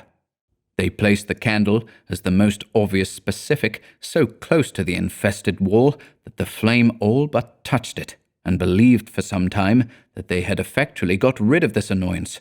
But one night, notwithstanding this arrangement of the light, the shadow returned, passing and repassing, as heretofore, upon the same wall, although their only candle was burning within an inch of it, and it was obvious that no substance capable of casting such a shadow could have interposed. And indeed, as they described it, the shadow seemed to have no sort of relation to the position of the light, and appeared, as I have said, in manifest defiance of the laws of optics. I ought to mention that the housemaid was a particularly fearless sort of person, as well as a very honest one, and her companion, the cook, a scrupulously religious woman, and both agreed in every particular in their relation of what occurred. Meanwhile, the nursery was not without its annoyances, though as yet of a comparatively trivial kind. Sometimes, at night, the handle of the door was turned hurriedly, as if by a person trying to come in, and at others a knocking was made at it. These sounds occurred after the children had settled to sleep, and while the nurse still remained awake. Whenever she called to know who is there, the sound ceased, but several times, and particularly at first, she was under the impression that they were caused by her mistress, who had come to see the children, and thus impressed she had got up and opened the door, expecting to see her, but discovering only darkness, and receiving no answer to her inquiries. With respect to this nurse, I must mention that I believe no more perfectly trustworthy servant was ever employed in her capacity, and, in addition to her integrity, she was remarkably gifted with sound common sense. One morning, I think about 3 or 4 weeks after our arrival, I was sitting at the parlour window which looked to the front, when I saw the little iron door which admitted into the small garden that lay between the window where I was sitting and the public road, pushed open by a woman, who so exactly answered the description given by Smith of the woman who had visited his room on the night of his arrival as instantaneously to impress me with the conviction that she must be the identical person. She was a square, short woman, dressed in soiled and tattered clothes, scarred and pitted with smallpox, and blind of an eye. She stepped hurriedly into the little enclosure, and peered from a distance of a few yards into the room where I was sitting. I felt that now was the moment to clear the matter up, but there was something stealthy in the manner and look of the woman, which convinced me that I must not appear to notice her until her retreat was fairly cut off. Unfortunately, I was suffering from a lame foot, and could not reach the bell as quickly as I wished. I made all the haste I could, and rang violently to bring up the servant Smith. In the short interval that intervened, I observed the woman from the window, who, having in a leisurely way, and with a kind of scrutiny, looked along the front windows of the house, passed quickly out again, closing the gate after her, and followed a lady who was walking along the footpath at a quick pace, as if with the intention of begging from her. The moment the man entered, I told him, "The blind woman you described to me has this instant followed a lady in that direction. Try to overtake her." He was, if possible, more eager than I in the chase, but returned in a short time after a vain pursuit, very hot and utterly disappointed, and thereafter we saw her face no more. All this time, and up to the period of our leaving the house, which was not for 2 or 3 months later, there occurred at intervals the only phenomenon in the entire series having any resemblance to what we hear described of spiritualism.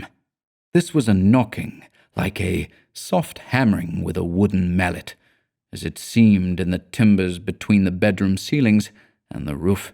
It had this special peculiarity that it was always rhythmical, and, I think, invariably the emphasis upon the last stroke.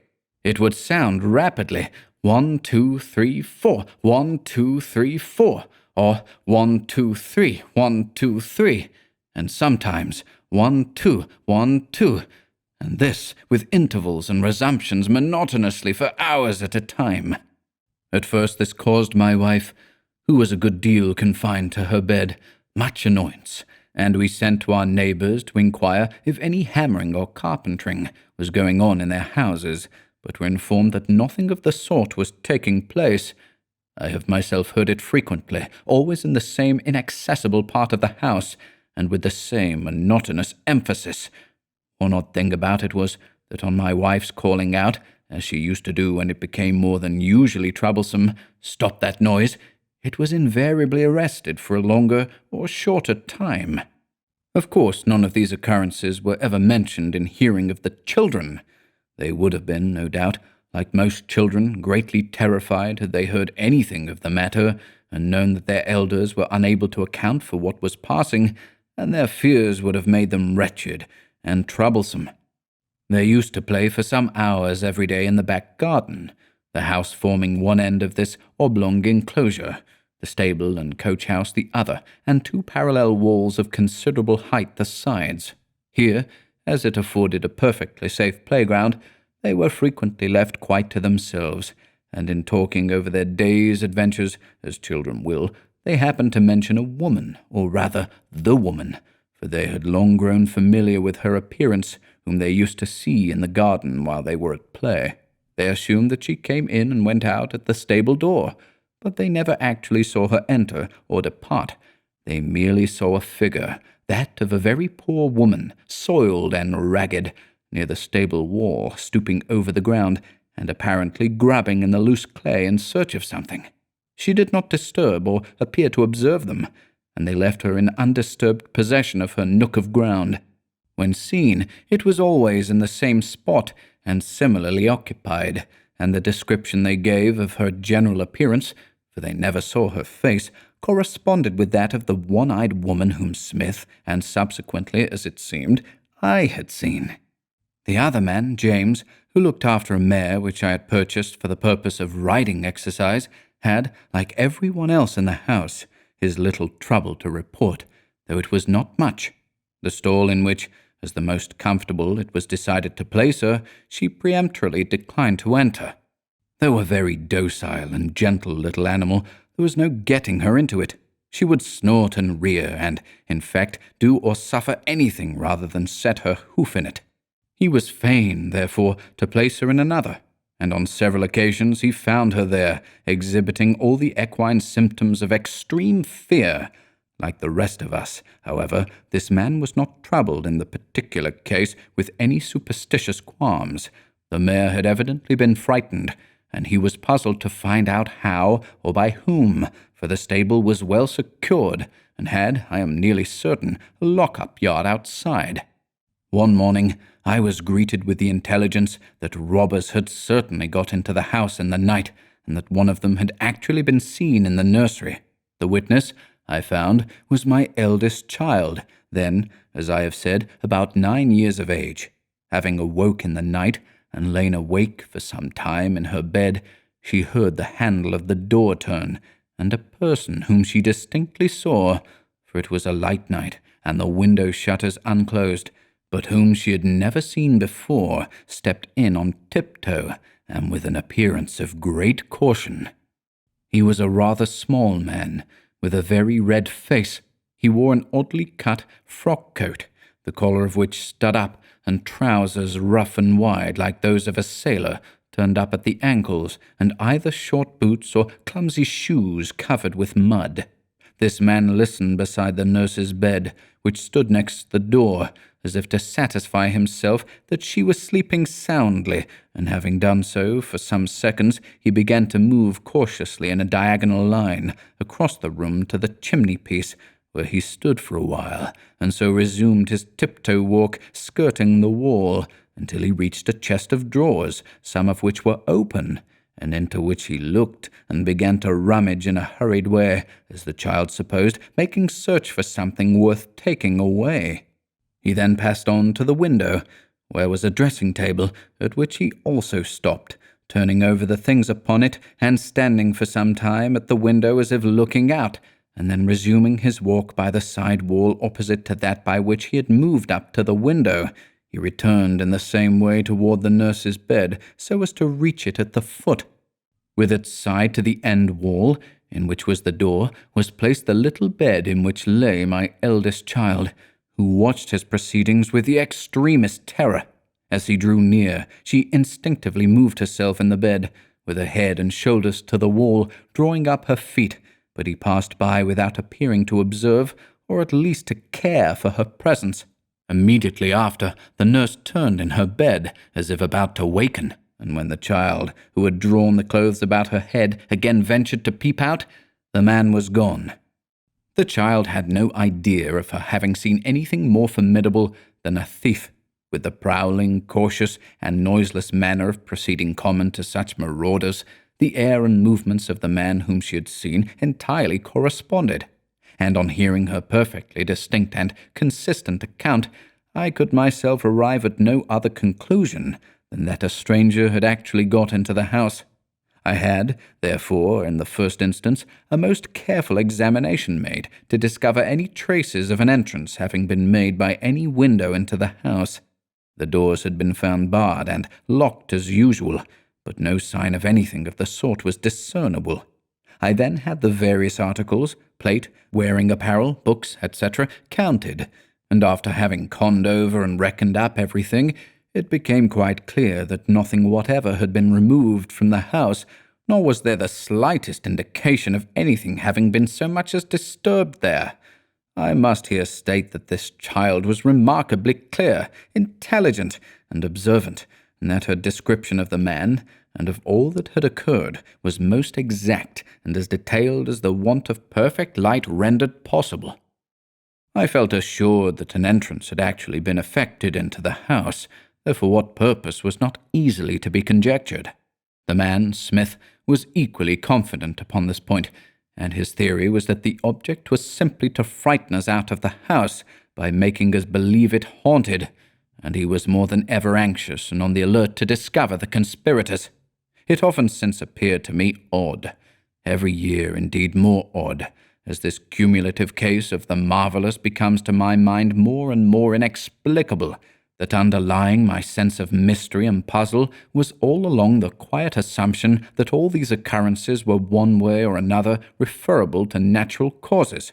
I could not account for them, indeed, myself, but during the whole period I inhabited that house, I never once felt, though much alone, and often up very late at night, any of those tremors and thrills which every one has at times experienced when situation and the hour are favorable, except the cook and housemaid, who were plagued with the shadow I mentioned crossing and recrossing upon the bedroom wall. We all, without exception, experienced the same strange sense of security, and regarded these phenomena rather with a perplexed sort of interest and curiosity than with any more unpleasant sensations.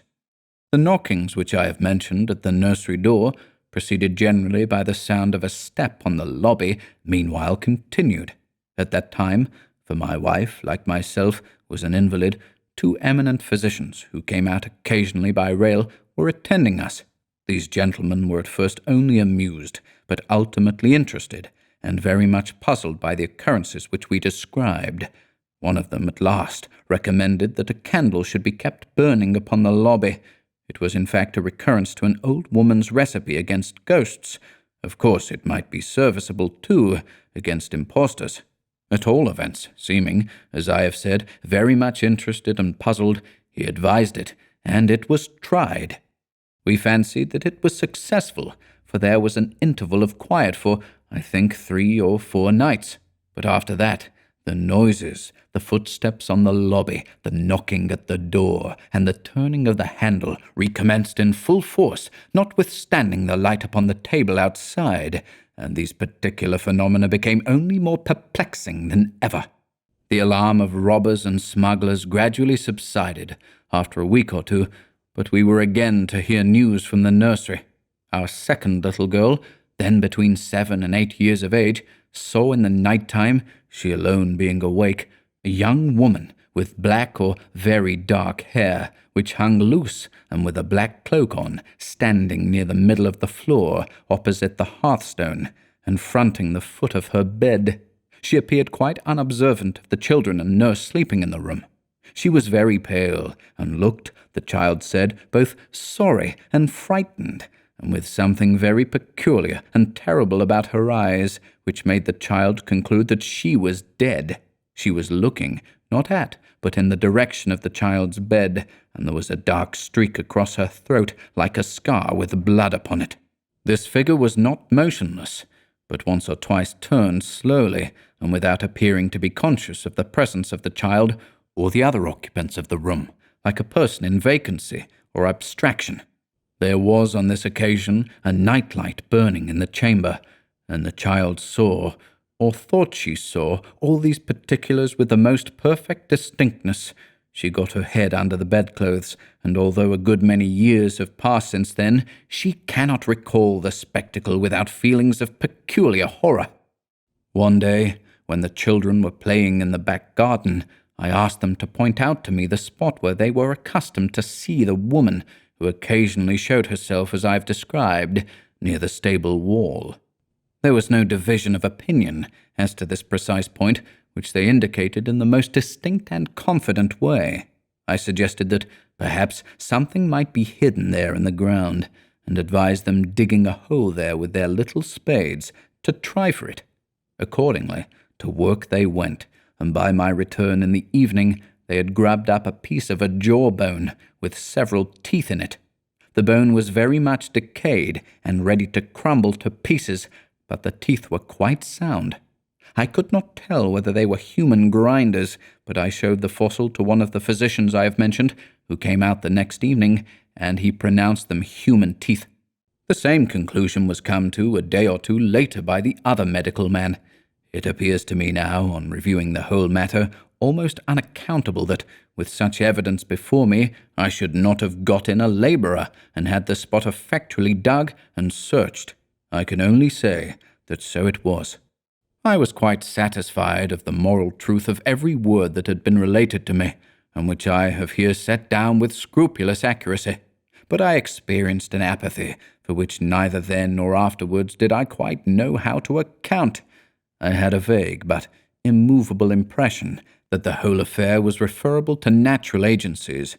It was not until some time after we had left the house, which, by the by, we afterwards found had the reputation of being haunted before we had come to live in it, that on reconsideration I discovered the serious difficulty of accounting satisfactorily for all that had occurred upon ordinary principles. A great deal we might arbitrarily set down to imagination, but even in so doing there was, in Lemony, the oddity, not to say improbability, of so many different persons having nearly simultaneously suffered from different spectral and other illusions during the short period for which we had occupied that house, who never before, nor so far as we learned afterwards, were troubled by any fears or fancies of the sort. There were other things, too, not to be so accounted for. The odd knockings in the roof I frequently heard myself. There were also, which I before forgot to mention, in the daytime, rappings at the doors of the sitting-rooms, which constantly deceived us, and it was not till our come-in was unanswered, and the hall or passage outside the door was discovered to be empty, that we learned that whatever else caused them, human hands did not.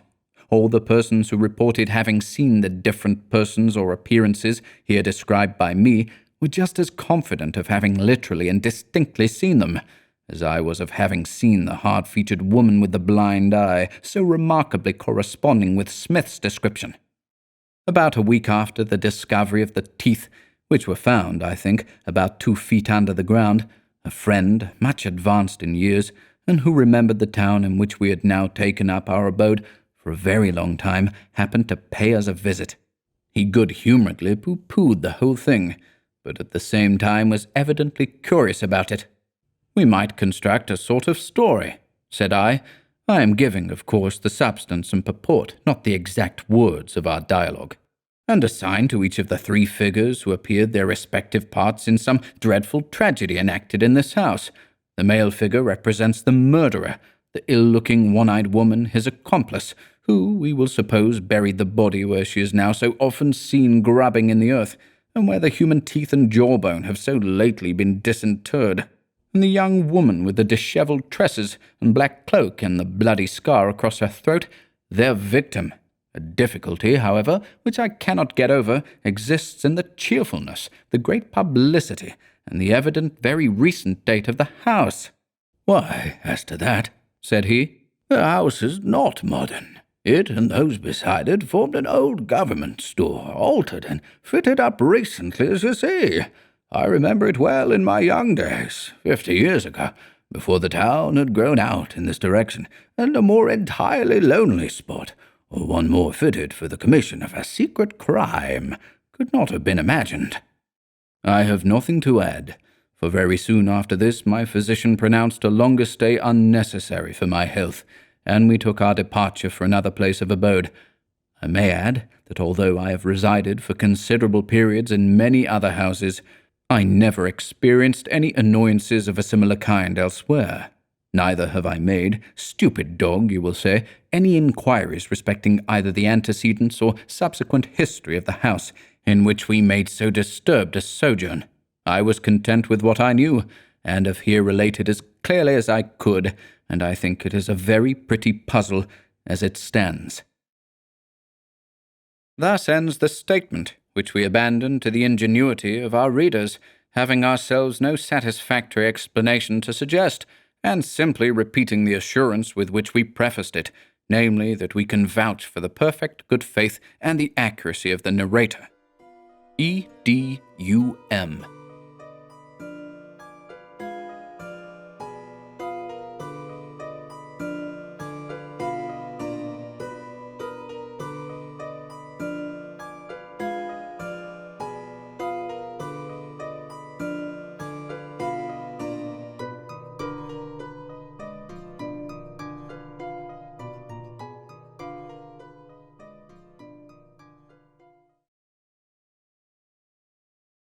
The Unnamable by H.P. Lovecraft. We were sitting on a dilapidated 17th-century tomb in the late afternoon of an autumn day at the old burying ground in Arkham, and speculating about the Unnamable.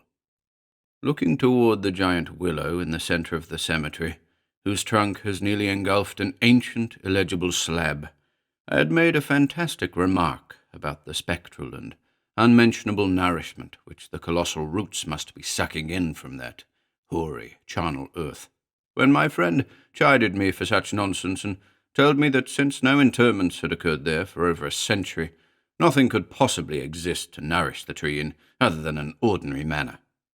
Besides, he added, my constant talk about unnamable and unmentionable things was a very puerile device, quite in keeping with my lowly standing as an author. I was too fond of ending my stories with sights or sounds which paralyzed my hero's faculties, and left them without courage, words, or associations to tell what they had experienced.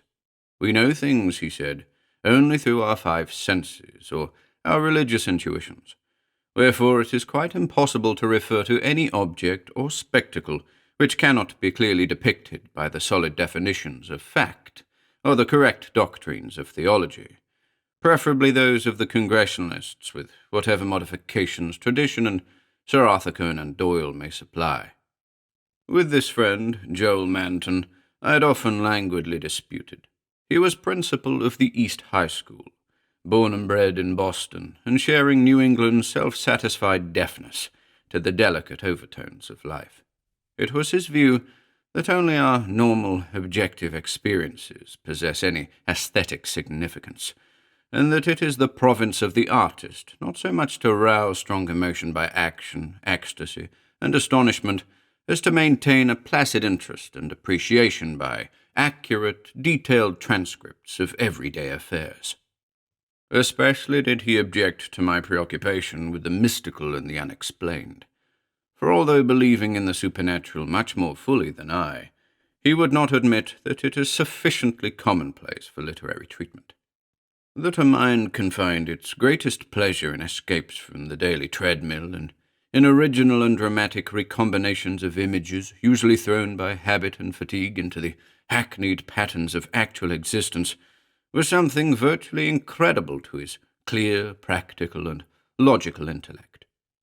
With him, all things and feelings had fixed dimensions, properties, causes, and effects, and although he vaguely knew that the mind sometimes holds visions and sensations of far less geometrical, classifiable, and workable nature, he believed himself justified in drawing an arbitrary line and ruling out of court all that cannot be experienced and understood by the average citizen.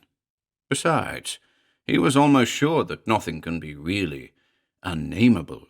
It didn't sound sensible to him. Though I well realized the futility of imaginative and metaphysical arguments against the complacency of an orthodox sun-dweller, something in the scene of this afternoon colloquy moved me to more than usual contentiousness. The crumbling slate slabs, the patriarchal trees, and the centuried gambrel roofs of the witch-haunted old town that stretched around, all combined to rouse my spirit in defense of my work, and I was soon carrying my thrusts into the enemy's own country. It was not, indeed, difficult to begin a counterattack, for I knew that Joel Manton actually half clung to many old wives' superstitions which sophisticated people had long outgrown, beliefs in the appearance of dying persons at distant places, and in the impressions left by old faces on the windows through which they had gazed all their lives. To credit these whisperings of rural grandmothers, I now insisted, argued a faith in the existence of spectral substances on the earth apart from and subsequent to their material counterparts. It argued a capability of believing in phenomena beyond all normal notions. For if a dead man can transmit his visible or tangible image half across the world, or down the stretch of the centuries, how can it be absurd to suppose that deserted houses are full of queer sentient things, or that old graveyards teem with the terrible, unbodied intelligence of generations? And since spirit, in order to cause all the manifestations attributed to it, cannot be limited by any of the laws of matter, why is it extravagant to imagine psychically living dead things in shapes, or absences of shapes, which must for human spectators be utterly and appallingly unnamable? Common sense, in reflecting on these subjects, I assured my friend with some warmth, is merely a stupid absence of imagination and mental flexibility. Twilight had now approached, but neither of us felt any wish to cease speaking. Manton seemed unimpressed by my arguments, and eager to refute them, having that confidence in his own opinions which had doubtless caused his success as a teacher, whilst I was too sure of my ground to fear defeat. The dusk fell, and lights faintly gleamed in some of the distant windows, but we did not move.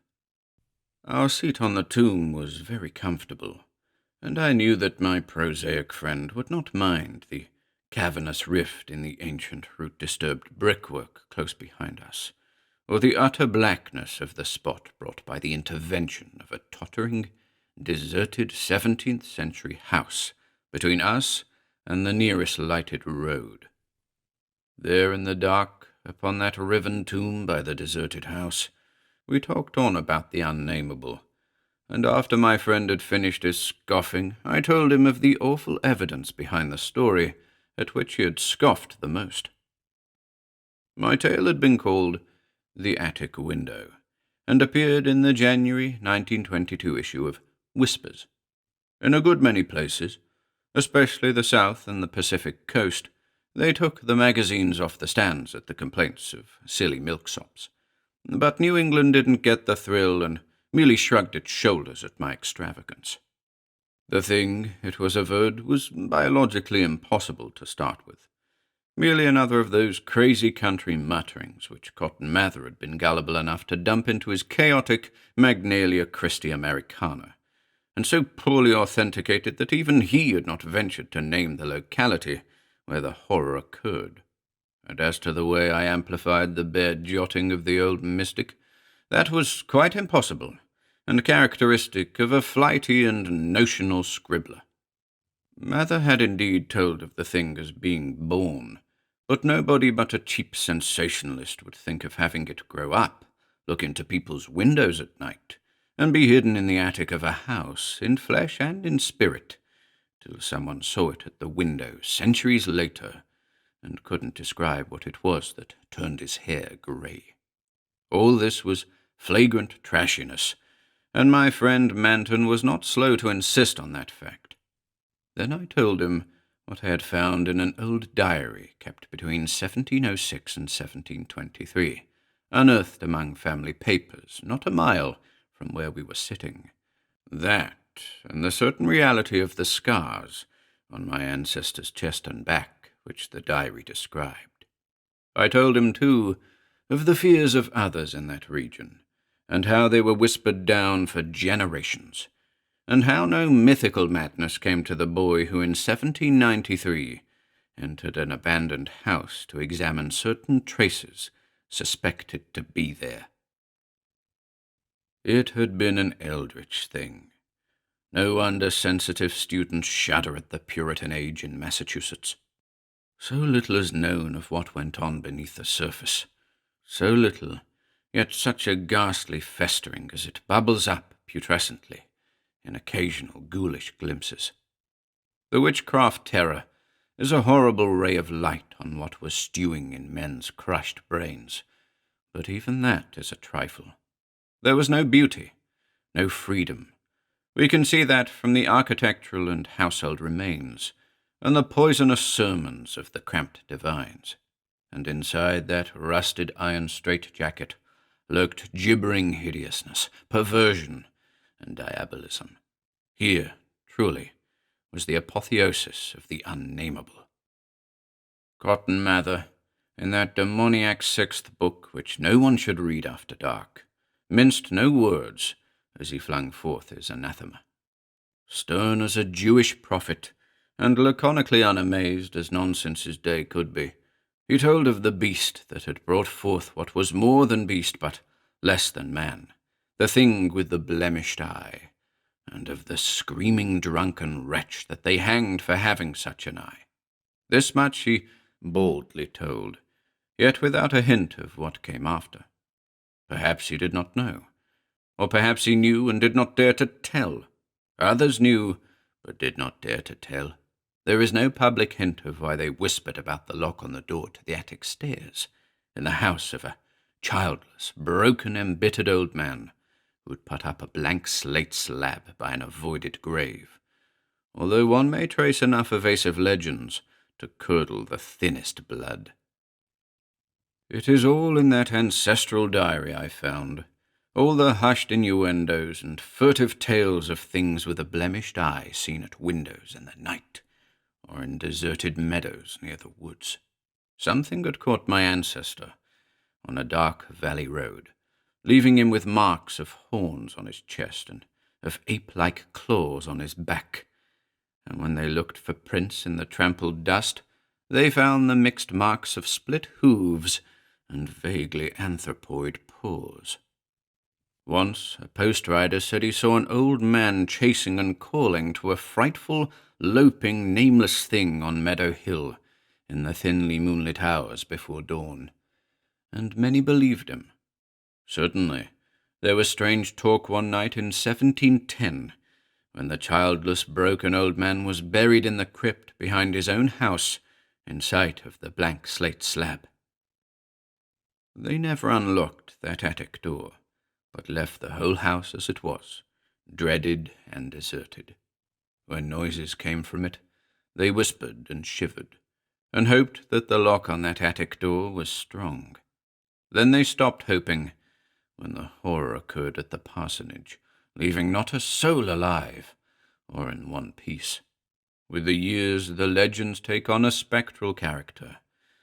I suppose the thing, if it was a living thing, must have died. The memory had lingered hideously, all the more hideous because it was so secret. During this narration, my friend Manton had become very silent, and I saw that my words had impressed him.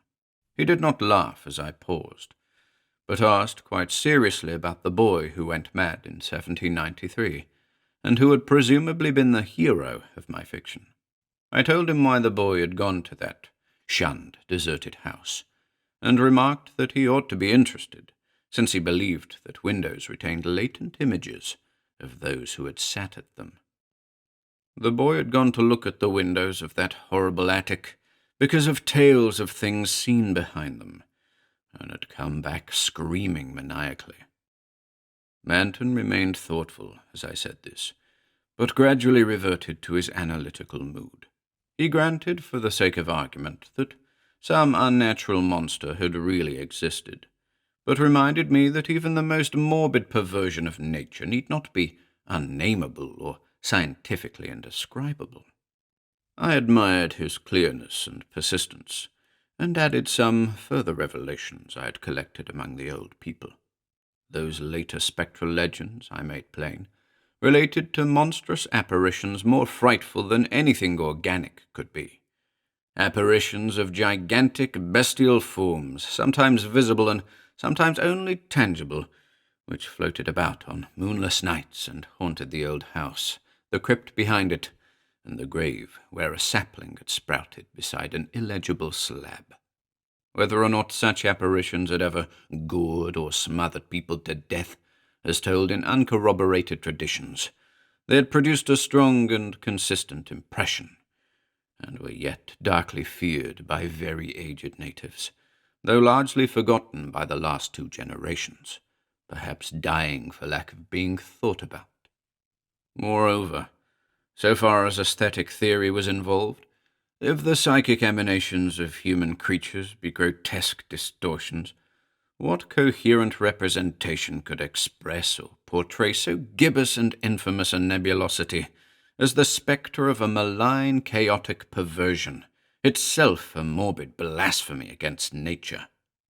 Moulded by the dead brain of a hybrid nightmare, would not such a vaporous terror constitute in all loathsome truth the exquisitely, the shriekingly unnamable? The hour must now have grown very late. A singularly noiseless bat brushed by me, and I believe it touched Manton also, for although I could not see him, I felt him raise his arm. Presently he spoke. "But is that house with the attic window still standing and deserted?" "Yes," I answered. "I have seen it." "And did you find anything there, in the attic or anywhere else?" "There were some bones up under the eaves." "They may have been what that boy saw. If he was sensitive, he wouldn't have needed anything in the window glass to unhinge him. If they all came from the same object, it must have been an hysterical, delirious monstrosity. It would have been blasphemous to leave such bones in the world, so I went back with a sack and took them to the tomb behind the house. There was an opening where I could dump them in. Don't think I was a fool. You ought to have seen that skull. It had 4-inch horns, but a face and jaw something like yours and mine." At last, I could feel a real shiver run through Manton, who had moved very near. But his curiosity was undeterred. "And what about the window panes?" They were all gone. One window had lost its entire frame, and in the other there was not a trace of glass in the little diamond apertures. They were that kind, the old lattice windows that went out of use before 1700. I don't believe they've had any glass for 100 years or more. Maybe the boy broke 'em if he got that far. The legend doesn't say." Manton was reflecting again. "I'd like to see that house, Carter. Where is it? Glass or no glass, I must explore it a little. And the tomb where you put those bones, and the other grave without an inscription. The whole thing must be a bit terrible." "You did see it, until it got dark." My friend was more wrought upon than I had suspected, for at this touch of harmless theatricalism, he started neurotically away from me, and actually cried out with a sort of gulping gasp, which released a strain of previous repression. It was an odd cry, and all the more terrible because it was answered, for as it was still echoing, I heard a creaking sound through the pitchy blackness, and knew that a lattice window was opening in that accursed old house beside us.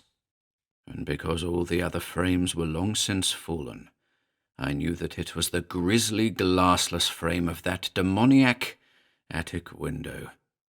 Then came a noxious rush of noisome, frigid air from that same dreaded direction, followed by a piercing shriek just beside me on that shocking rifted tomb of man and monster. In another instant, I was knocked from my gruesome bench by the devilish threshing of some unseen entity of titanic size, but undetermined nature, knocked sprawling on the root-clutched mould of that abhorrent graveyard, while from the tomb came such a stifled uproar of gasping and whirring that my fancy peopled the rayless gloom with Miltonic legions of the misshapen damned. There was a vortex of withering, ice-cold wind, and then the rattle of loose bricks and plaster, but I had mercifully fainted before I could learn what it meant. Manton, though smaller than I, is more resilient, for we opened our eyes at almost the same instant, despite his greater injuries. Our couches were side by side, and we knew in a few seconds that we were in St. Mary's Hospital. Attendants were grouped about in tense curiosity, eager to aid our memory by telling us how we came there, and we soon heard of the farmer who had found us at noon in a lonely field beyond Meadow Hill, a mile from the old burying ground, on a spot where an ancient slaughterhouse is reputed to have stood. Manton had 2 malignant wounds in the chest, and some less severe cuts or gougings in the back. I was not so seriously hurt, but was covered with welts and contusions of the most bewildering character, including the print of a split hoof. It was plain that Manton knew more than I, but he told nothing to the puzzled and interested physicians till he had learned what our injuries were. Then he said we were the victims of a vicious bull, though the animal was a difficult thing to place and account for. After the doctors and nurses had left, I whispered an awestruck question. "Good God, Manton, but what was it? Those scars, was it like that?" And I was too dazed to exult when he whispered back a thing I had half expected. "No, it wasn't that way at all. It was everywhere. A gelatin, a slime. Yet it had shapes, 1,000 shapes of horror beyond all memory. There were eyes, and a blemish. It was the pit, the maelstrom, the ultimate abomination. Carter, it was the Unnamable."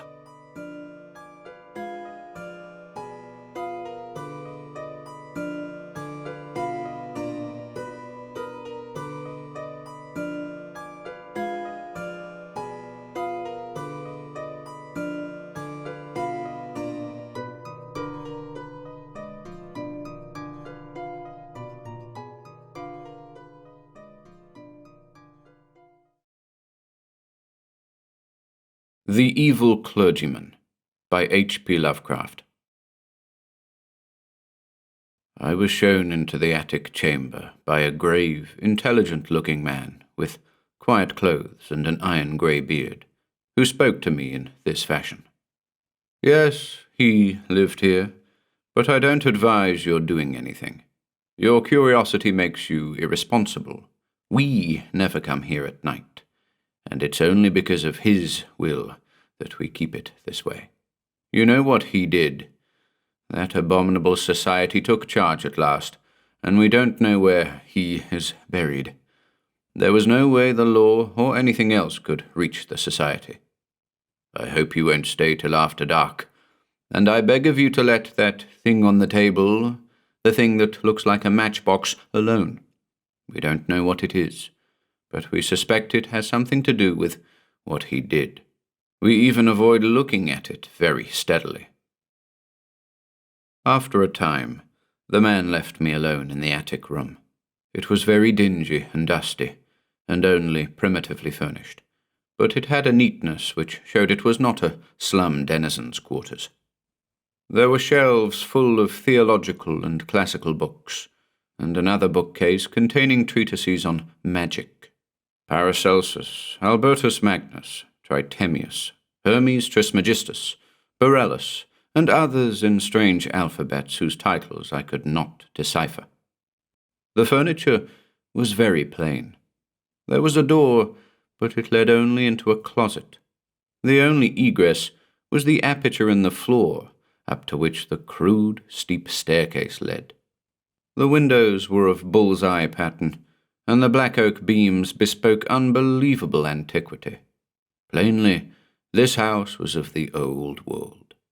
I seemed to know where I was, but cannot recall what I then knew.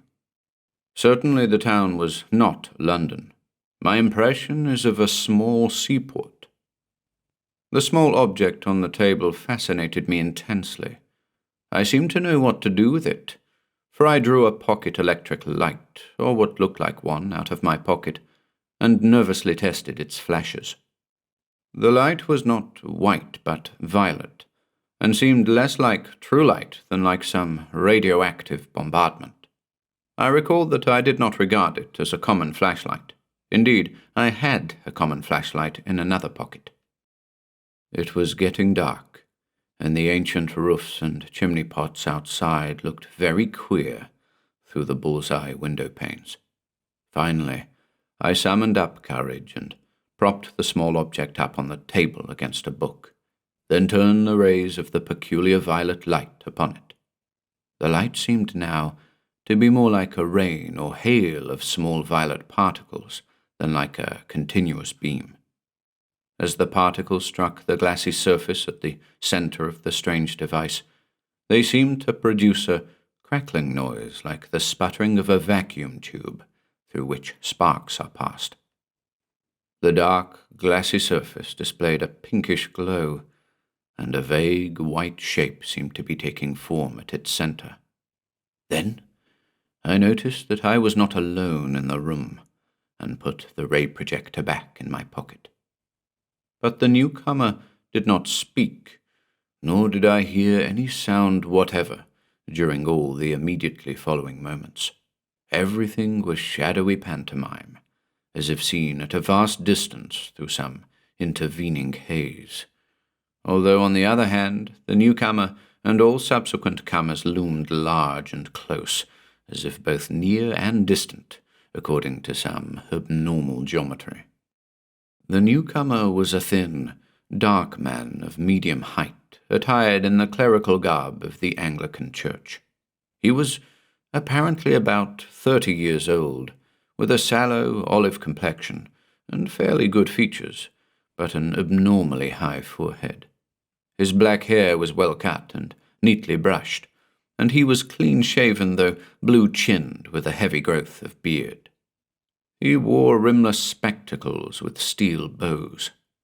His build and lower facial features were like other clergymen I had seen, but he had a vastly higher forehead, and was darker and more intelligent-looking, also more subtly and concealedly evil-looking. At the present moment, having just lighted a faint oil lamp, he looked nervous, and before I knew it, he was casting all his magical books into a fireplace on the window side of the room, where the wall slanted sharply, which I had not noticed before. The flames devoured the volumes greedily, leaping up in strange colors and emitting indescribably hideous odors as the strangely hieroglyphed leaves and wormy bindings succumbed to the devastating element. All at once I saw there were others in the room, grave-looking men in clerical costume, one of whom wore the bands and knee breeches of a bishop.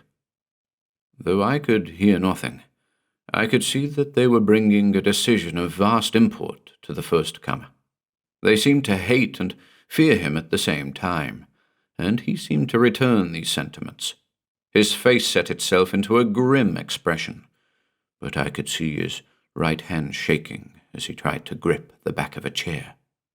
The bishop pointed to the empty case and to the fireplace, where the flames had died down amidst a charred, non-committal mass, and seemed filled with a peculiar loathing. The first comer then gave a wry smile and reached out with his left hand toward the small object on the table. Everyone then seemed frightened. The procession of clerics began filing down the steep stairs through the trapdoor in the floor, turning and making menacing gestures as they left. The bishop was last to go. The first comer now went to a cupboard on the inner side of the room and extracted a coil of rope. Mounting a chair, he attached one end of the rope to a hook in the great exposed central beam of black oak and began making a noose with the other end. Realizing he was about to hang himself, I started forward to dissuade or save him. He saw me and ceased his preparations, looking at me with a kind of triumph which puzzled and disturbed me. He slowly stepped down from the chair and began gliding toward me with a positively wolfish grin on his dark, thin-lipped face. I felt somehow in deadly peril and drew out the peculiar ray projector as a weapon of defense. Why I thought it could help me, I do not know. I turned it on full in his face and saw the sallow features glow first with violet and then with pinkish light. His expression of wolfish exultation began to be crowded aside by a look of profound fear, which did not, however, wholly displace the exultation. He stopped in his tracks, then, flailing his arms wildly in the air, began to stagger backward. I saw he was edging toward the open stairwell in the floor and tried to shout a warning, but he did not hear me. In another instant he had lurched backward through the opening and was lost to view.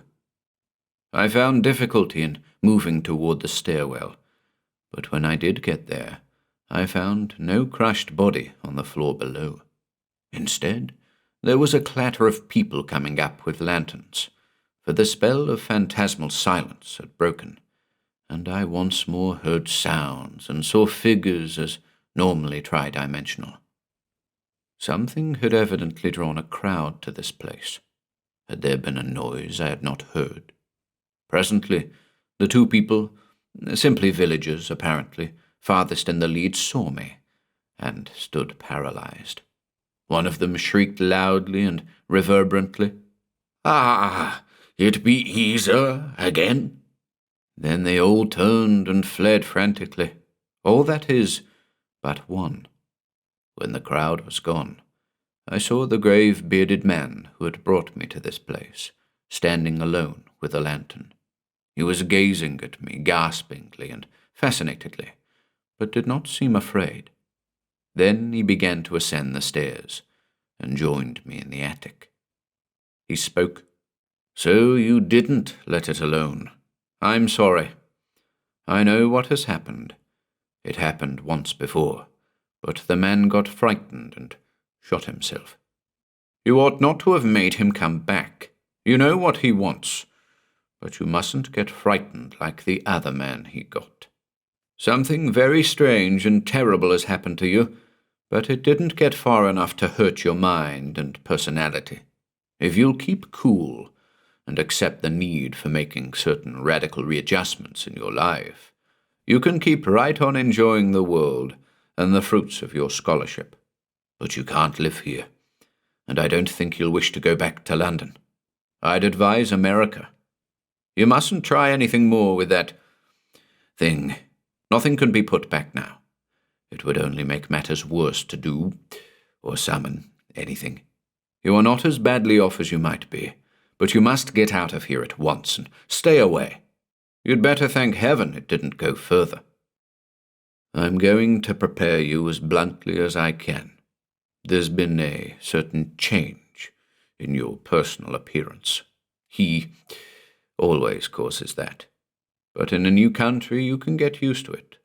There's a mirror up at the other end of the room, and I'm going to take you to it. You'll get a shock, though you will see nothing repulsive. I was now shaking with a deadly fear, and the bearded man almost had to hold me up as he walked me across the room to the mirror. The faint lamp, i.e., that formerly on the table, not the still fainter lantern he had brought, in his free hand. This is what I saw in the glass. A thin, dark man of medium stature, attired in the clerical garb of the Anglican Church, apparently about 30, and with rimless, steel-bowed glasses glistening beneath a sallow, olive forehead of abnormal height. It was the silent first-comer who had burned his books.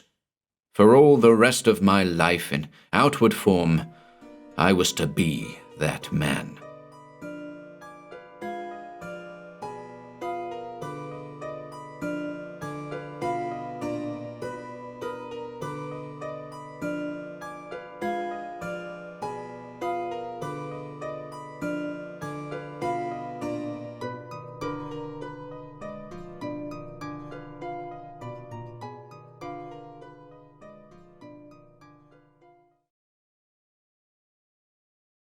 The Coat by A.E.D. Smith.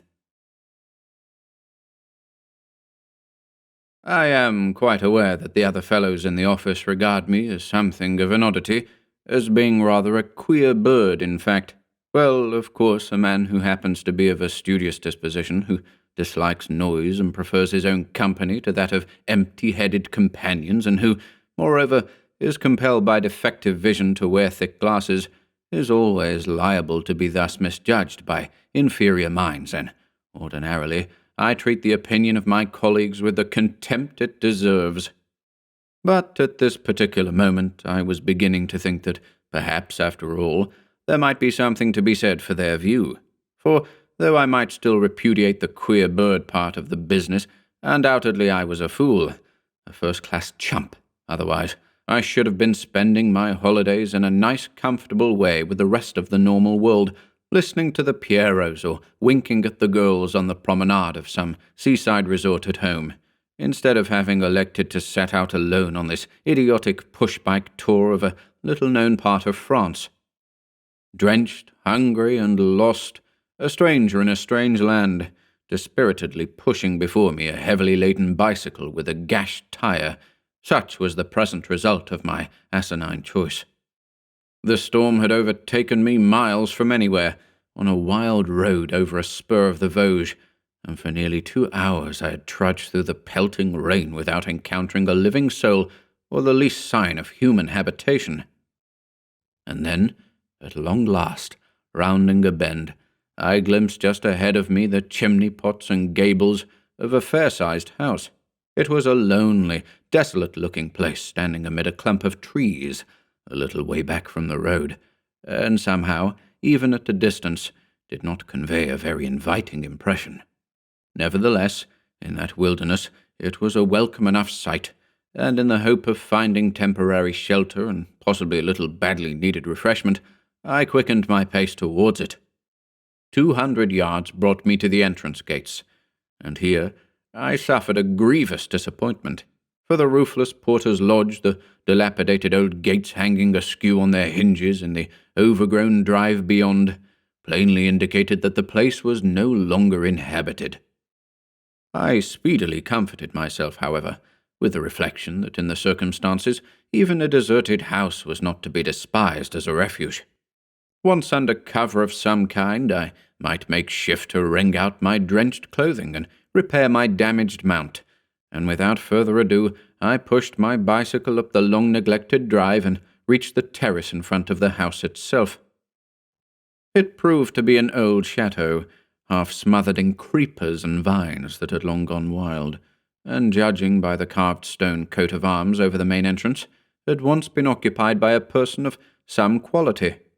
Mounted on a pedestal on either side of the iron-studded front door stood a rusty carronade, trophies, probably, of some long-forgotten war in which the former occupier had played a part.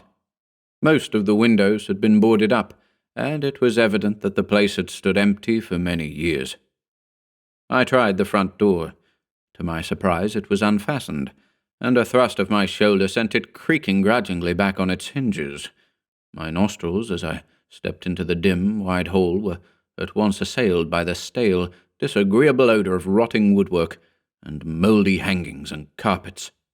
For a moment or two I stood peering uncertainly about me, with the slight feeling of eeriness that one usually experiences when entering an old, empty house.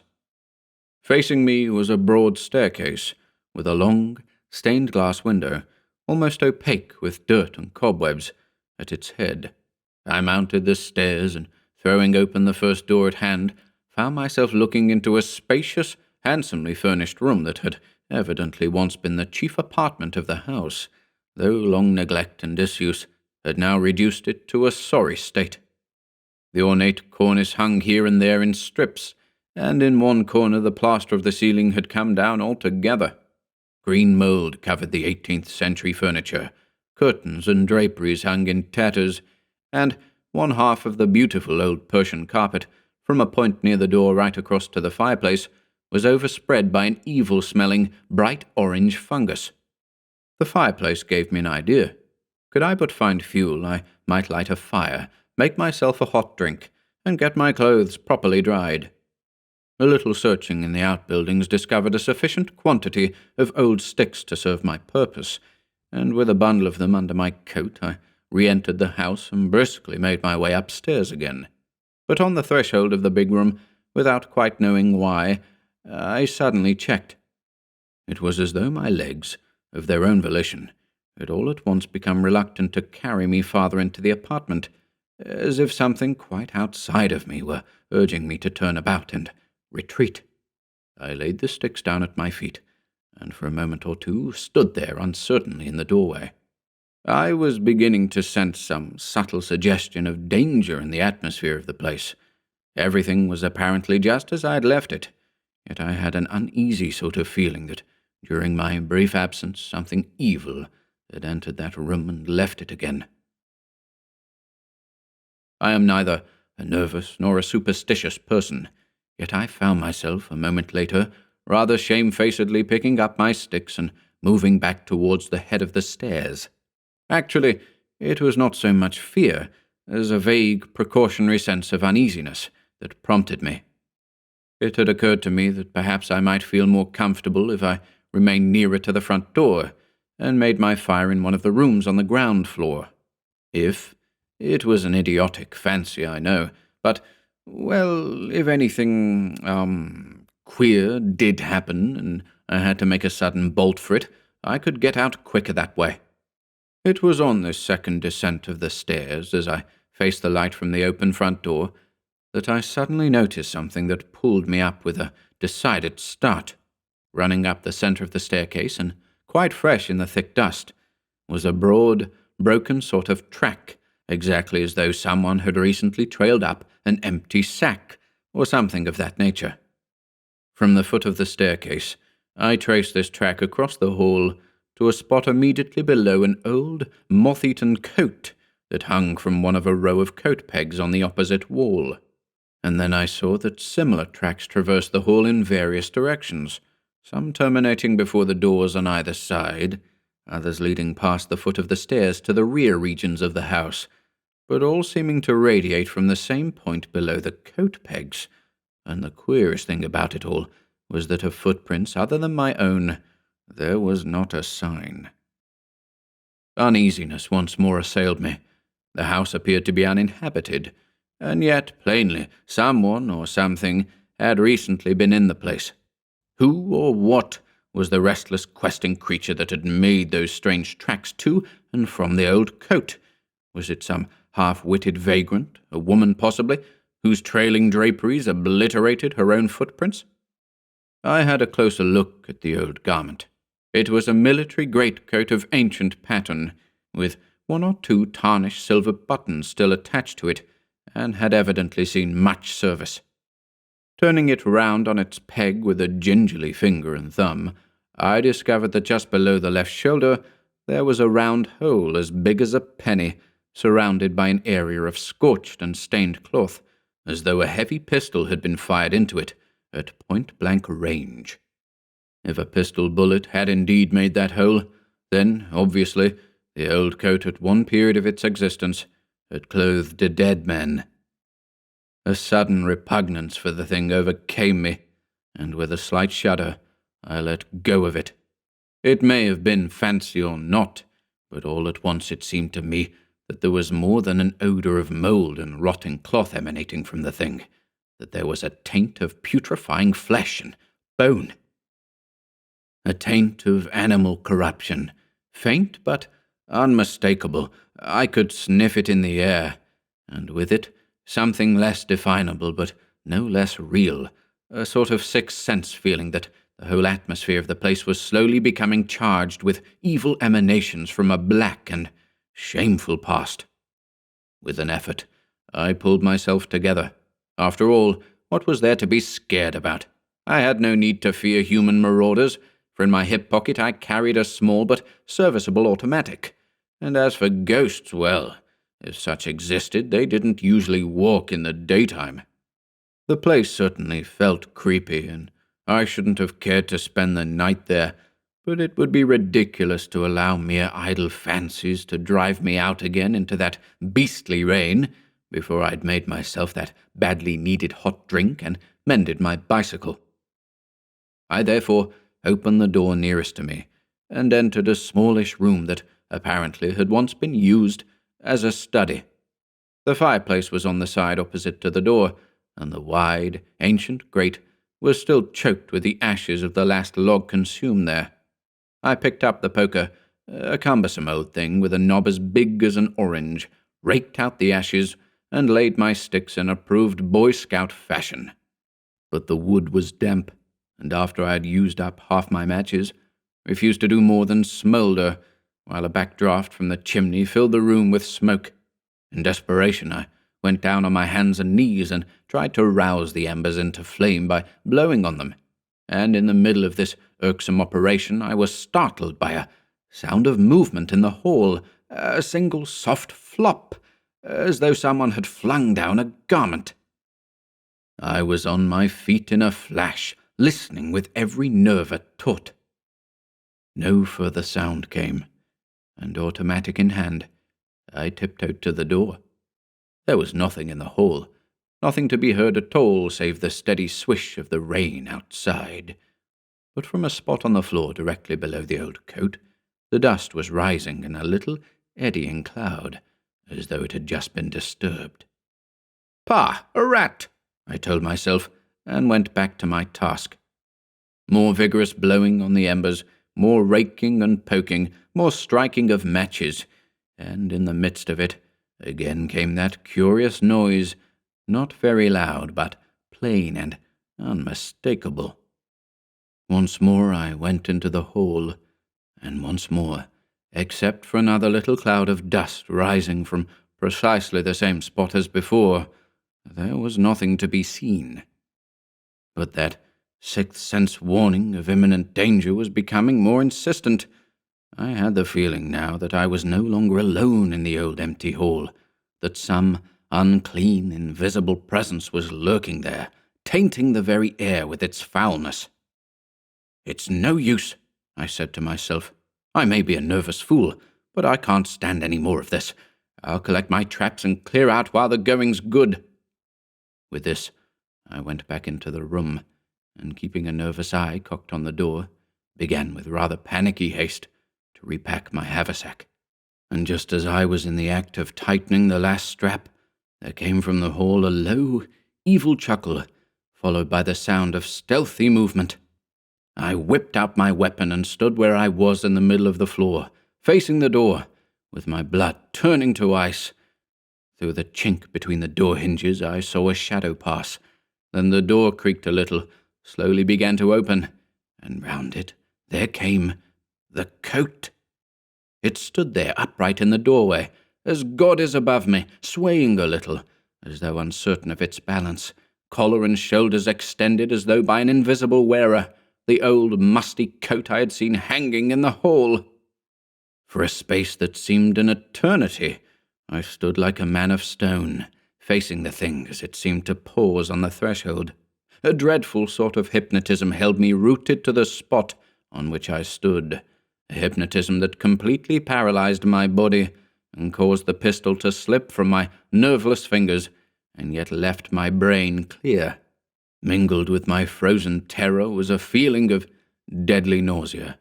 I knew that I was in the presence of ultimate evil, that the very aura of the hell-engendered thing reared there in the doorway was contamination, that its actual touch would mean not only the instant destruction of my body, but the everlasting damnation of my soul.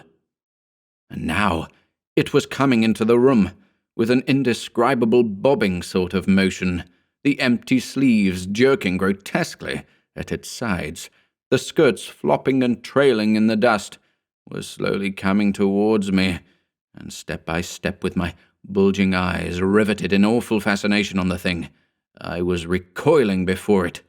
Step by step, with the rigid, unconscious movement of an automaton, I drew back until I was brought up with my back pressed into the fireplace and could retreat no farther. And still, with deadly malevolent purpose, the thing crept towards me. The empty sleeves were rising and shakily reaching out towards my throat. In another moment, they would touch me, and then I knew with the most dreadful certainty that my reason would snap. A coherent thought somehow came into my burning brain, something that I had read or heard of long ago, the power of the holy sign against the forces of evil. With a last desperate effort of will, I stretched out a palsied finger and made the sign of the cross, and in that instant, my other hand, scrabbing frenziedly at the wall behind me, came into contact with something cold and hard and round. It was, I discovered, the knob of the old, heavy poker. The touch of the cold iron seemed to give me instant repossession of my faculties. With lightning swiftness I swung up the heavy poker and struck with all my force at the nightmare horror before me. And lo, on the instant the thing collapsed and became an old coat, nothing more, lying there in a heap at my feet. Yet, on my oath, as I cleared the hellish thing in a flying leap and fled from the room, I saw it out of the tail of my eye, gathering itself together and taking shape, as it were, to scramble after me. Once outside that accursed house, I ran as never man ran before, and I remember nothing more until I found myself, half fainting, before the door of a little inn. "Bring wine, in the name of God!" I cried, staggering inside. Wine was brought, and a little wondering group stood round me while I drank. I tried to explain to them in my bad French. They continued to regard me with puzzled looks. At length, a look of understanding came into the landlord's face. "Mon Dieu," he gasped, "it is possible that monsieur has been in that place. Quick, Juliet, monsieur will need another bottle of wine." Later, I got something of the story from the landlord, though he was by no means eager to tell it. The deserted house had once been occupied by a retired officer of the First Napoleon's army, a semi-madman with a strain of Africa in him. Judging from the landlord's story, he must have been one of the worst men ever allowed to walk the earth. "Most certainly, monsieur. He was a bad man, that one," concluded my host. "He killed his wife and tortured every living thing he could lay hands on, even, it is said, his own daughters. In the end, one of them shot him in the back. The old chateau has an evil name. If you offered 1,000,000 francs, you would not get one of our country folks to go anywhere near the place." As I said at the beginning, I know that the other fellows in the office are inclined, as it is, to regard me as being a bit odd, so I haven't told any of them this story. Nevertheless, it's perfectly true. My brand new bicycle and touring traps are probably still lying where I left them in the hall of that devil-ridden chateau. Anybody who cares to collect them may keep them.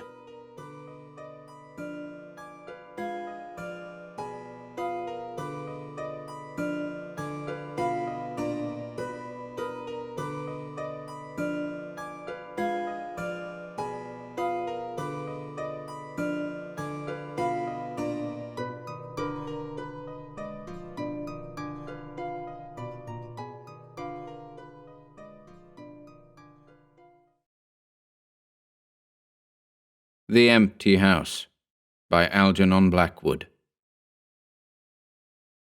Certain houses, like certain persons, manage somehow to proclaim at once their character for evil. In the case of the latter, no particular feature need betray them. They may boast an open countenance and an ingenuous smile, and yet a little of their company leaves the unalterable conviction that there is something radically amiss with their being, that they are evil. Willy-nilly, they seem to communicate an atmosphere of secret and wicked thoughts which makes those in their immediate neighborhood shrink from them as from a thing diseased. And, perhaps, with houses the same principle is operative, and it is the aroma of evil deeds committed under a particular roof, long after the actual doers have passed away, that makes the goose-flesh come and the hair rise. Something of the original passion of the evildoer, and of the horror felt by his victim, enters the heart of the innocent watcher, and he becomes suddenly conscious of tingling nerves, creeping skin, and a chilling of the blood. He is terror-stricken, without apparent cause. There was manifestly nothing in the external appearance of this particular house to bear out the tales of the horror that was said to reign within. It was neither lonely nor unkempt. It stood, crowded into a corner of the square, and looked exactly like the houses on either side of it. It had the same number of windows as its neighbours, the same balcony overlooking the gardens, the same white steps leading up to the heavy black front door, and, in the rear, there was the same narrow strip of green, with neat box borders running up to the wall that divided it from the backs of the adjoining houses.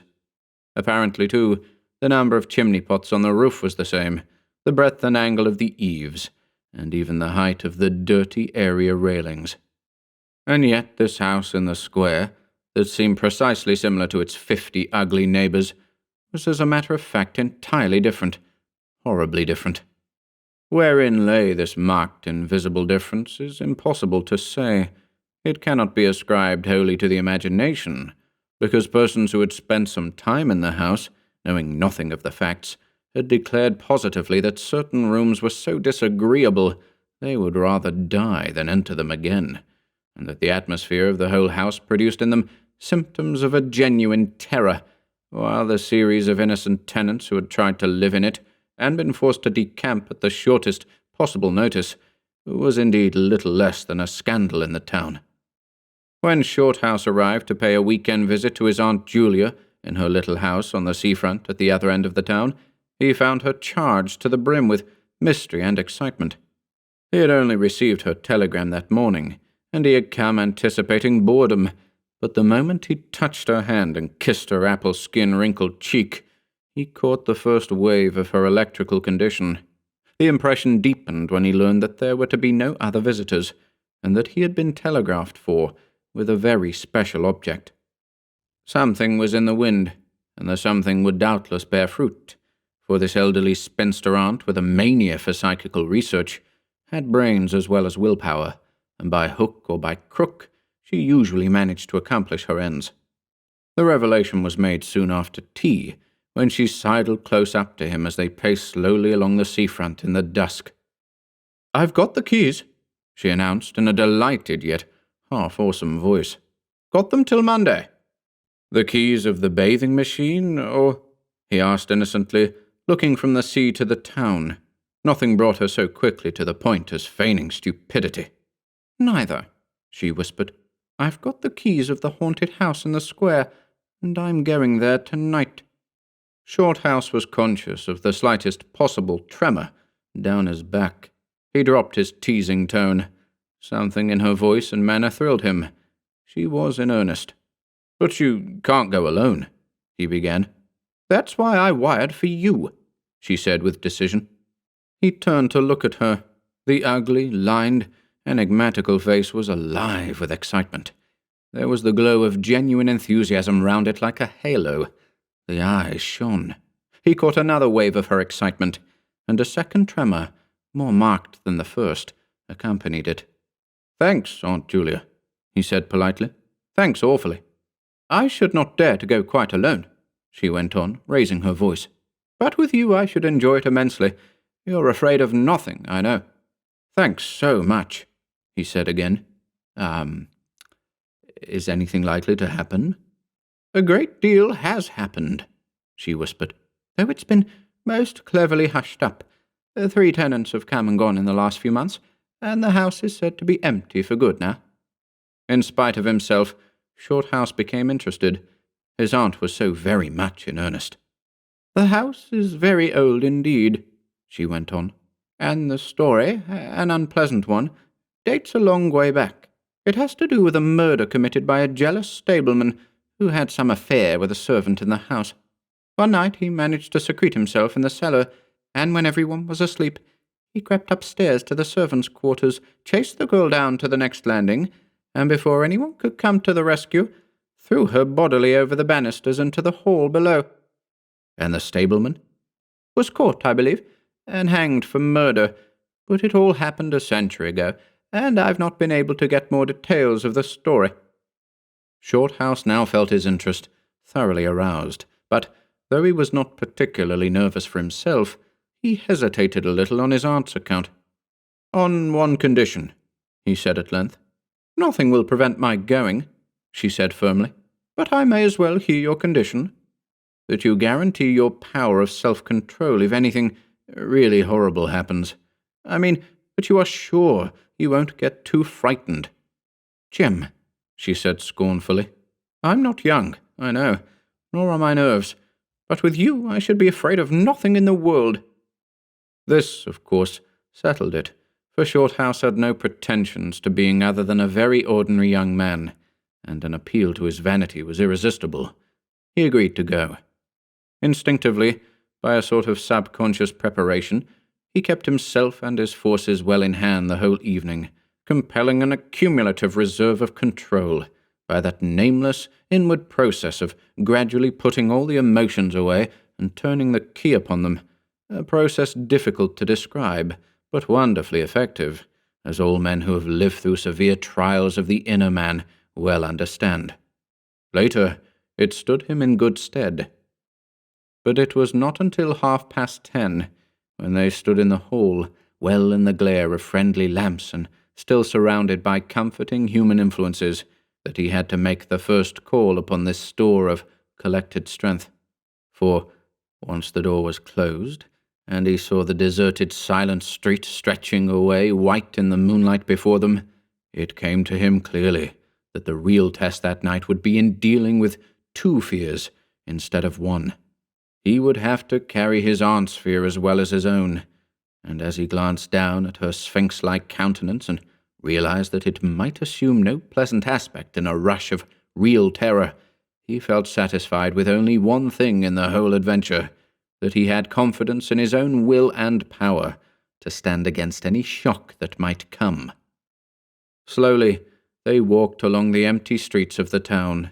A bright autumn moon silvered the roofs, casting deep shadows. There was no breath of wind, and the trees in the formal gardens by the seafront watched them silently as they passed along. To his aunt's occasional remarks, Shorthouse made no reply, realizing that she was simply surrounding herself with mental buffers, saying ordinary things to prevent herself thinking of extraordinary things. Few windows showed lights, and from scarcely a single chimney came smoke or sparks. Shorthouse had already begun to notice everything, even the smallest details. Presently, they stopped at the street corner, and looked up at the name on the side of the house, full in the moonlight, and with one accord, but without remark, turned into the square, and crossed over to the side of it that lay in shadow. "The number of the house is 13, whispered a voice at his side, and neither of them made the obvious reference, but passed across the broad sheet of moonlight and began to march up the pavement in silence. It was about halfway up the square that Shorthouse felt an arm slipped quietly but significantly into his own, and knew then that their adventure had begun in earnest, and that his companion was already yielding imperceptibly to the influences against them. She needed support. A few minutes later they stopped before a tall, narrow house that rose before them into the night, ugly in shape and painted a dingy white. Shutterless windows without blinds stared down upon them, shining here and there in the moonlight. There were weather streaks in the wall and cracks in the paint, and the balcony bulged out from the first floor a little unnaturally. But beyond this generally forlorn appearance of an unoccupied house, there was nothing at first sight to single out this particular mansion for the evil character it had most certainly acquired. Taking a look over their shoulders to make sure they had not been followed, they went boldly up the steps and stood against the huge black door that fronted them forbiddingly. But the first wave of nervousness was now upon them, and Shorthouse fumbled a long time with the key before he could fit it into the lock at all. For a moment, if truth were told, they both hoped it would not open, for they were a prey to various unpleasant emotions as they stood there on the threshold of their ghostly adventure. Shorthouse, shuffling with the key and hampered by the steady weight on his arm, certainly felt the solemnity of the moment. It was as if the whole world, for all experience seemed at that instant concentrated in his own consciousness, were listening to the grating noise of that key. A stray puff of wind wandering down the empty street woke a momentary rustling in the trees behind them, but otherwise this rattling of the key was the only sound audible, and at last it turned in the lock, and the heavy door swung open and revealed a yawning gulf of darkness beyond. With a last glance at the moonlit square, they passed quickly in, and the door slammed behind them with a roar that echoed prodigiously through empty halls and passages. But instantly, with the echoes, another sound made itself heard, and Aunt Julia leaned suddenly so heavily upon him that he had to take a step backwards to save himself from falling. A man had coughed close beside them, so close that it seemed they must have been actually by his side in the darkness. With the possibility of practical jokes in his mind, Shorthouse at once swung his heavy stick in the direction of the sound, but it met nothing more solid than air. He heard his aunt give a little gasp beside him. "There's someone here," she whispered. "I heard him." "Be quiet," he said sternly. "It was nothing but the noise of the front door." "Oh, get a light, quick," she added, as her nephew, fumbling with a box of matches, opened it upside down and let them all fall with a rattle onto the stone floor. The sound, however, was not repeated, and there was no evidence of retreating footsteps. In another minute, they had a candle burning, using an empty end of a cigar case as a holder, and when the first flare had died down, he held the impromptu lamp aloft and surveyed the scene. And it was dreary enough in all conscience, for there is nothing more desolate in all the abodes of men than an unfurnished house, dimly lit, silent and forsaken, and yet tenanted by rumour with the memories of evil and violent histories. They were standing in a wide hallway. On the left was the open door of a spacious dining room, and in front the hall ran, ever narrowing, into a long dark passage that led apparently to the top of the kitchen stairs. The broad, uncarpeted staircase rose in a sweep before them, everywhere draped in shadows, except for a single spot about halfway up where the moonlight came in through the window and fell on a bright patch on the boards.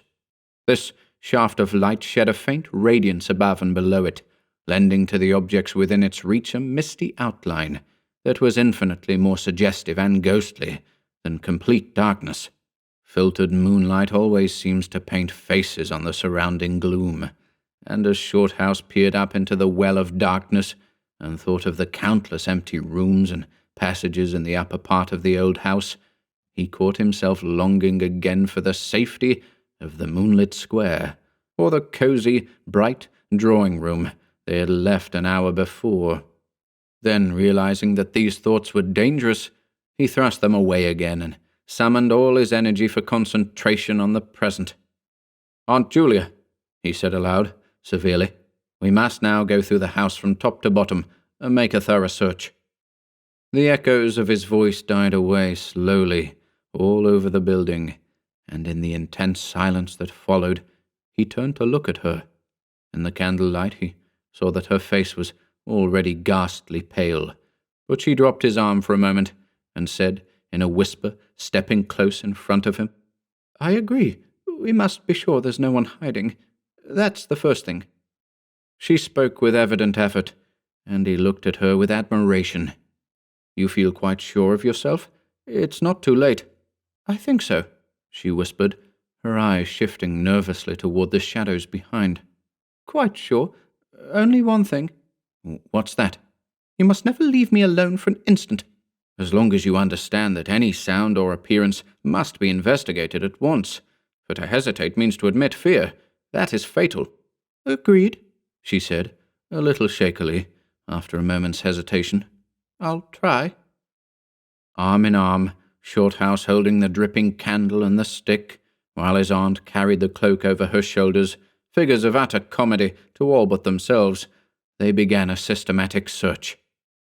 Stealthily, walking on tiptoe and shading the candle lest it should betray their presence through the shutterless windows, they went first into the big dining room. There was not a stick of furniture to be seen. Bare walls, ugly mantelpieces, and empty grates stared at them. Everything, they felt, resented their intrusion, watching them as it were, with veiled eyes. Whispers followed them. Shadows flitted noiselessly to right and left. Something seemed ever at their back, watching, waiting an opportunity to do them injury.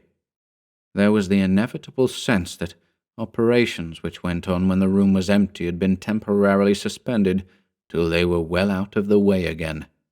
The whole dark interior of the old building seemed to become a malignant presence that rose up, warning them to desist and mind their own business. Every moment the strain on the nerves increased. Out of the gloomy dining room they passed through large folding doors into a sort of library or smoking room, wrapped equally in silence, darkness, and dust, and from this they regained the hall near the top of the back stairs. Here, a pitch-black tunnel opened before them into the lower regions, and, it must be confessed, they hesitated, but only for a minute. With the worst of the night still to come, it was essential to turn from nothing. Aunt Julia stumbled at the top step of the dark descent, ill-lit by the flickering candle, and even Shorthouse felt at least half the decision go out of his legs. "Come on," he said peremptorily, and his voice ran on and lost itself in the dark, empty spaces below. "I'm coming," she faltered, catching his arm with unnecessary violence. They went a little unsteadily down the stone steps, a cold, damp air meeting them in the face, close and malodorous. The kitchen, into which the stairs led along a narrow passage, was large, with a lofty ceiling. Several doors opened out of it, some into cupboards with empty jars still standing on the shelves, and others into horrible little ghostly back offices, each colder and less inviting than the last. Black beetles scurried over the floor, and once, when they knocked against a deal table standing in a corner, something about the size of a cat jumped down with a rush and fled, scampering across the stone floor into the darkness. Everywhere there was a sense of recent occupation, an impression of sadness and gloom. Leaving the main kitchen, they next went towards the scullery. The door was standing ajar, and as they pushed it open to its full extent, Aunt Julia uttered a piercing scream, which she instantly tried to stifle by placing her hand over her mouth. For a second, Shorthouse stood stock still, catching his breath. He felt as if his spine had suddenly become hollow, and someone had filled it with particles of ice. Facing them, directly in their way between the doorposts, stood the figure of a woman. She had dishevelled hair and wildly staring eyes, and her face was terrified and white as death. She stood there motionless for the space of a single second. Then the candle flickered, and she was gone utterly, and the door framed nothing but empty darkness. "Only the beastly jumping candlelight," he said quickly, in a voice that sounded like someone else's and was only half under control. "Come on, Aunt, there's nothing there." He dragged her forward. With a clattering of feet and a great appearance of boldness they went on, but over his body the skin moved as if crawling ants covered it, and he knew by the weight on his arm that he was supplying the force of locomotion for two. The scullery was cold, bare, and empty, more like a large prison cell than anything else. They went round it, tried the door into the yard and the windows, but found them all fastened securely. His aunt moved beside him like a person in a dream. Her eyes were tightly shut, and she seemed merely to follow the pressure of his arm. Her courage filled him with amazement. At the same time, he noticed that a certain odd change had come over her face, a change which somehow evaded his power of analysis. "There's nothing up here, Auntie," he repeated aloud quickly. "Let's go upstairs and see the rest of the house. Then we'll choose a room to wait up in." She followed him obediently, keeping close to his side, and they locked the kitchen door behind them. It was a relief to get up again. In the hall, there was more light than before, for the moon had travelled a little further down the stairs. Cautiously, they began to go up into the dark vault of the upper house, the boards creaking under their weight. On the first floor, they found the large double drawing rooms, a search of which revealed nothing. Here also was no sign of furniture or recent occupancy, nothing but dust and neglect and shadows. They opened the big folding doors between front and back drawing rooms, and then came out again to the landing and went on upstairs. They had not gone up more than a dozen steps when they both simultaneously stopped to listen, looking into each other's eyes with a new apprehension across the flickering candle flame. From the room they had left hardly 10 seconds before came the sound of doors quietly closing. It was beyond all question. They heard the booming noise that accompanies the shutting of heavy doors, followed by the sharp catching of the latch. "We must go back and see," said Shorthouse briefly, in a low tone, and turning to go downstairs again.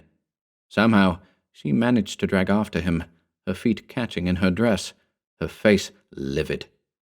When they entered the front drawing-room, it was plain that the folding doors had been closed half a minute before. Without hesitation, Shorthouse opened them. He almost expected to see someone facing him in the back room, but only darkness and cold air met him. They went through both rooms, finding nothing unusual. They tried in every way to make the doors close of themselves, but there was not wind enough even to set the candle flame flickering. The doors would not move without strong pressure. All was silent as the grave. Undeniably the rooms were utterly empty, and the house utterly still. "It's beginning," whispered a voice at his elbow which he hardly recognized as his aunt's. He nodded acquiescence, taking out his watch to note the time. It was 15 minutes before midnight. He made the entry of exactly what had occurred in his notebook, setting the candle in its case upon the floor in order to do so. It took a moment or two to balance it safely against the wall. Aunt Julia always declared that at this moment she was not actually watching him, but had turned her head towards the inner room, where she fancied she heard something moving. But, at any rate, both positively agreed that there came a sound of rushing feet, heavy and very swift, and the next instant the candle was out. But to Shorthouse himself had come more than this, and he has always thanked his fortunate stars that it came to him alone, and not to his aunt too.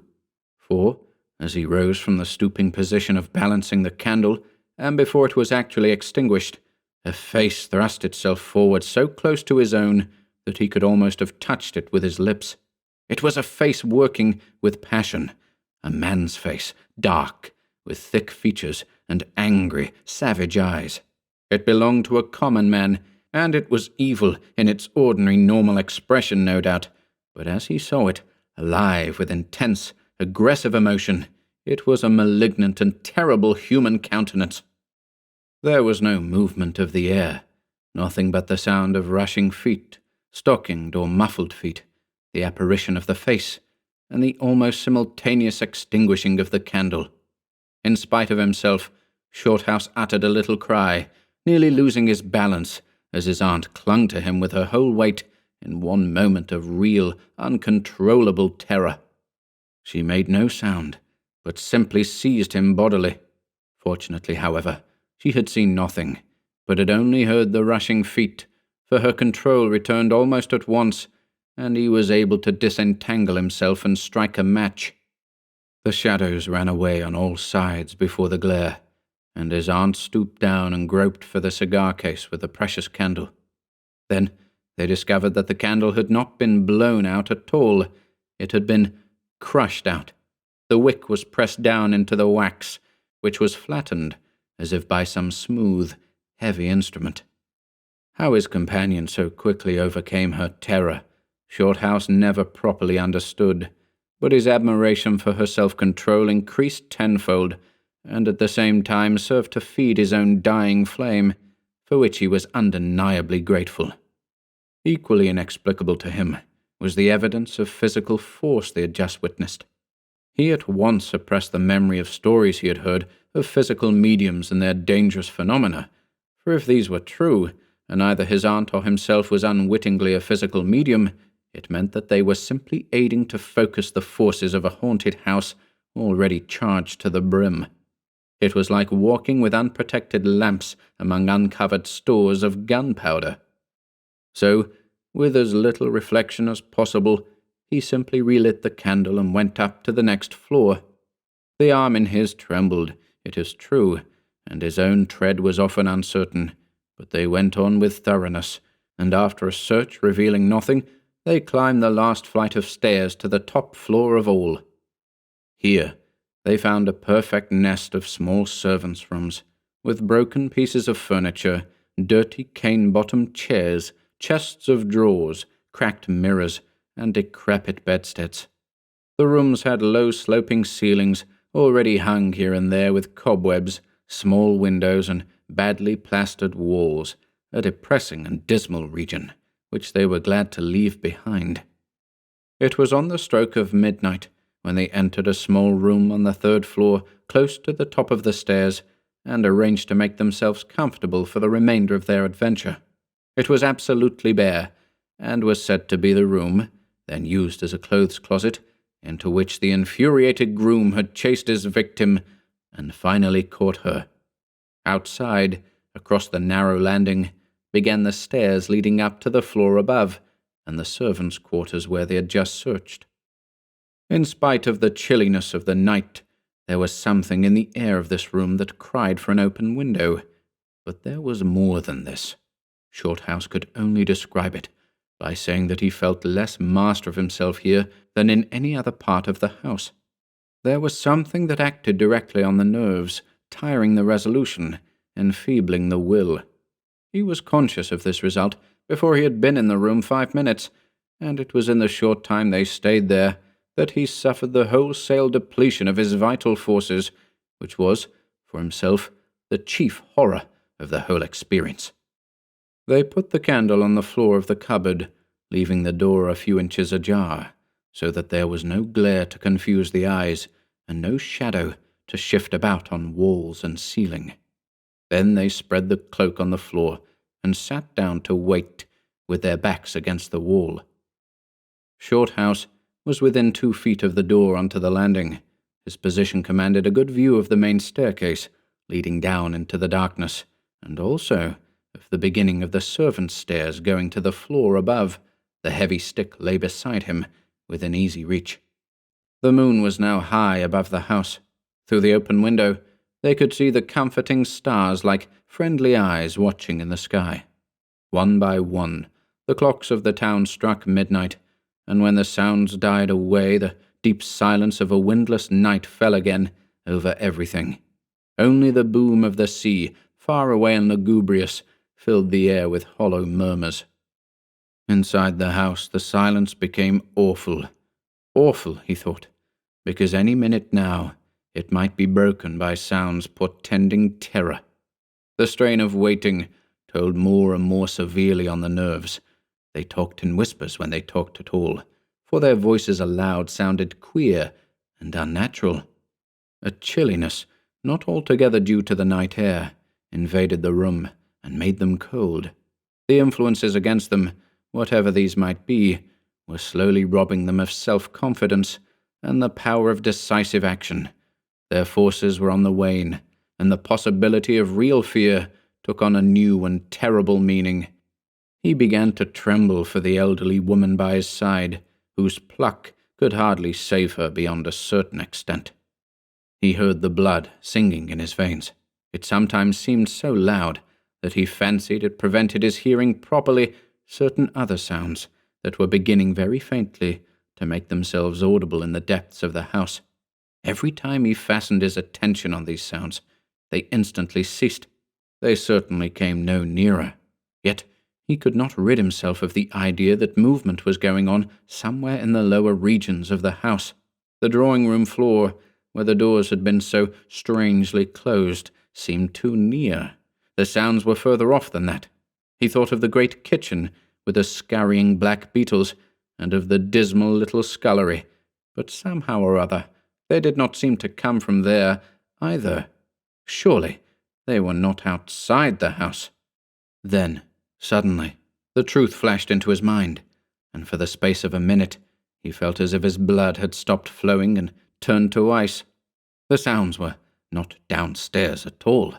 They were upstairs, somewhere among those horrid, gloomy little servants' rooms, with their bits of broken furniture, low ceilings, and cramped windows, upstairs where the victim had first been disturbed and stalked to her death. And the moment he discovered where the sounds were, he began to hear them more clearly. It was the sound of feet moving stealthily along the passage overhead, in and out among the rooms, and past the furniture. He turned quickly to steal a glance at the motionless figure seated beside him, to note whether she had shared his discovery. The faint candlelight, coming through the crack in the cupboard door, threw her strongly marked face into vivid relief against the white of the wall. But it was something else that made him catch his breath and stare again. An extraordinary something had come into her face, and seemed to spread over her features like a mask. It smoothed out the deep lines and drew the skin everywhere a little tighter, so that the wrinkles disappeared. It brought into the face, with the sole exception of the old eyes, an appearance of youth and almost of childhood. He stared in speechless amazement that was dangerously near to horror. It was his aunt's face indeed, but it was her face of 40 years ago, the vacant, innocent face of a girl. He had heard stories of that strange effect of terror which could wipe a human countenance clean of other emotions, obliterating all previous expressions, but he had never realized that it could be literally true, or could mean anything so simply horrible as what he now saw. For the dreadful signature of overmastering fear was written plainly in that utter vacancy of the girlish face beside him, and when, feeling his intense gaze, she turned to look at him, he instinctively closed his eyes tightly to shut out the sight. Yet, when he turned a minute later, his feelings well in hand, he saw to his intense relief another expression. His aunt was smiling, and though the face was deathly white, the awful veil had lifted and the normal look was returning. Anything wrong? Was all he could think of to say at the moment, and the answer was eloquent, coming from such a woman. "I feel cold and a little frightened," she whispered. He offered to close the window, but she seized hold of him and begged him not to leave her side, even for an instant. "It's upstairs, I know," she whispered, with an odd half-laugh. "But I can't possibly go up." But Shorthouse thought otherwise, knowing that in action lay their best hope of self-control. He took the brandy flask and poured out a glass of neat spirit, stiff enough to help anybody over anything. She swallowed it with a little shiver. His only idea now was to get out of the house before her collapse became inevitable, but this could not safely be done by turning tail and running from the enemy. Inaction was no longer possible. Every minute he was growing less master of himself, and desperate, aggressive measures were imperative without further delay. Moreover, the action must be taken towards the enemy, not away from it. The climax, if necessary and unavoidable, would have to be faced boldly. He could do it now, but in 10 minutes he might not have the force left to act for himself, much less for both. Upstairs, the sounds were meanwhile becoming louder and closer, accompanied by occasional creaking of the boards. Someone was moving stealthily about, stumbling now and then awkwardly against the furniture. Waiting a few moments to allow the tremendous dose of spirits to produce its effect, and knowing this would last but a short time under the circumstances, Shorthouse then quietly got on his feet, saying in a determined voice, "Now, Aunt Julia, we'll go upstairs and find out what all this noise is about. You must come too. It's what we agreed." He picked up his stick and went to the cupboard for the candle. A limp form rose shakily beside him, breathing hard, and he heard a voice say very faintly something about being ready to come. The woman's courage amazed him. It was so much greater than his own, and, as they advanced, holding aloft the dripping candle, some subtle force exhaled from this trembling, white-faced old woman at his side that was the true source of his inspiration. It held something really great that shamed him and gave him the support without which he would have proved far less equal to the occasion. They crossed the dark landing, avoiding with their eyes the deep black space over the banisters. Then they began to mount the narrow staircase to meet the sounds which, minute by minute, grew louder and nearer. About halfway up the stairs, Aunt Julia stumbled, and Shorthouse turned to catch her by the arm, and just at that moment there came a terrific crash in the servants' corridor overhead. It was instantly followed by a shrill, agonized scream that was a cry of terror and a cry for help melted into one. Before they could move aside or go down a single step, someone came rushing along the passage overhead, blundering horribly, racing madly, at full speed, 3 steps at a time, down the very staircase where they stood. The steps were light and uncertain, but close behind them sounded the heavier tread of another person, and the staircase seemed to shake. Shorthouse and his companion just had time to flatten themselves against the wall when the jumble of flying steps was upon them, and 2 persons, with the slightest possible interval between them, dashed past at full speed. It was a perfect whirlwind of sound breaking in upon the midnight silence of the empty building.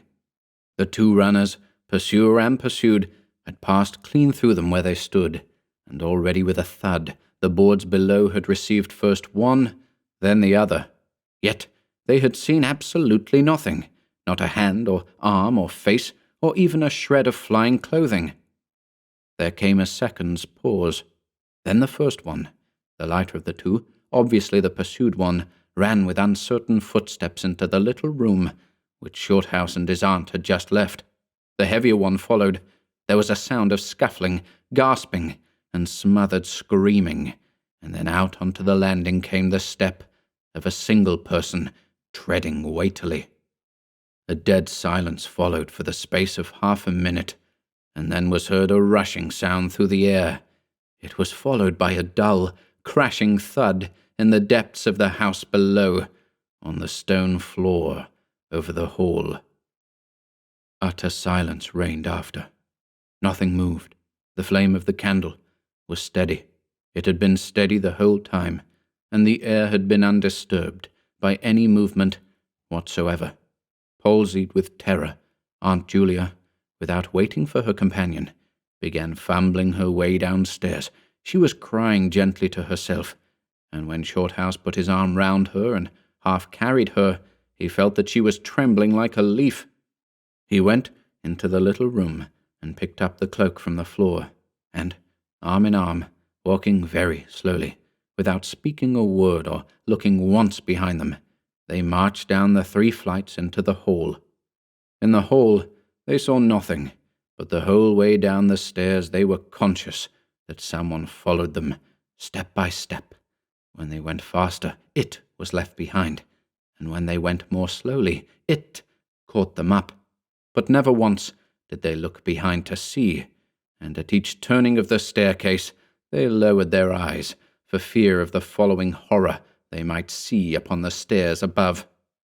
With trembling hands, Shorthouse opened the front door, and they walked out into the moonlight and drew a deep breath of the cool night air blowing in from the sea.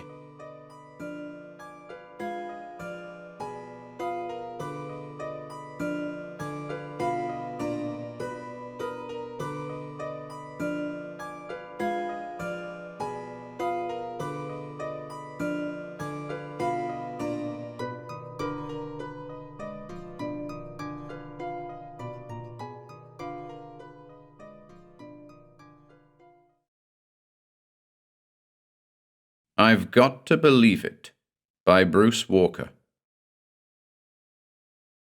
Even when I was a kid in Emerson Junior High, Mrs. Trudell was Westport's greatest mystery.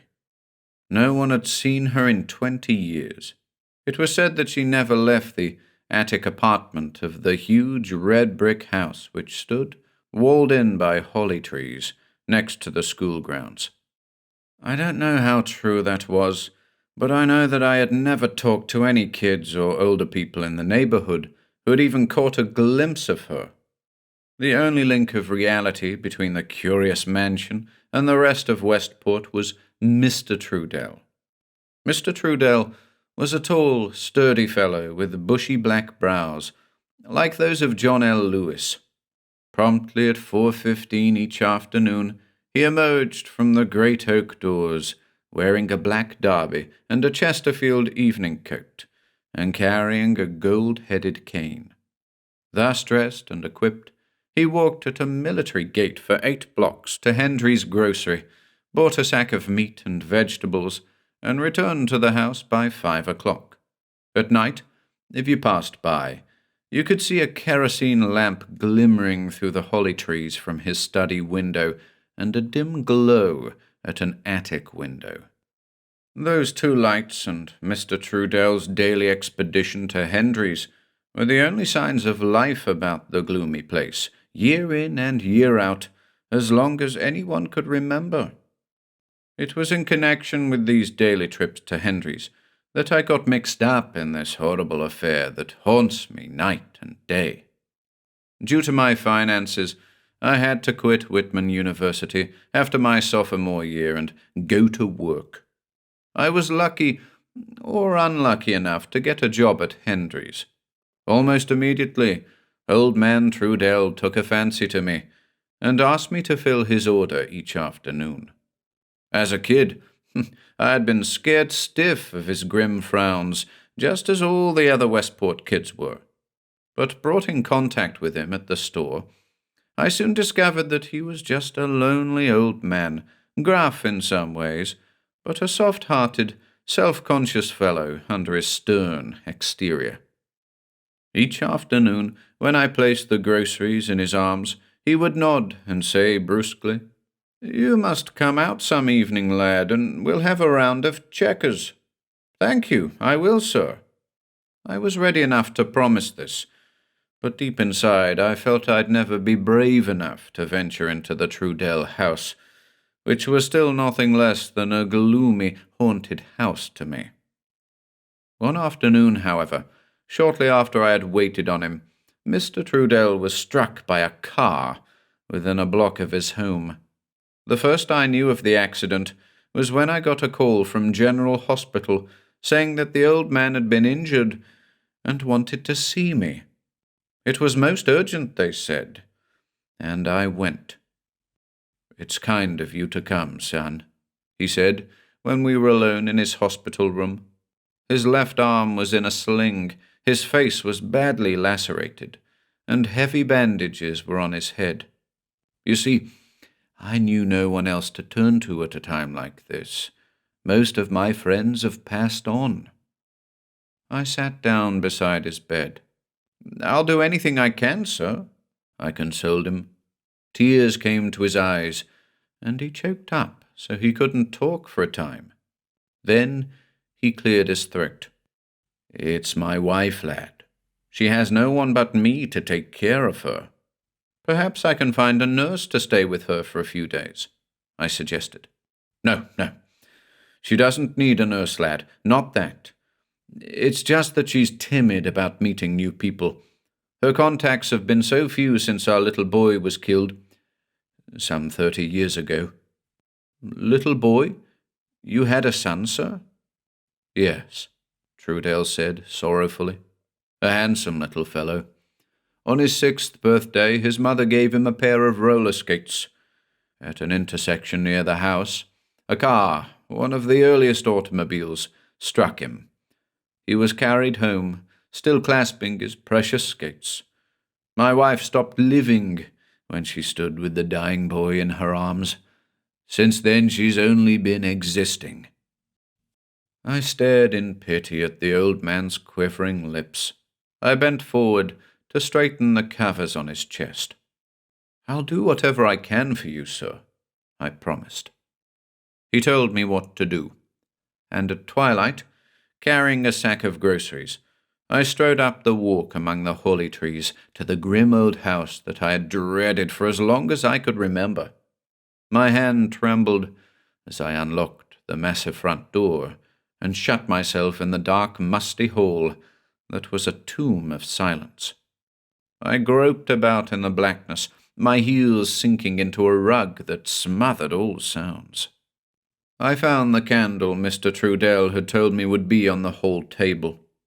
I lighted the candle and held it aloft, gazing curiously about at the huge, high-ceilinged rooms, elegantly furnished with bric-a-brac and old-fashioned furniture.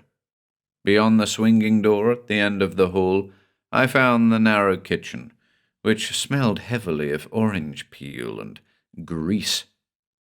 Following Mr. Trudell's directions, I prepared a simple tray with 2 pork chops, toast, orange juice, butter, jelly. I stuck the candle on a saucer and started the ascent up 2 flights of richly carpeted stairs to the attic. My hands trembled so that I joggled the dishes about and spilled hot tallow on my wrist. In a moment, I would be face to face with the woman no one else in Westport, except Mr. Trudell, had seen in 30 years. I found the attic doorway blocked by a closed door. I set the tray on the top step and knocked timidly. An eerie, stealthy silence followed.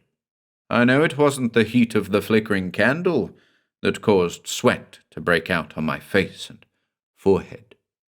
However, there was no response to my knock. I tried a second time, fighting an impulse to turn and flee down the stairway. "Mrs. Trudell! Mrs. Trudell!" I called out, but realized I was only whispering the words. I tried the knob. It turned easily, and the door swung inward, as though inviting me into the shadowy darkness beyond. I picked up the tray with such unsteady hands that I upset the orange juice. I stepped into the room, looking about fearfully in the guttering candlelight. Except for a huge flat-top desk and a chair in the center of a dark rug, the room was unfurnished. On the desk, a great yellow scrapbook lay open, and beside this ponderous collection of newspaper clippings stood a white paste pot and a kerosene lamp with a white, hand-painted chimney. Directly in front of the scrapbook stood a large picture of a little boy. I went up closer to the desk, holding the candle near the picture. He was the most handsome youngster I had ever seen. He was smiling up at me with large, friendly eyes, prideful of his dapper new brown suit. On the lower left-hand corner of the picture was the single word, Jackie. Waves of silence washed against my ears, pressing at my eardrums. "Mrs. Trudell," I cried out, "don't be afraid. I'm just a friend your husband sent. I have your supper here." I heard no answering movement in that room or from the bedroom beyond an open door to the right. She's afraid, I thought. As afraid as I am, and she won't come out until I've gone. I set the tray on the writing desk and examined the scrapbook more closely. Every newspaper clipping told of accidents to children caused by motor cars. The clippings were from many different papers, ranging from the Westport Morning Star to the Baltimore Sun and the San Francisco Herald-Examiner. The name of each paper and the date was noted, carefully printed in ink beside each clipping. In that moment of revelation, my heart went out to the poor, lonely, heartbroken mother. So this was how she had spent many hours of the long years of seclusion, keeping a record of the daily toll of accidents which grieved mothers throughout America. This was dipping into a privacy too intimate for such as a casual acquaintance as I. I took the candle and hurried down the stairs and out of the house. But I knew no peace on my walk homeward, disturbed about the strange old lady I had been unable to find. What would she think when Mr. Trudell did not return all night? To whom could she turn in her worry? Where had she hidden while I was in the attic apartment? I took a taxi to the hospital instead of going directly home, because I wanted to report to Mr. Trudell and ask what I should do. But he had become unconscious, and remained so up until the time I felt that I had to go home to get some sleep. But I couldn't sleep a wink, and went to work the next morning so weary I could scarcely do my routine duties at the store. I called the hospital frequently during the day, checking on the old man's condition. I became more and more alarmed as he remained in a coma. After the store closed that afternoon, I wandered about the streets, trying to figure out what to do. Someone had to look after Mrs. Trudell. As I had promised the old man I would permit no one else to enter the house until he returned, I had no choice except to go back to the eerie house among the mysterious holly trees. I stopped at my house to get some food from our own icebox, and then sneaked it out while Mom was talking to visitors in the living room. Again, I found the Trudell house pitch dark and quiet from top to bottom. By candlelight, I prepared another tray in the kitchen, and then forced myself up the 2 long flights of stairs to the attic door. The panic which I had known the night before returned, but I set the tray down and knocked and waited, chilled to the marrow of my innermost bones. Again, silence answered my knock. Too frightened to knock again, I pushed into the room, carrying the tray and candle, expecting to find I don't know what. The tray I had brought up the previous night lay there, untouched. Grease had formed on the pork chops, the butter had melted, and the toast had dried out. I set the second tray beside the first, and then lighted the lamp, determined to find Mrs. Trudell and stem the curiosity that was driving me mad. In the bedroom, everything was in order. It was a neat, clean room with a pink spread on the bed, white curtains at the attic windows. But the silence of the place haunted me, and I turned back to the writing room and stopped, stock still, the lamp poised in my hands. Just inside the door from the stairway stood a tall, stately woman with dark hair. She wore a high-necked white dress that touched the floor. In her arms she carried a child, a little boy clasping a pair of skates and moaning with pain. His left leg hung limp, covered with blood, and a crimson streak was spreading across his forehead. His great dark eyes, bleak with pain, stared at me, and for a moment he ceased moaning. I felt so weak I nearly dropped the lamp, but the woman came slowly toward me as I stared back at her and the boy. "Please," she said in the softest voice I ever heard. "Jackie's been hurt by a car. We need a doctor quickly. Won't you call one?" "Yes," I cried hoarsely. "Of course.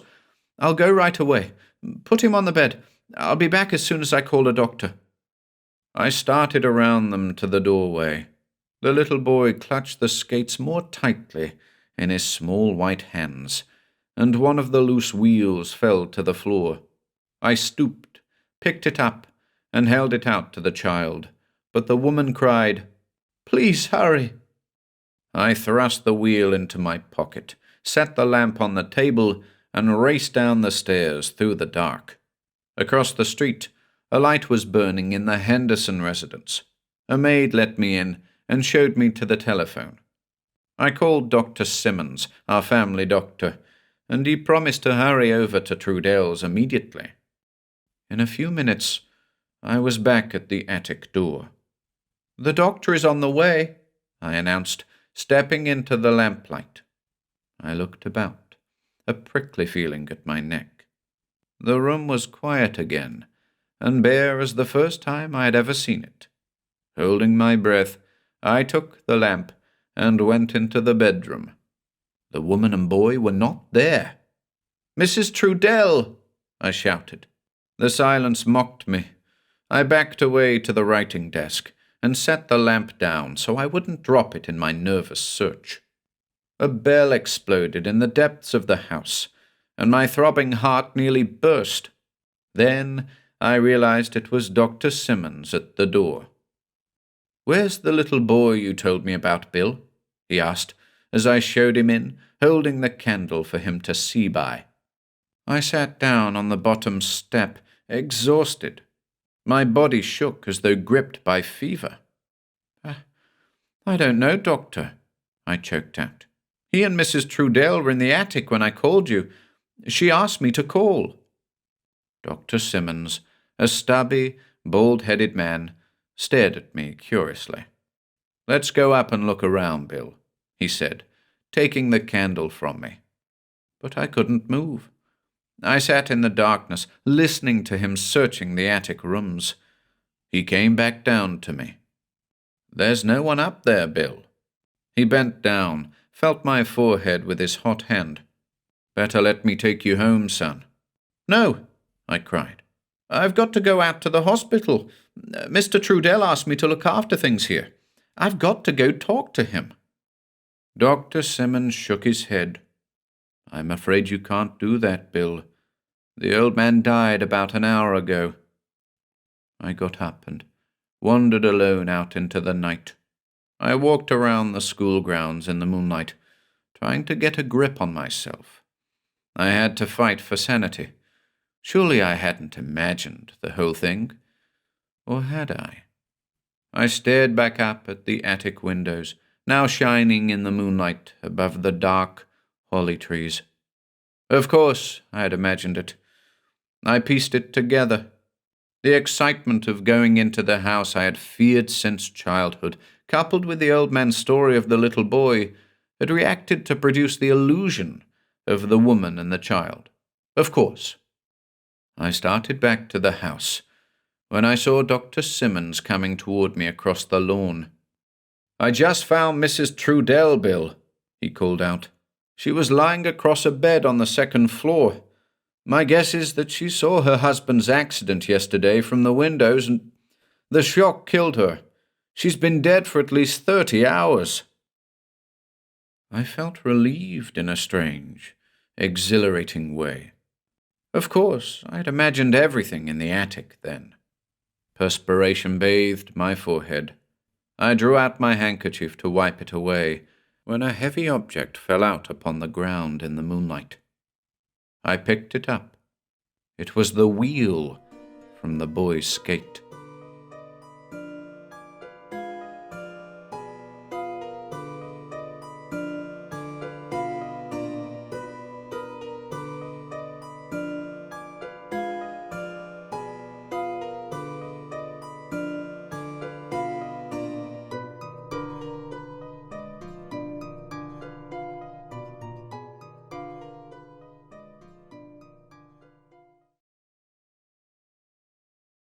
The White Villa by Ralph Adams Cram.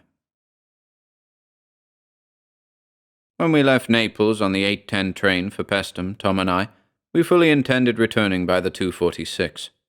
Not because 2 hours' time seemed enough wherein to exhaust the interests of those deathless ruins of a dead civilization, but simply for the reason that, as our indicatory informed us, there was but one other train, and that at 6:11, which would land us in Naples too late for the dinner at the Turners and the San Carlo afterwards. Not that I cared in the least for the dinner or the theatre, but then I was not so obviously in Miss Turner's good graces as Tom Rendell was, which made a difference. However, we had promised, so that was an end of it. This was in the spring of '88, and at that time the railroad, which was being pushed onward to Reggio, whereby travellers to Sicily might be spared the agonies of a night on the fickle Mediterranean, reached no farther than Agropoli, some 20 miles beyond Pestum. But although the trains were as yet few and slow, we accepted the half-finished road with gratitude, for it penetrated the very centre of Campanian brigandage, and made it possible for us to see the matchless temples in safety, while a few years before it was necessary for intending visitors to obtain a military escort from the government, and military escorts are not for young architects. So we set off contentedly that white May morning, determined to make the best of our few hours, little thinking that before we saw Naples again we were to witness things that perhaps no American had ever seen before. For a moment, when we left the train at Pesto and started to walk up the flowery lane leading to the temples, we were almost inclined to curse this same railroad. We had thought, in our innocence, that we should be alone, that no one else would think of enduring the long 4 hours' ride from Naples just to spend 2 hours in the ruins of these temples, but the event proved our unwisdom. We were not alone.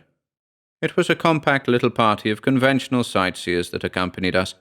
The inevitable English family with the 3 daughters, prominent of teeth, flowing of hair, aggressive of scarlet Murrays and Baedekers, the 2 blonde and untidy Germans, the French couple from the pages of La Vie Parisienne, and our old man of the sea, the white-bearded Presbyterian minister from Pennsylvania, who had made our life miserable in Rome at the time of the Pope's Jubilee. Fortunately for us, this terrible old man had fastened himself upon a party of American schoolteachers travelling on Cook, and for the time we were safe, but our vision of 2 hours of dreamy solitude faded lamentably away. Yet how beautiful it was, this golden meadow walled with far violet mountains, breathless under a May sun, and in the midst, rising from tangles of asphodel and acanthus, vast in the vacant plain, 3 temples, one silver grey, one golden grey, and one flushed with intangible rose. And all around nothing but velvet meadows stretching from the dim mountains behind, away to the sea, that showed only as a thin line of silver just over the edge of the still grass. The tide of tourists swept noisily through the Basilica and the Temple of Poseidon, across the meadow to the distant Temple of Ceres, and Tom and I were left alone to drink in all the fine wine of dreams that was possible in the time left us. We gave but little space to examining the temples the tourists had left, but in a few moments found ourselves lying in the grass to the east of Poseidon, looking dimly out towards the sea, heard now but not seen, a vague and pulsating murmur that blended with the humming of bees all about us. A small shepherd boy with a woolly dog made shy advances of friendship, and in a little time we had set him to gathering flowers for us, asphodels and bee orchids, anemones, and the little thin green iris so fairy-like and frail. The murmur of the tourist crowd had merged itself in the moan of the sea, and it was very still. Suddenly, I heard the words I had been waiting for, the suggestion I had refrained from making myself, for I knew Thomas. "I say, old man, shall we let the 246 go to thunder?" I chuckled to myself. "But the Turners? They be blowed. We can tell them we missed the train." "That is just exactly what we shall do," I said, pulling out my watch, "unless we start for the station right now." But Tom drew an acanthus leaf across his face and showed no signs of moving, so I filled my pipe again, and we missed the train. As the sun dropped lower towards the sea, changing its silver line to gold, we pulled ourselves together, and for an hour or more sketched vigorously, but the mood was not on us. It was too jolly fine to waste time working, as Tom said, so we started off to explore the single street of the squalid town of Pesto that was lost within the walls of dead Posidonia. It was not a pretty village, if you can call a rut-riven lane and a dozen houses a village, nor were the inhabitants thereof reassuring in appearance. There was no sign of a church, nothing but dirty huts, and in the midst, one of 2 stories, rejoicing in the name of Albergo de Sol, the first story of which was a black and cavernous smithy, where certain swarthy knaves, looking like banditti out of a job, sat smoking sulkily. "We might stay here all night," said Tom, grinning askance at this choice company, but his suggestion was not received with enthusiasm. Down where the lane from the station joined the main road stood the only sign of modern civilization, A great square structure, half villa, half fortress, with round turrets on its four corners and a 10-foot wall surrounding it. There were no windows in its first story, so far as we could see, and it had evidently been at one time the fortified villa of some Campanian noble. Now, however, whether because brigandage had been stamped out, or because the villa was empty and deserted, it was no longer formidable. The gates of the great wall hung sagging on their hinges, brambles growing all over them, and many of the windows in the upper story were broken and black. It was a strange place, weird and mysterious, and we looked at it curiously. "There is a story about that place," said Tom with conviction. It was growing late. The sun was near the edge of the sea as we walked down the ivy-grown walls of the vanished city for the last time, and as we turned back, a red flush poured from the west and painted the Doric temples in pallid rose against the evanescent purple of the Apennines. Already a thin mist was rising from the meadows, and the temples hung pink in the misty greyness. It was a sorrow to leave the beautiful things, but we could run no risk of missing this last train, so we walked slowly back towards the temples. "What is that Johnny waving his arm at us for?" asked Tom suddenly. "How should I know? We are not on his land, and the walls don't matter." We pulled out our watches simultaneously. "What time are you?" I said. 6 minutes before 6. And I am 7 minutes. It can't take us all that time to walk to the station. Are you sure the train goes at 6:11? "Dead sure," I answered, and showed him the indicatory. By this time a woman and 2 children were shrieking at us hysterically, but what they said I had no idea, their Italian being of a strange and awful nature. "Look here," I said. "Let's run. Perhaps our watches are both slow. Or perhaps the timetable has changed." Then we ran, and the populace cheered and shouted with enthusiasm. Our dignified run became a panic-stricken rout, for as we turned into the lane, smoke was rising from beyond the bank that hid the railroad. A bell rang. We were so near that we could hear the interrogative pronti, the impatient partenza, and the definitive andiamo. But the train was 500 yards away, steaming towards Naples, when we plunged into the station as the clock struck 6 and yelled for the station master. He came, and we indulged in crimination and recrimination. When we could regard the situation calmly, it became apparent that the timetable had been changed 2 days before, the 6:11 now leaving at 5:58. A facchino came in, and we 4 sat down and regarded the situation judicially. Was there no other train? No. Could we stay at the Albergo del Sol? A forefinger drawn across the throat by the capostazione with a significant cluck closed that question. "Then we must stay with you here at the station." "But, signore, I am not married. I live here only with the facchini. I have only 1 room to sleep in. It is impossible." "But we must sleep somewhere, likewise eat. What can we do?" And we shifted the responsibility deftly on the shoulders of the poor old man, who was growing excited again. He trotted nervously up and down the station for a minute, then he called the facchino. "Giuseppe, go up to the villa and ask if 2 forestieri who have missed the last train can stay there all night." Protests were useless. The facchino was gone, and we waited anxiously for his return. It seemed as though he would never come. Darkness had fallen, and the moon was rising over the mountains. At last, he appeared.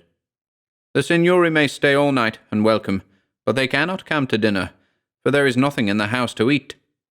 This was not reassuring, and again the old station-master lost himself in meditation. The results were admirable, for in a little time the table in the waiting-room had been transformed into a dining table, and Tom and I were ravenously devouring a big omelette, and bread and cheese, and drinking a most shocking sour wine, as though it were Chateau Yquem. The facchino served us with clumsy goodwill, and when we had induced our nervous old host to sit down with us and partake of his own hospitality, we succeeded in forming a passably jolly dinner party, forgetting over our sour wine and cigarettes the coming hours from 10 until sunrise, which lay before us in a dubious mist. It was with crowding apprehensions, which we strove in vain to joke away, that we set out at last to retrace our steps to the mysterious villa the facchino Giuseppe leading the way. By this time the moon was well overhead and just behind us, as we tramped up the dewy lane, white in the moonlight, between the ink-black hedgerows on either side. How still it was! Not a breath of air, not a sound of life, only the awful silence that had lain almost unbroken for 2,000 years over this vast graveyard of a dead world. As we passed between the shattered gates and wound our way in the moonlight through the maze of gnarled fruit trees, decaying farm implements, and piles of lumber, towards the small door that formed the only opening in the first story of this deserted fortress, the cold silence was shattered by the harsh baying of dogs somewhere in the distance to the right, beyond the barns that formed one side of the court. From the villa came neither light nor sound. Giuseppe knocked at the weather-worn door, and the sound echoed cavernously within, but there was no other reply. He knocked again and again, and at length we heard the rasping jar of sliding bolts, and the door opened a little, showing an old man, bent with age and gaunt with malaria. Over his head he held a big Roman lamp with 3 wicks that cast strange shadows on his face, a face that was harmless in its senility, but intolerably sad. He made no reply to our timid salutations, but motioned tremblingly to us to enter, and with a last good night to Giuseppe we obeyed, and stood halfway up the stone stairs that led directly from the door, while the old man tediously shot every bolt and adjusted the heavy bar. Then we followed him in the semi-darkness up the steps, into what had been the great hall of the villa. A fire was burning in a great fireplace so beautiful in design that Tom and I looked at each other with interest. By its fitful light we could see that we were in a huge circular room covered by a flat, saucer-shaped dome, a room that must once have been superb and splendid, but that now was a lamentable wreck.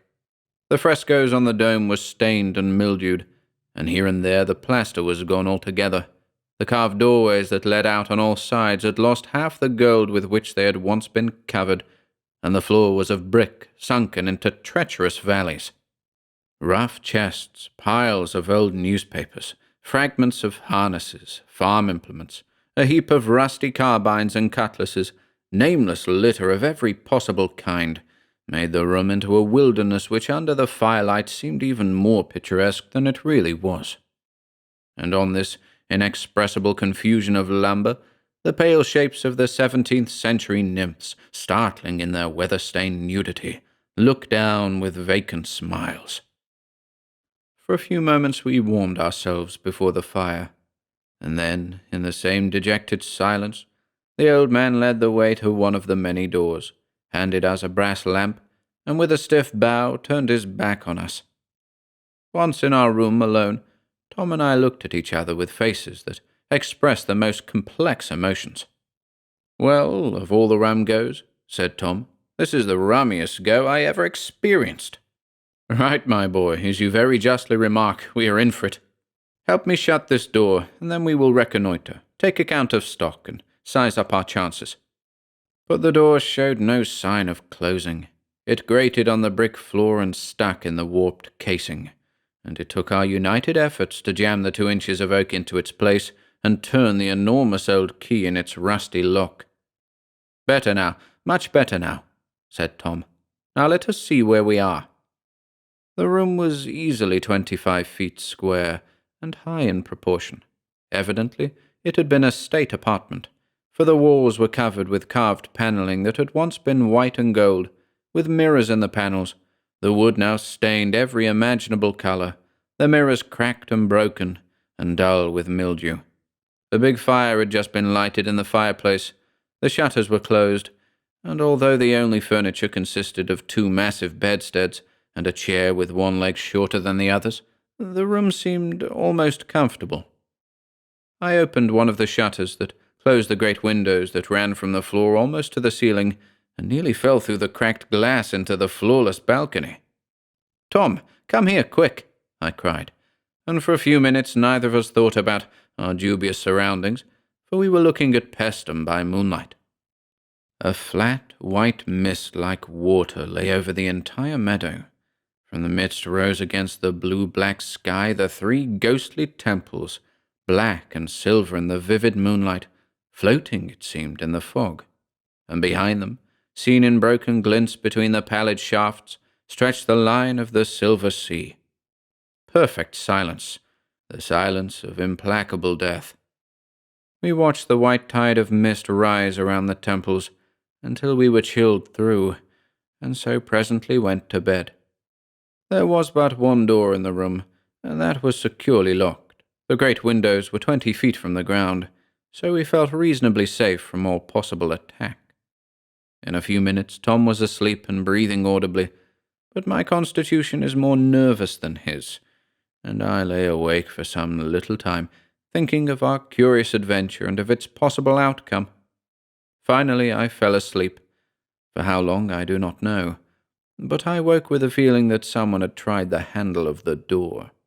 The fire had fallen into a heap of coals, which cast a red glow in the room, whereby I could see dimly the outline of Tom's bed, the broken-legged chair in front of the fireplace, and the door in its deep casing by the chimney, directly in front of my bed.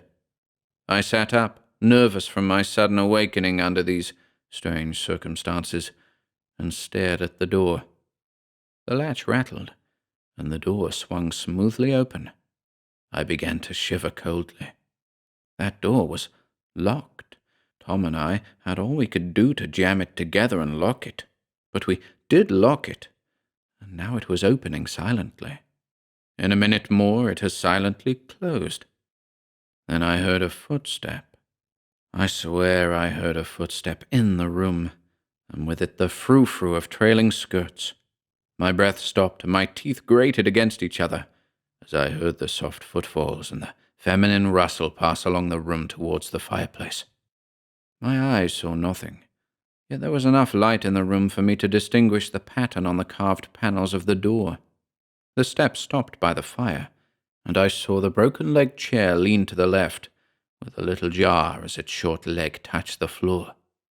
I sat still, frozen, motionless, staring at the vacancy that was filled with such terror for me, and as I looked, the seat of the chair creaked, and it came back to its upright position again. And then the footsteps came down the room lightly, towards the window. There was a pause, and then the great shutter swung back, and the white moonlight poured in. Its brilliancy was unbroken by any shadow, by any sign of material substance. I tried to cry out, to make some sound, to awaken Tom. This sense of utter loneliness in the presence of the inexplicable was maddening. I don't know whether my lips obeyed my will or no. At all events, Tom lay motionless, with his deaf ear up, and gave no sign. The shutters closed as silently as they had opened. The moonlight was gone, the firelight also, and in utter darkness I waited. If only I could see. If something were visible, I should not mind it so much. But this ghastly hearing of every little sound, every rustle of a gown, every breath, yet seeing nothing, was soul-destroying. I think in my abject terror I prayed that I might see, only see, but the darkness was unbroken. Then the footsteps began to waver fitfully, and I heard the rustle of garments sliding to the floor, the clatter of little shoes flung down, the rattle of buttons, and of metal against wood. Rigour shot over me, and my whole body shivered with collapse as I sank back on the pillow, waiting with every nerve tense, listening with all my life. The coverlid was turned back beside me, and in another moment the great bed sank a little as something slipped between the sheets with an audible sigh. I called to my aid every atom of remaining strength, and with a cry that shivered between my clattering teeth, I hurled myself headlong from the bed onto the floor. I must have lain for some time stunned and unconscious, for when I finally came to myself it was cold in the room. There was no last glow of lingering coals in the fireplace, and I was stiff with chill. It all flashed over me like the haunting of a heavy dream. I laughed a little at the dim memory, with the thought, I must try to recollect all the details. They will do to tell Tom, and rose stiffly to return to bed, when there it was again, and my heart stopped. The hand on the door. I paused and listened. The door opened with a muffled creak, closed again, and I heard the lock turn rustily.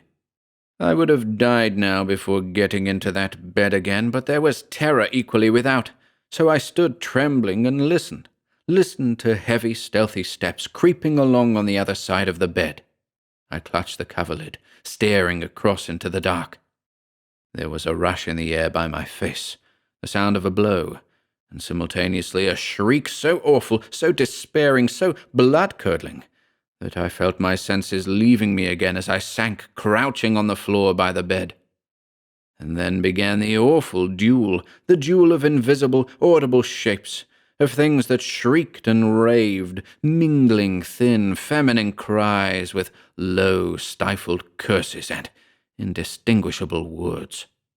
Round and round the room, footsteps chasing footsteps in the ghastly night, now away by Tom's bed, now rushing swiftly down the great room, until I felt the flash of swirling drapery on my hard lips.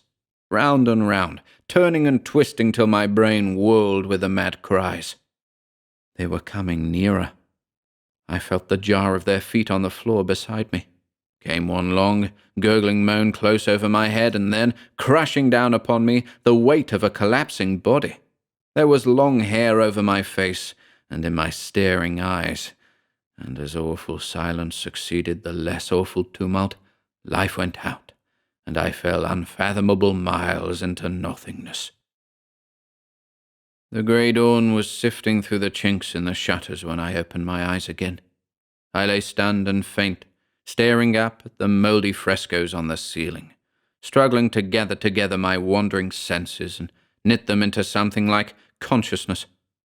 But now, as I pulled myself little by little together, there was no thought of dreams before me. One after another, the awful incidents of that unspeakable night came back, and I lay incapable of movement, of action, trying to piece together the whirling fragments of memory that circled dizzily around me. Little by little, it grew lighter in the room. I could see the pallid line struggling through the shutters behind me, grow stronger along the broken and dusty floor. The tarnished mirrors reflected dirtily the growing daylight. A door closed far away, and I heard the crowing of a cock. Then, by and by, the whistling of a passing train. Years seemed to have passed since I first came into this terrible room. I had lost the use of my tongue. My voice refused to obey my panic-stricken desire to cry out. Once or twice I tried in vain to force an articulate sound through my rigid lips, and when at last a broken whisper rewarded my feverish struggles, I felt a strange sense of great victory. How soundly he slept! Ordinarily, rousing him was no easy task, and now he revolted steadily against being awakened at this untimely hour. It seemed to me that I had called him for ages almost, before I heard him grunt sleepily and turn in bed. "Tom," I cried weakly. "Tom, come and help me." "What do you want? What is the matter with you?" "Don't ask. Come and help me." "Fallen out of bed, I guess." And he laughed drowsily. My abject terror lest he should go to sleep again gave me new strength. Was it the actual physical paralysis born of killing fear that held me down? I could not have raised my head from the floor on my life.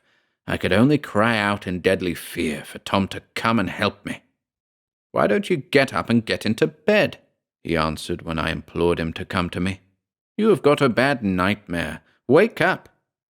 But something in my voice roused him at last, and he came chuckling across the room, stopping to throw open two of the great shutters and let a burst of white light into the room.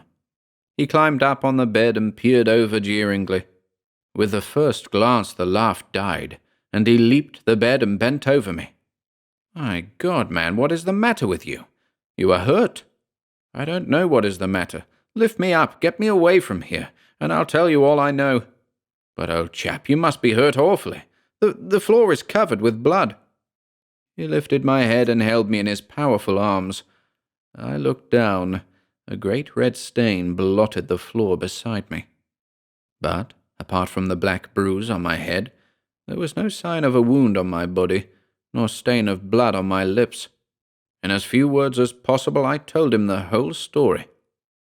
"Let's get out of this," he said when I had finished. "This is no place for us. Brigands I can stand, but—" He helped me to dress, and as soon as possible we forced open the heavy door, the door I had seen turn so softly on its hinges only a few hours before, and came out into the great circular hall, no less strange and mysterious now in the half-light of dawn than it had been by firelight. The room was empty, for it must have been very early, although a fire already blazed in the fireplace. We sat by the fire some time, seeing no one. Presently, slow footsteps sounded in the stairway, and the old man entered, silent as the night before, nodding to us civilly, but showing by no sign any surprise which he may have felt at our early rising. In absolute silence he moved around, preparing coffee for us, and when at last the frugal breakfast was ready, and we sat around the rough table munching coarse bread and sipping the black coffee, he would reply to our overtures only by monosyllables. Any attempt at drawing from him some facts as to the history of the villa was received with a grave and frigid repellence that baffled us, and we were forced to say addio with our hunger for some explanation of the events of the night, still unsatisfied. But we saw the temples by sunrise, when the mist-like lambent opals bathed the bases of the tall columns salmon in the morning light. It was a rhapsody in the pale and unearthly colours of Pieve de Chavon, vitalized and made glorious with splendid sunlight, the apotheosis of mist, a vision never before seen, never to be forgotten. It was so beautiful that the memory of my ghastly night paled and faded, and it was Tom who assailed the station-master with questions, while we waited for the train from Agropoli. Luckily he was more than loquacious. He was voluble under the ameliorating influence of the money we forced upon him, and this, in few words, was the story he told us while we sat on the platform smoking, marvelling at the mist that rose to the east, now veiling, now revealing, the lavender Apennines. Is there a story of La Villa Bianca? Ah, signore, certainly, and a story very strange and very terrible. It was much time ago, 100, 200 years, I do not know. Well, the Duca di San Damiano married a lady so fair, so most beautiful, that she was called La Luna di Pesto, but she was of the people. More, she was of the banditti. Her father was of Calabria, and a terror of the Campagna. But the Duke was young, and he married her, and for her built the White Villa, and it was a wonder throughout Campania. You have seen? It is splendid now, even if a ruin. Well, it was less than a year after they came to the villa before the Duke grew jealous of the new captain of the banditti who took the place of the father of La Luna, himself killed in a great battle up there in the mountains. Was there cause? Who shall know? But there were stories among the people of terrible things in the villa, and how La Luna was seen almost never outside the walls.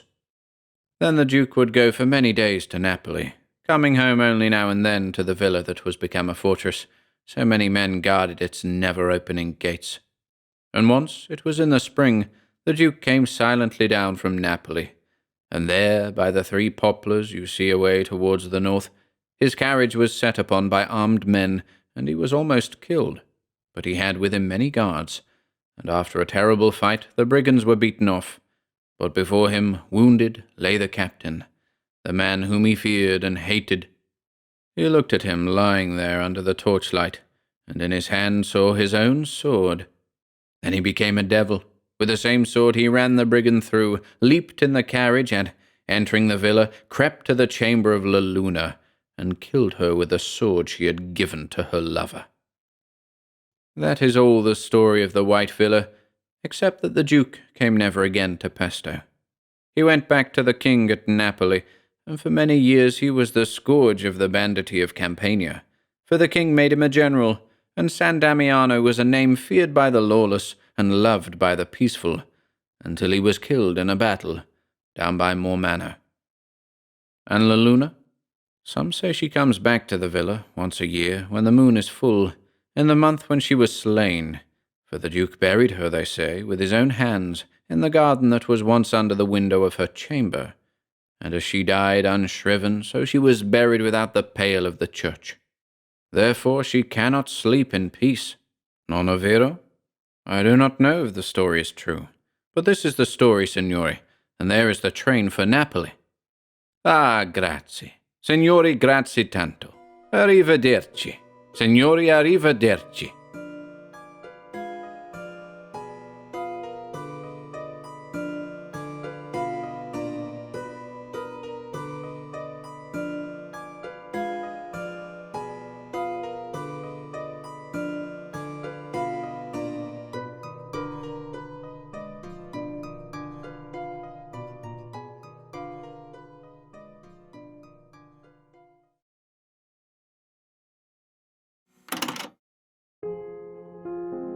If you enjoyed listening today, be sure to subscribe to the channel by hitting the red subscribe button below.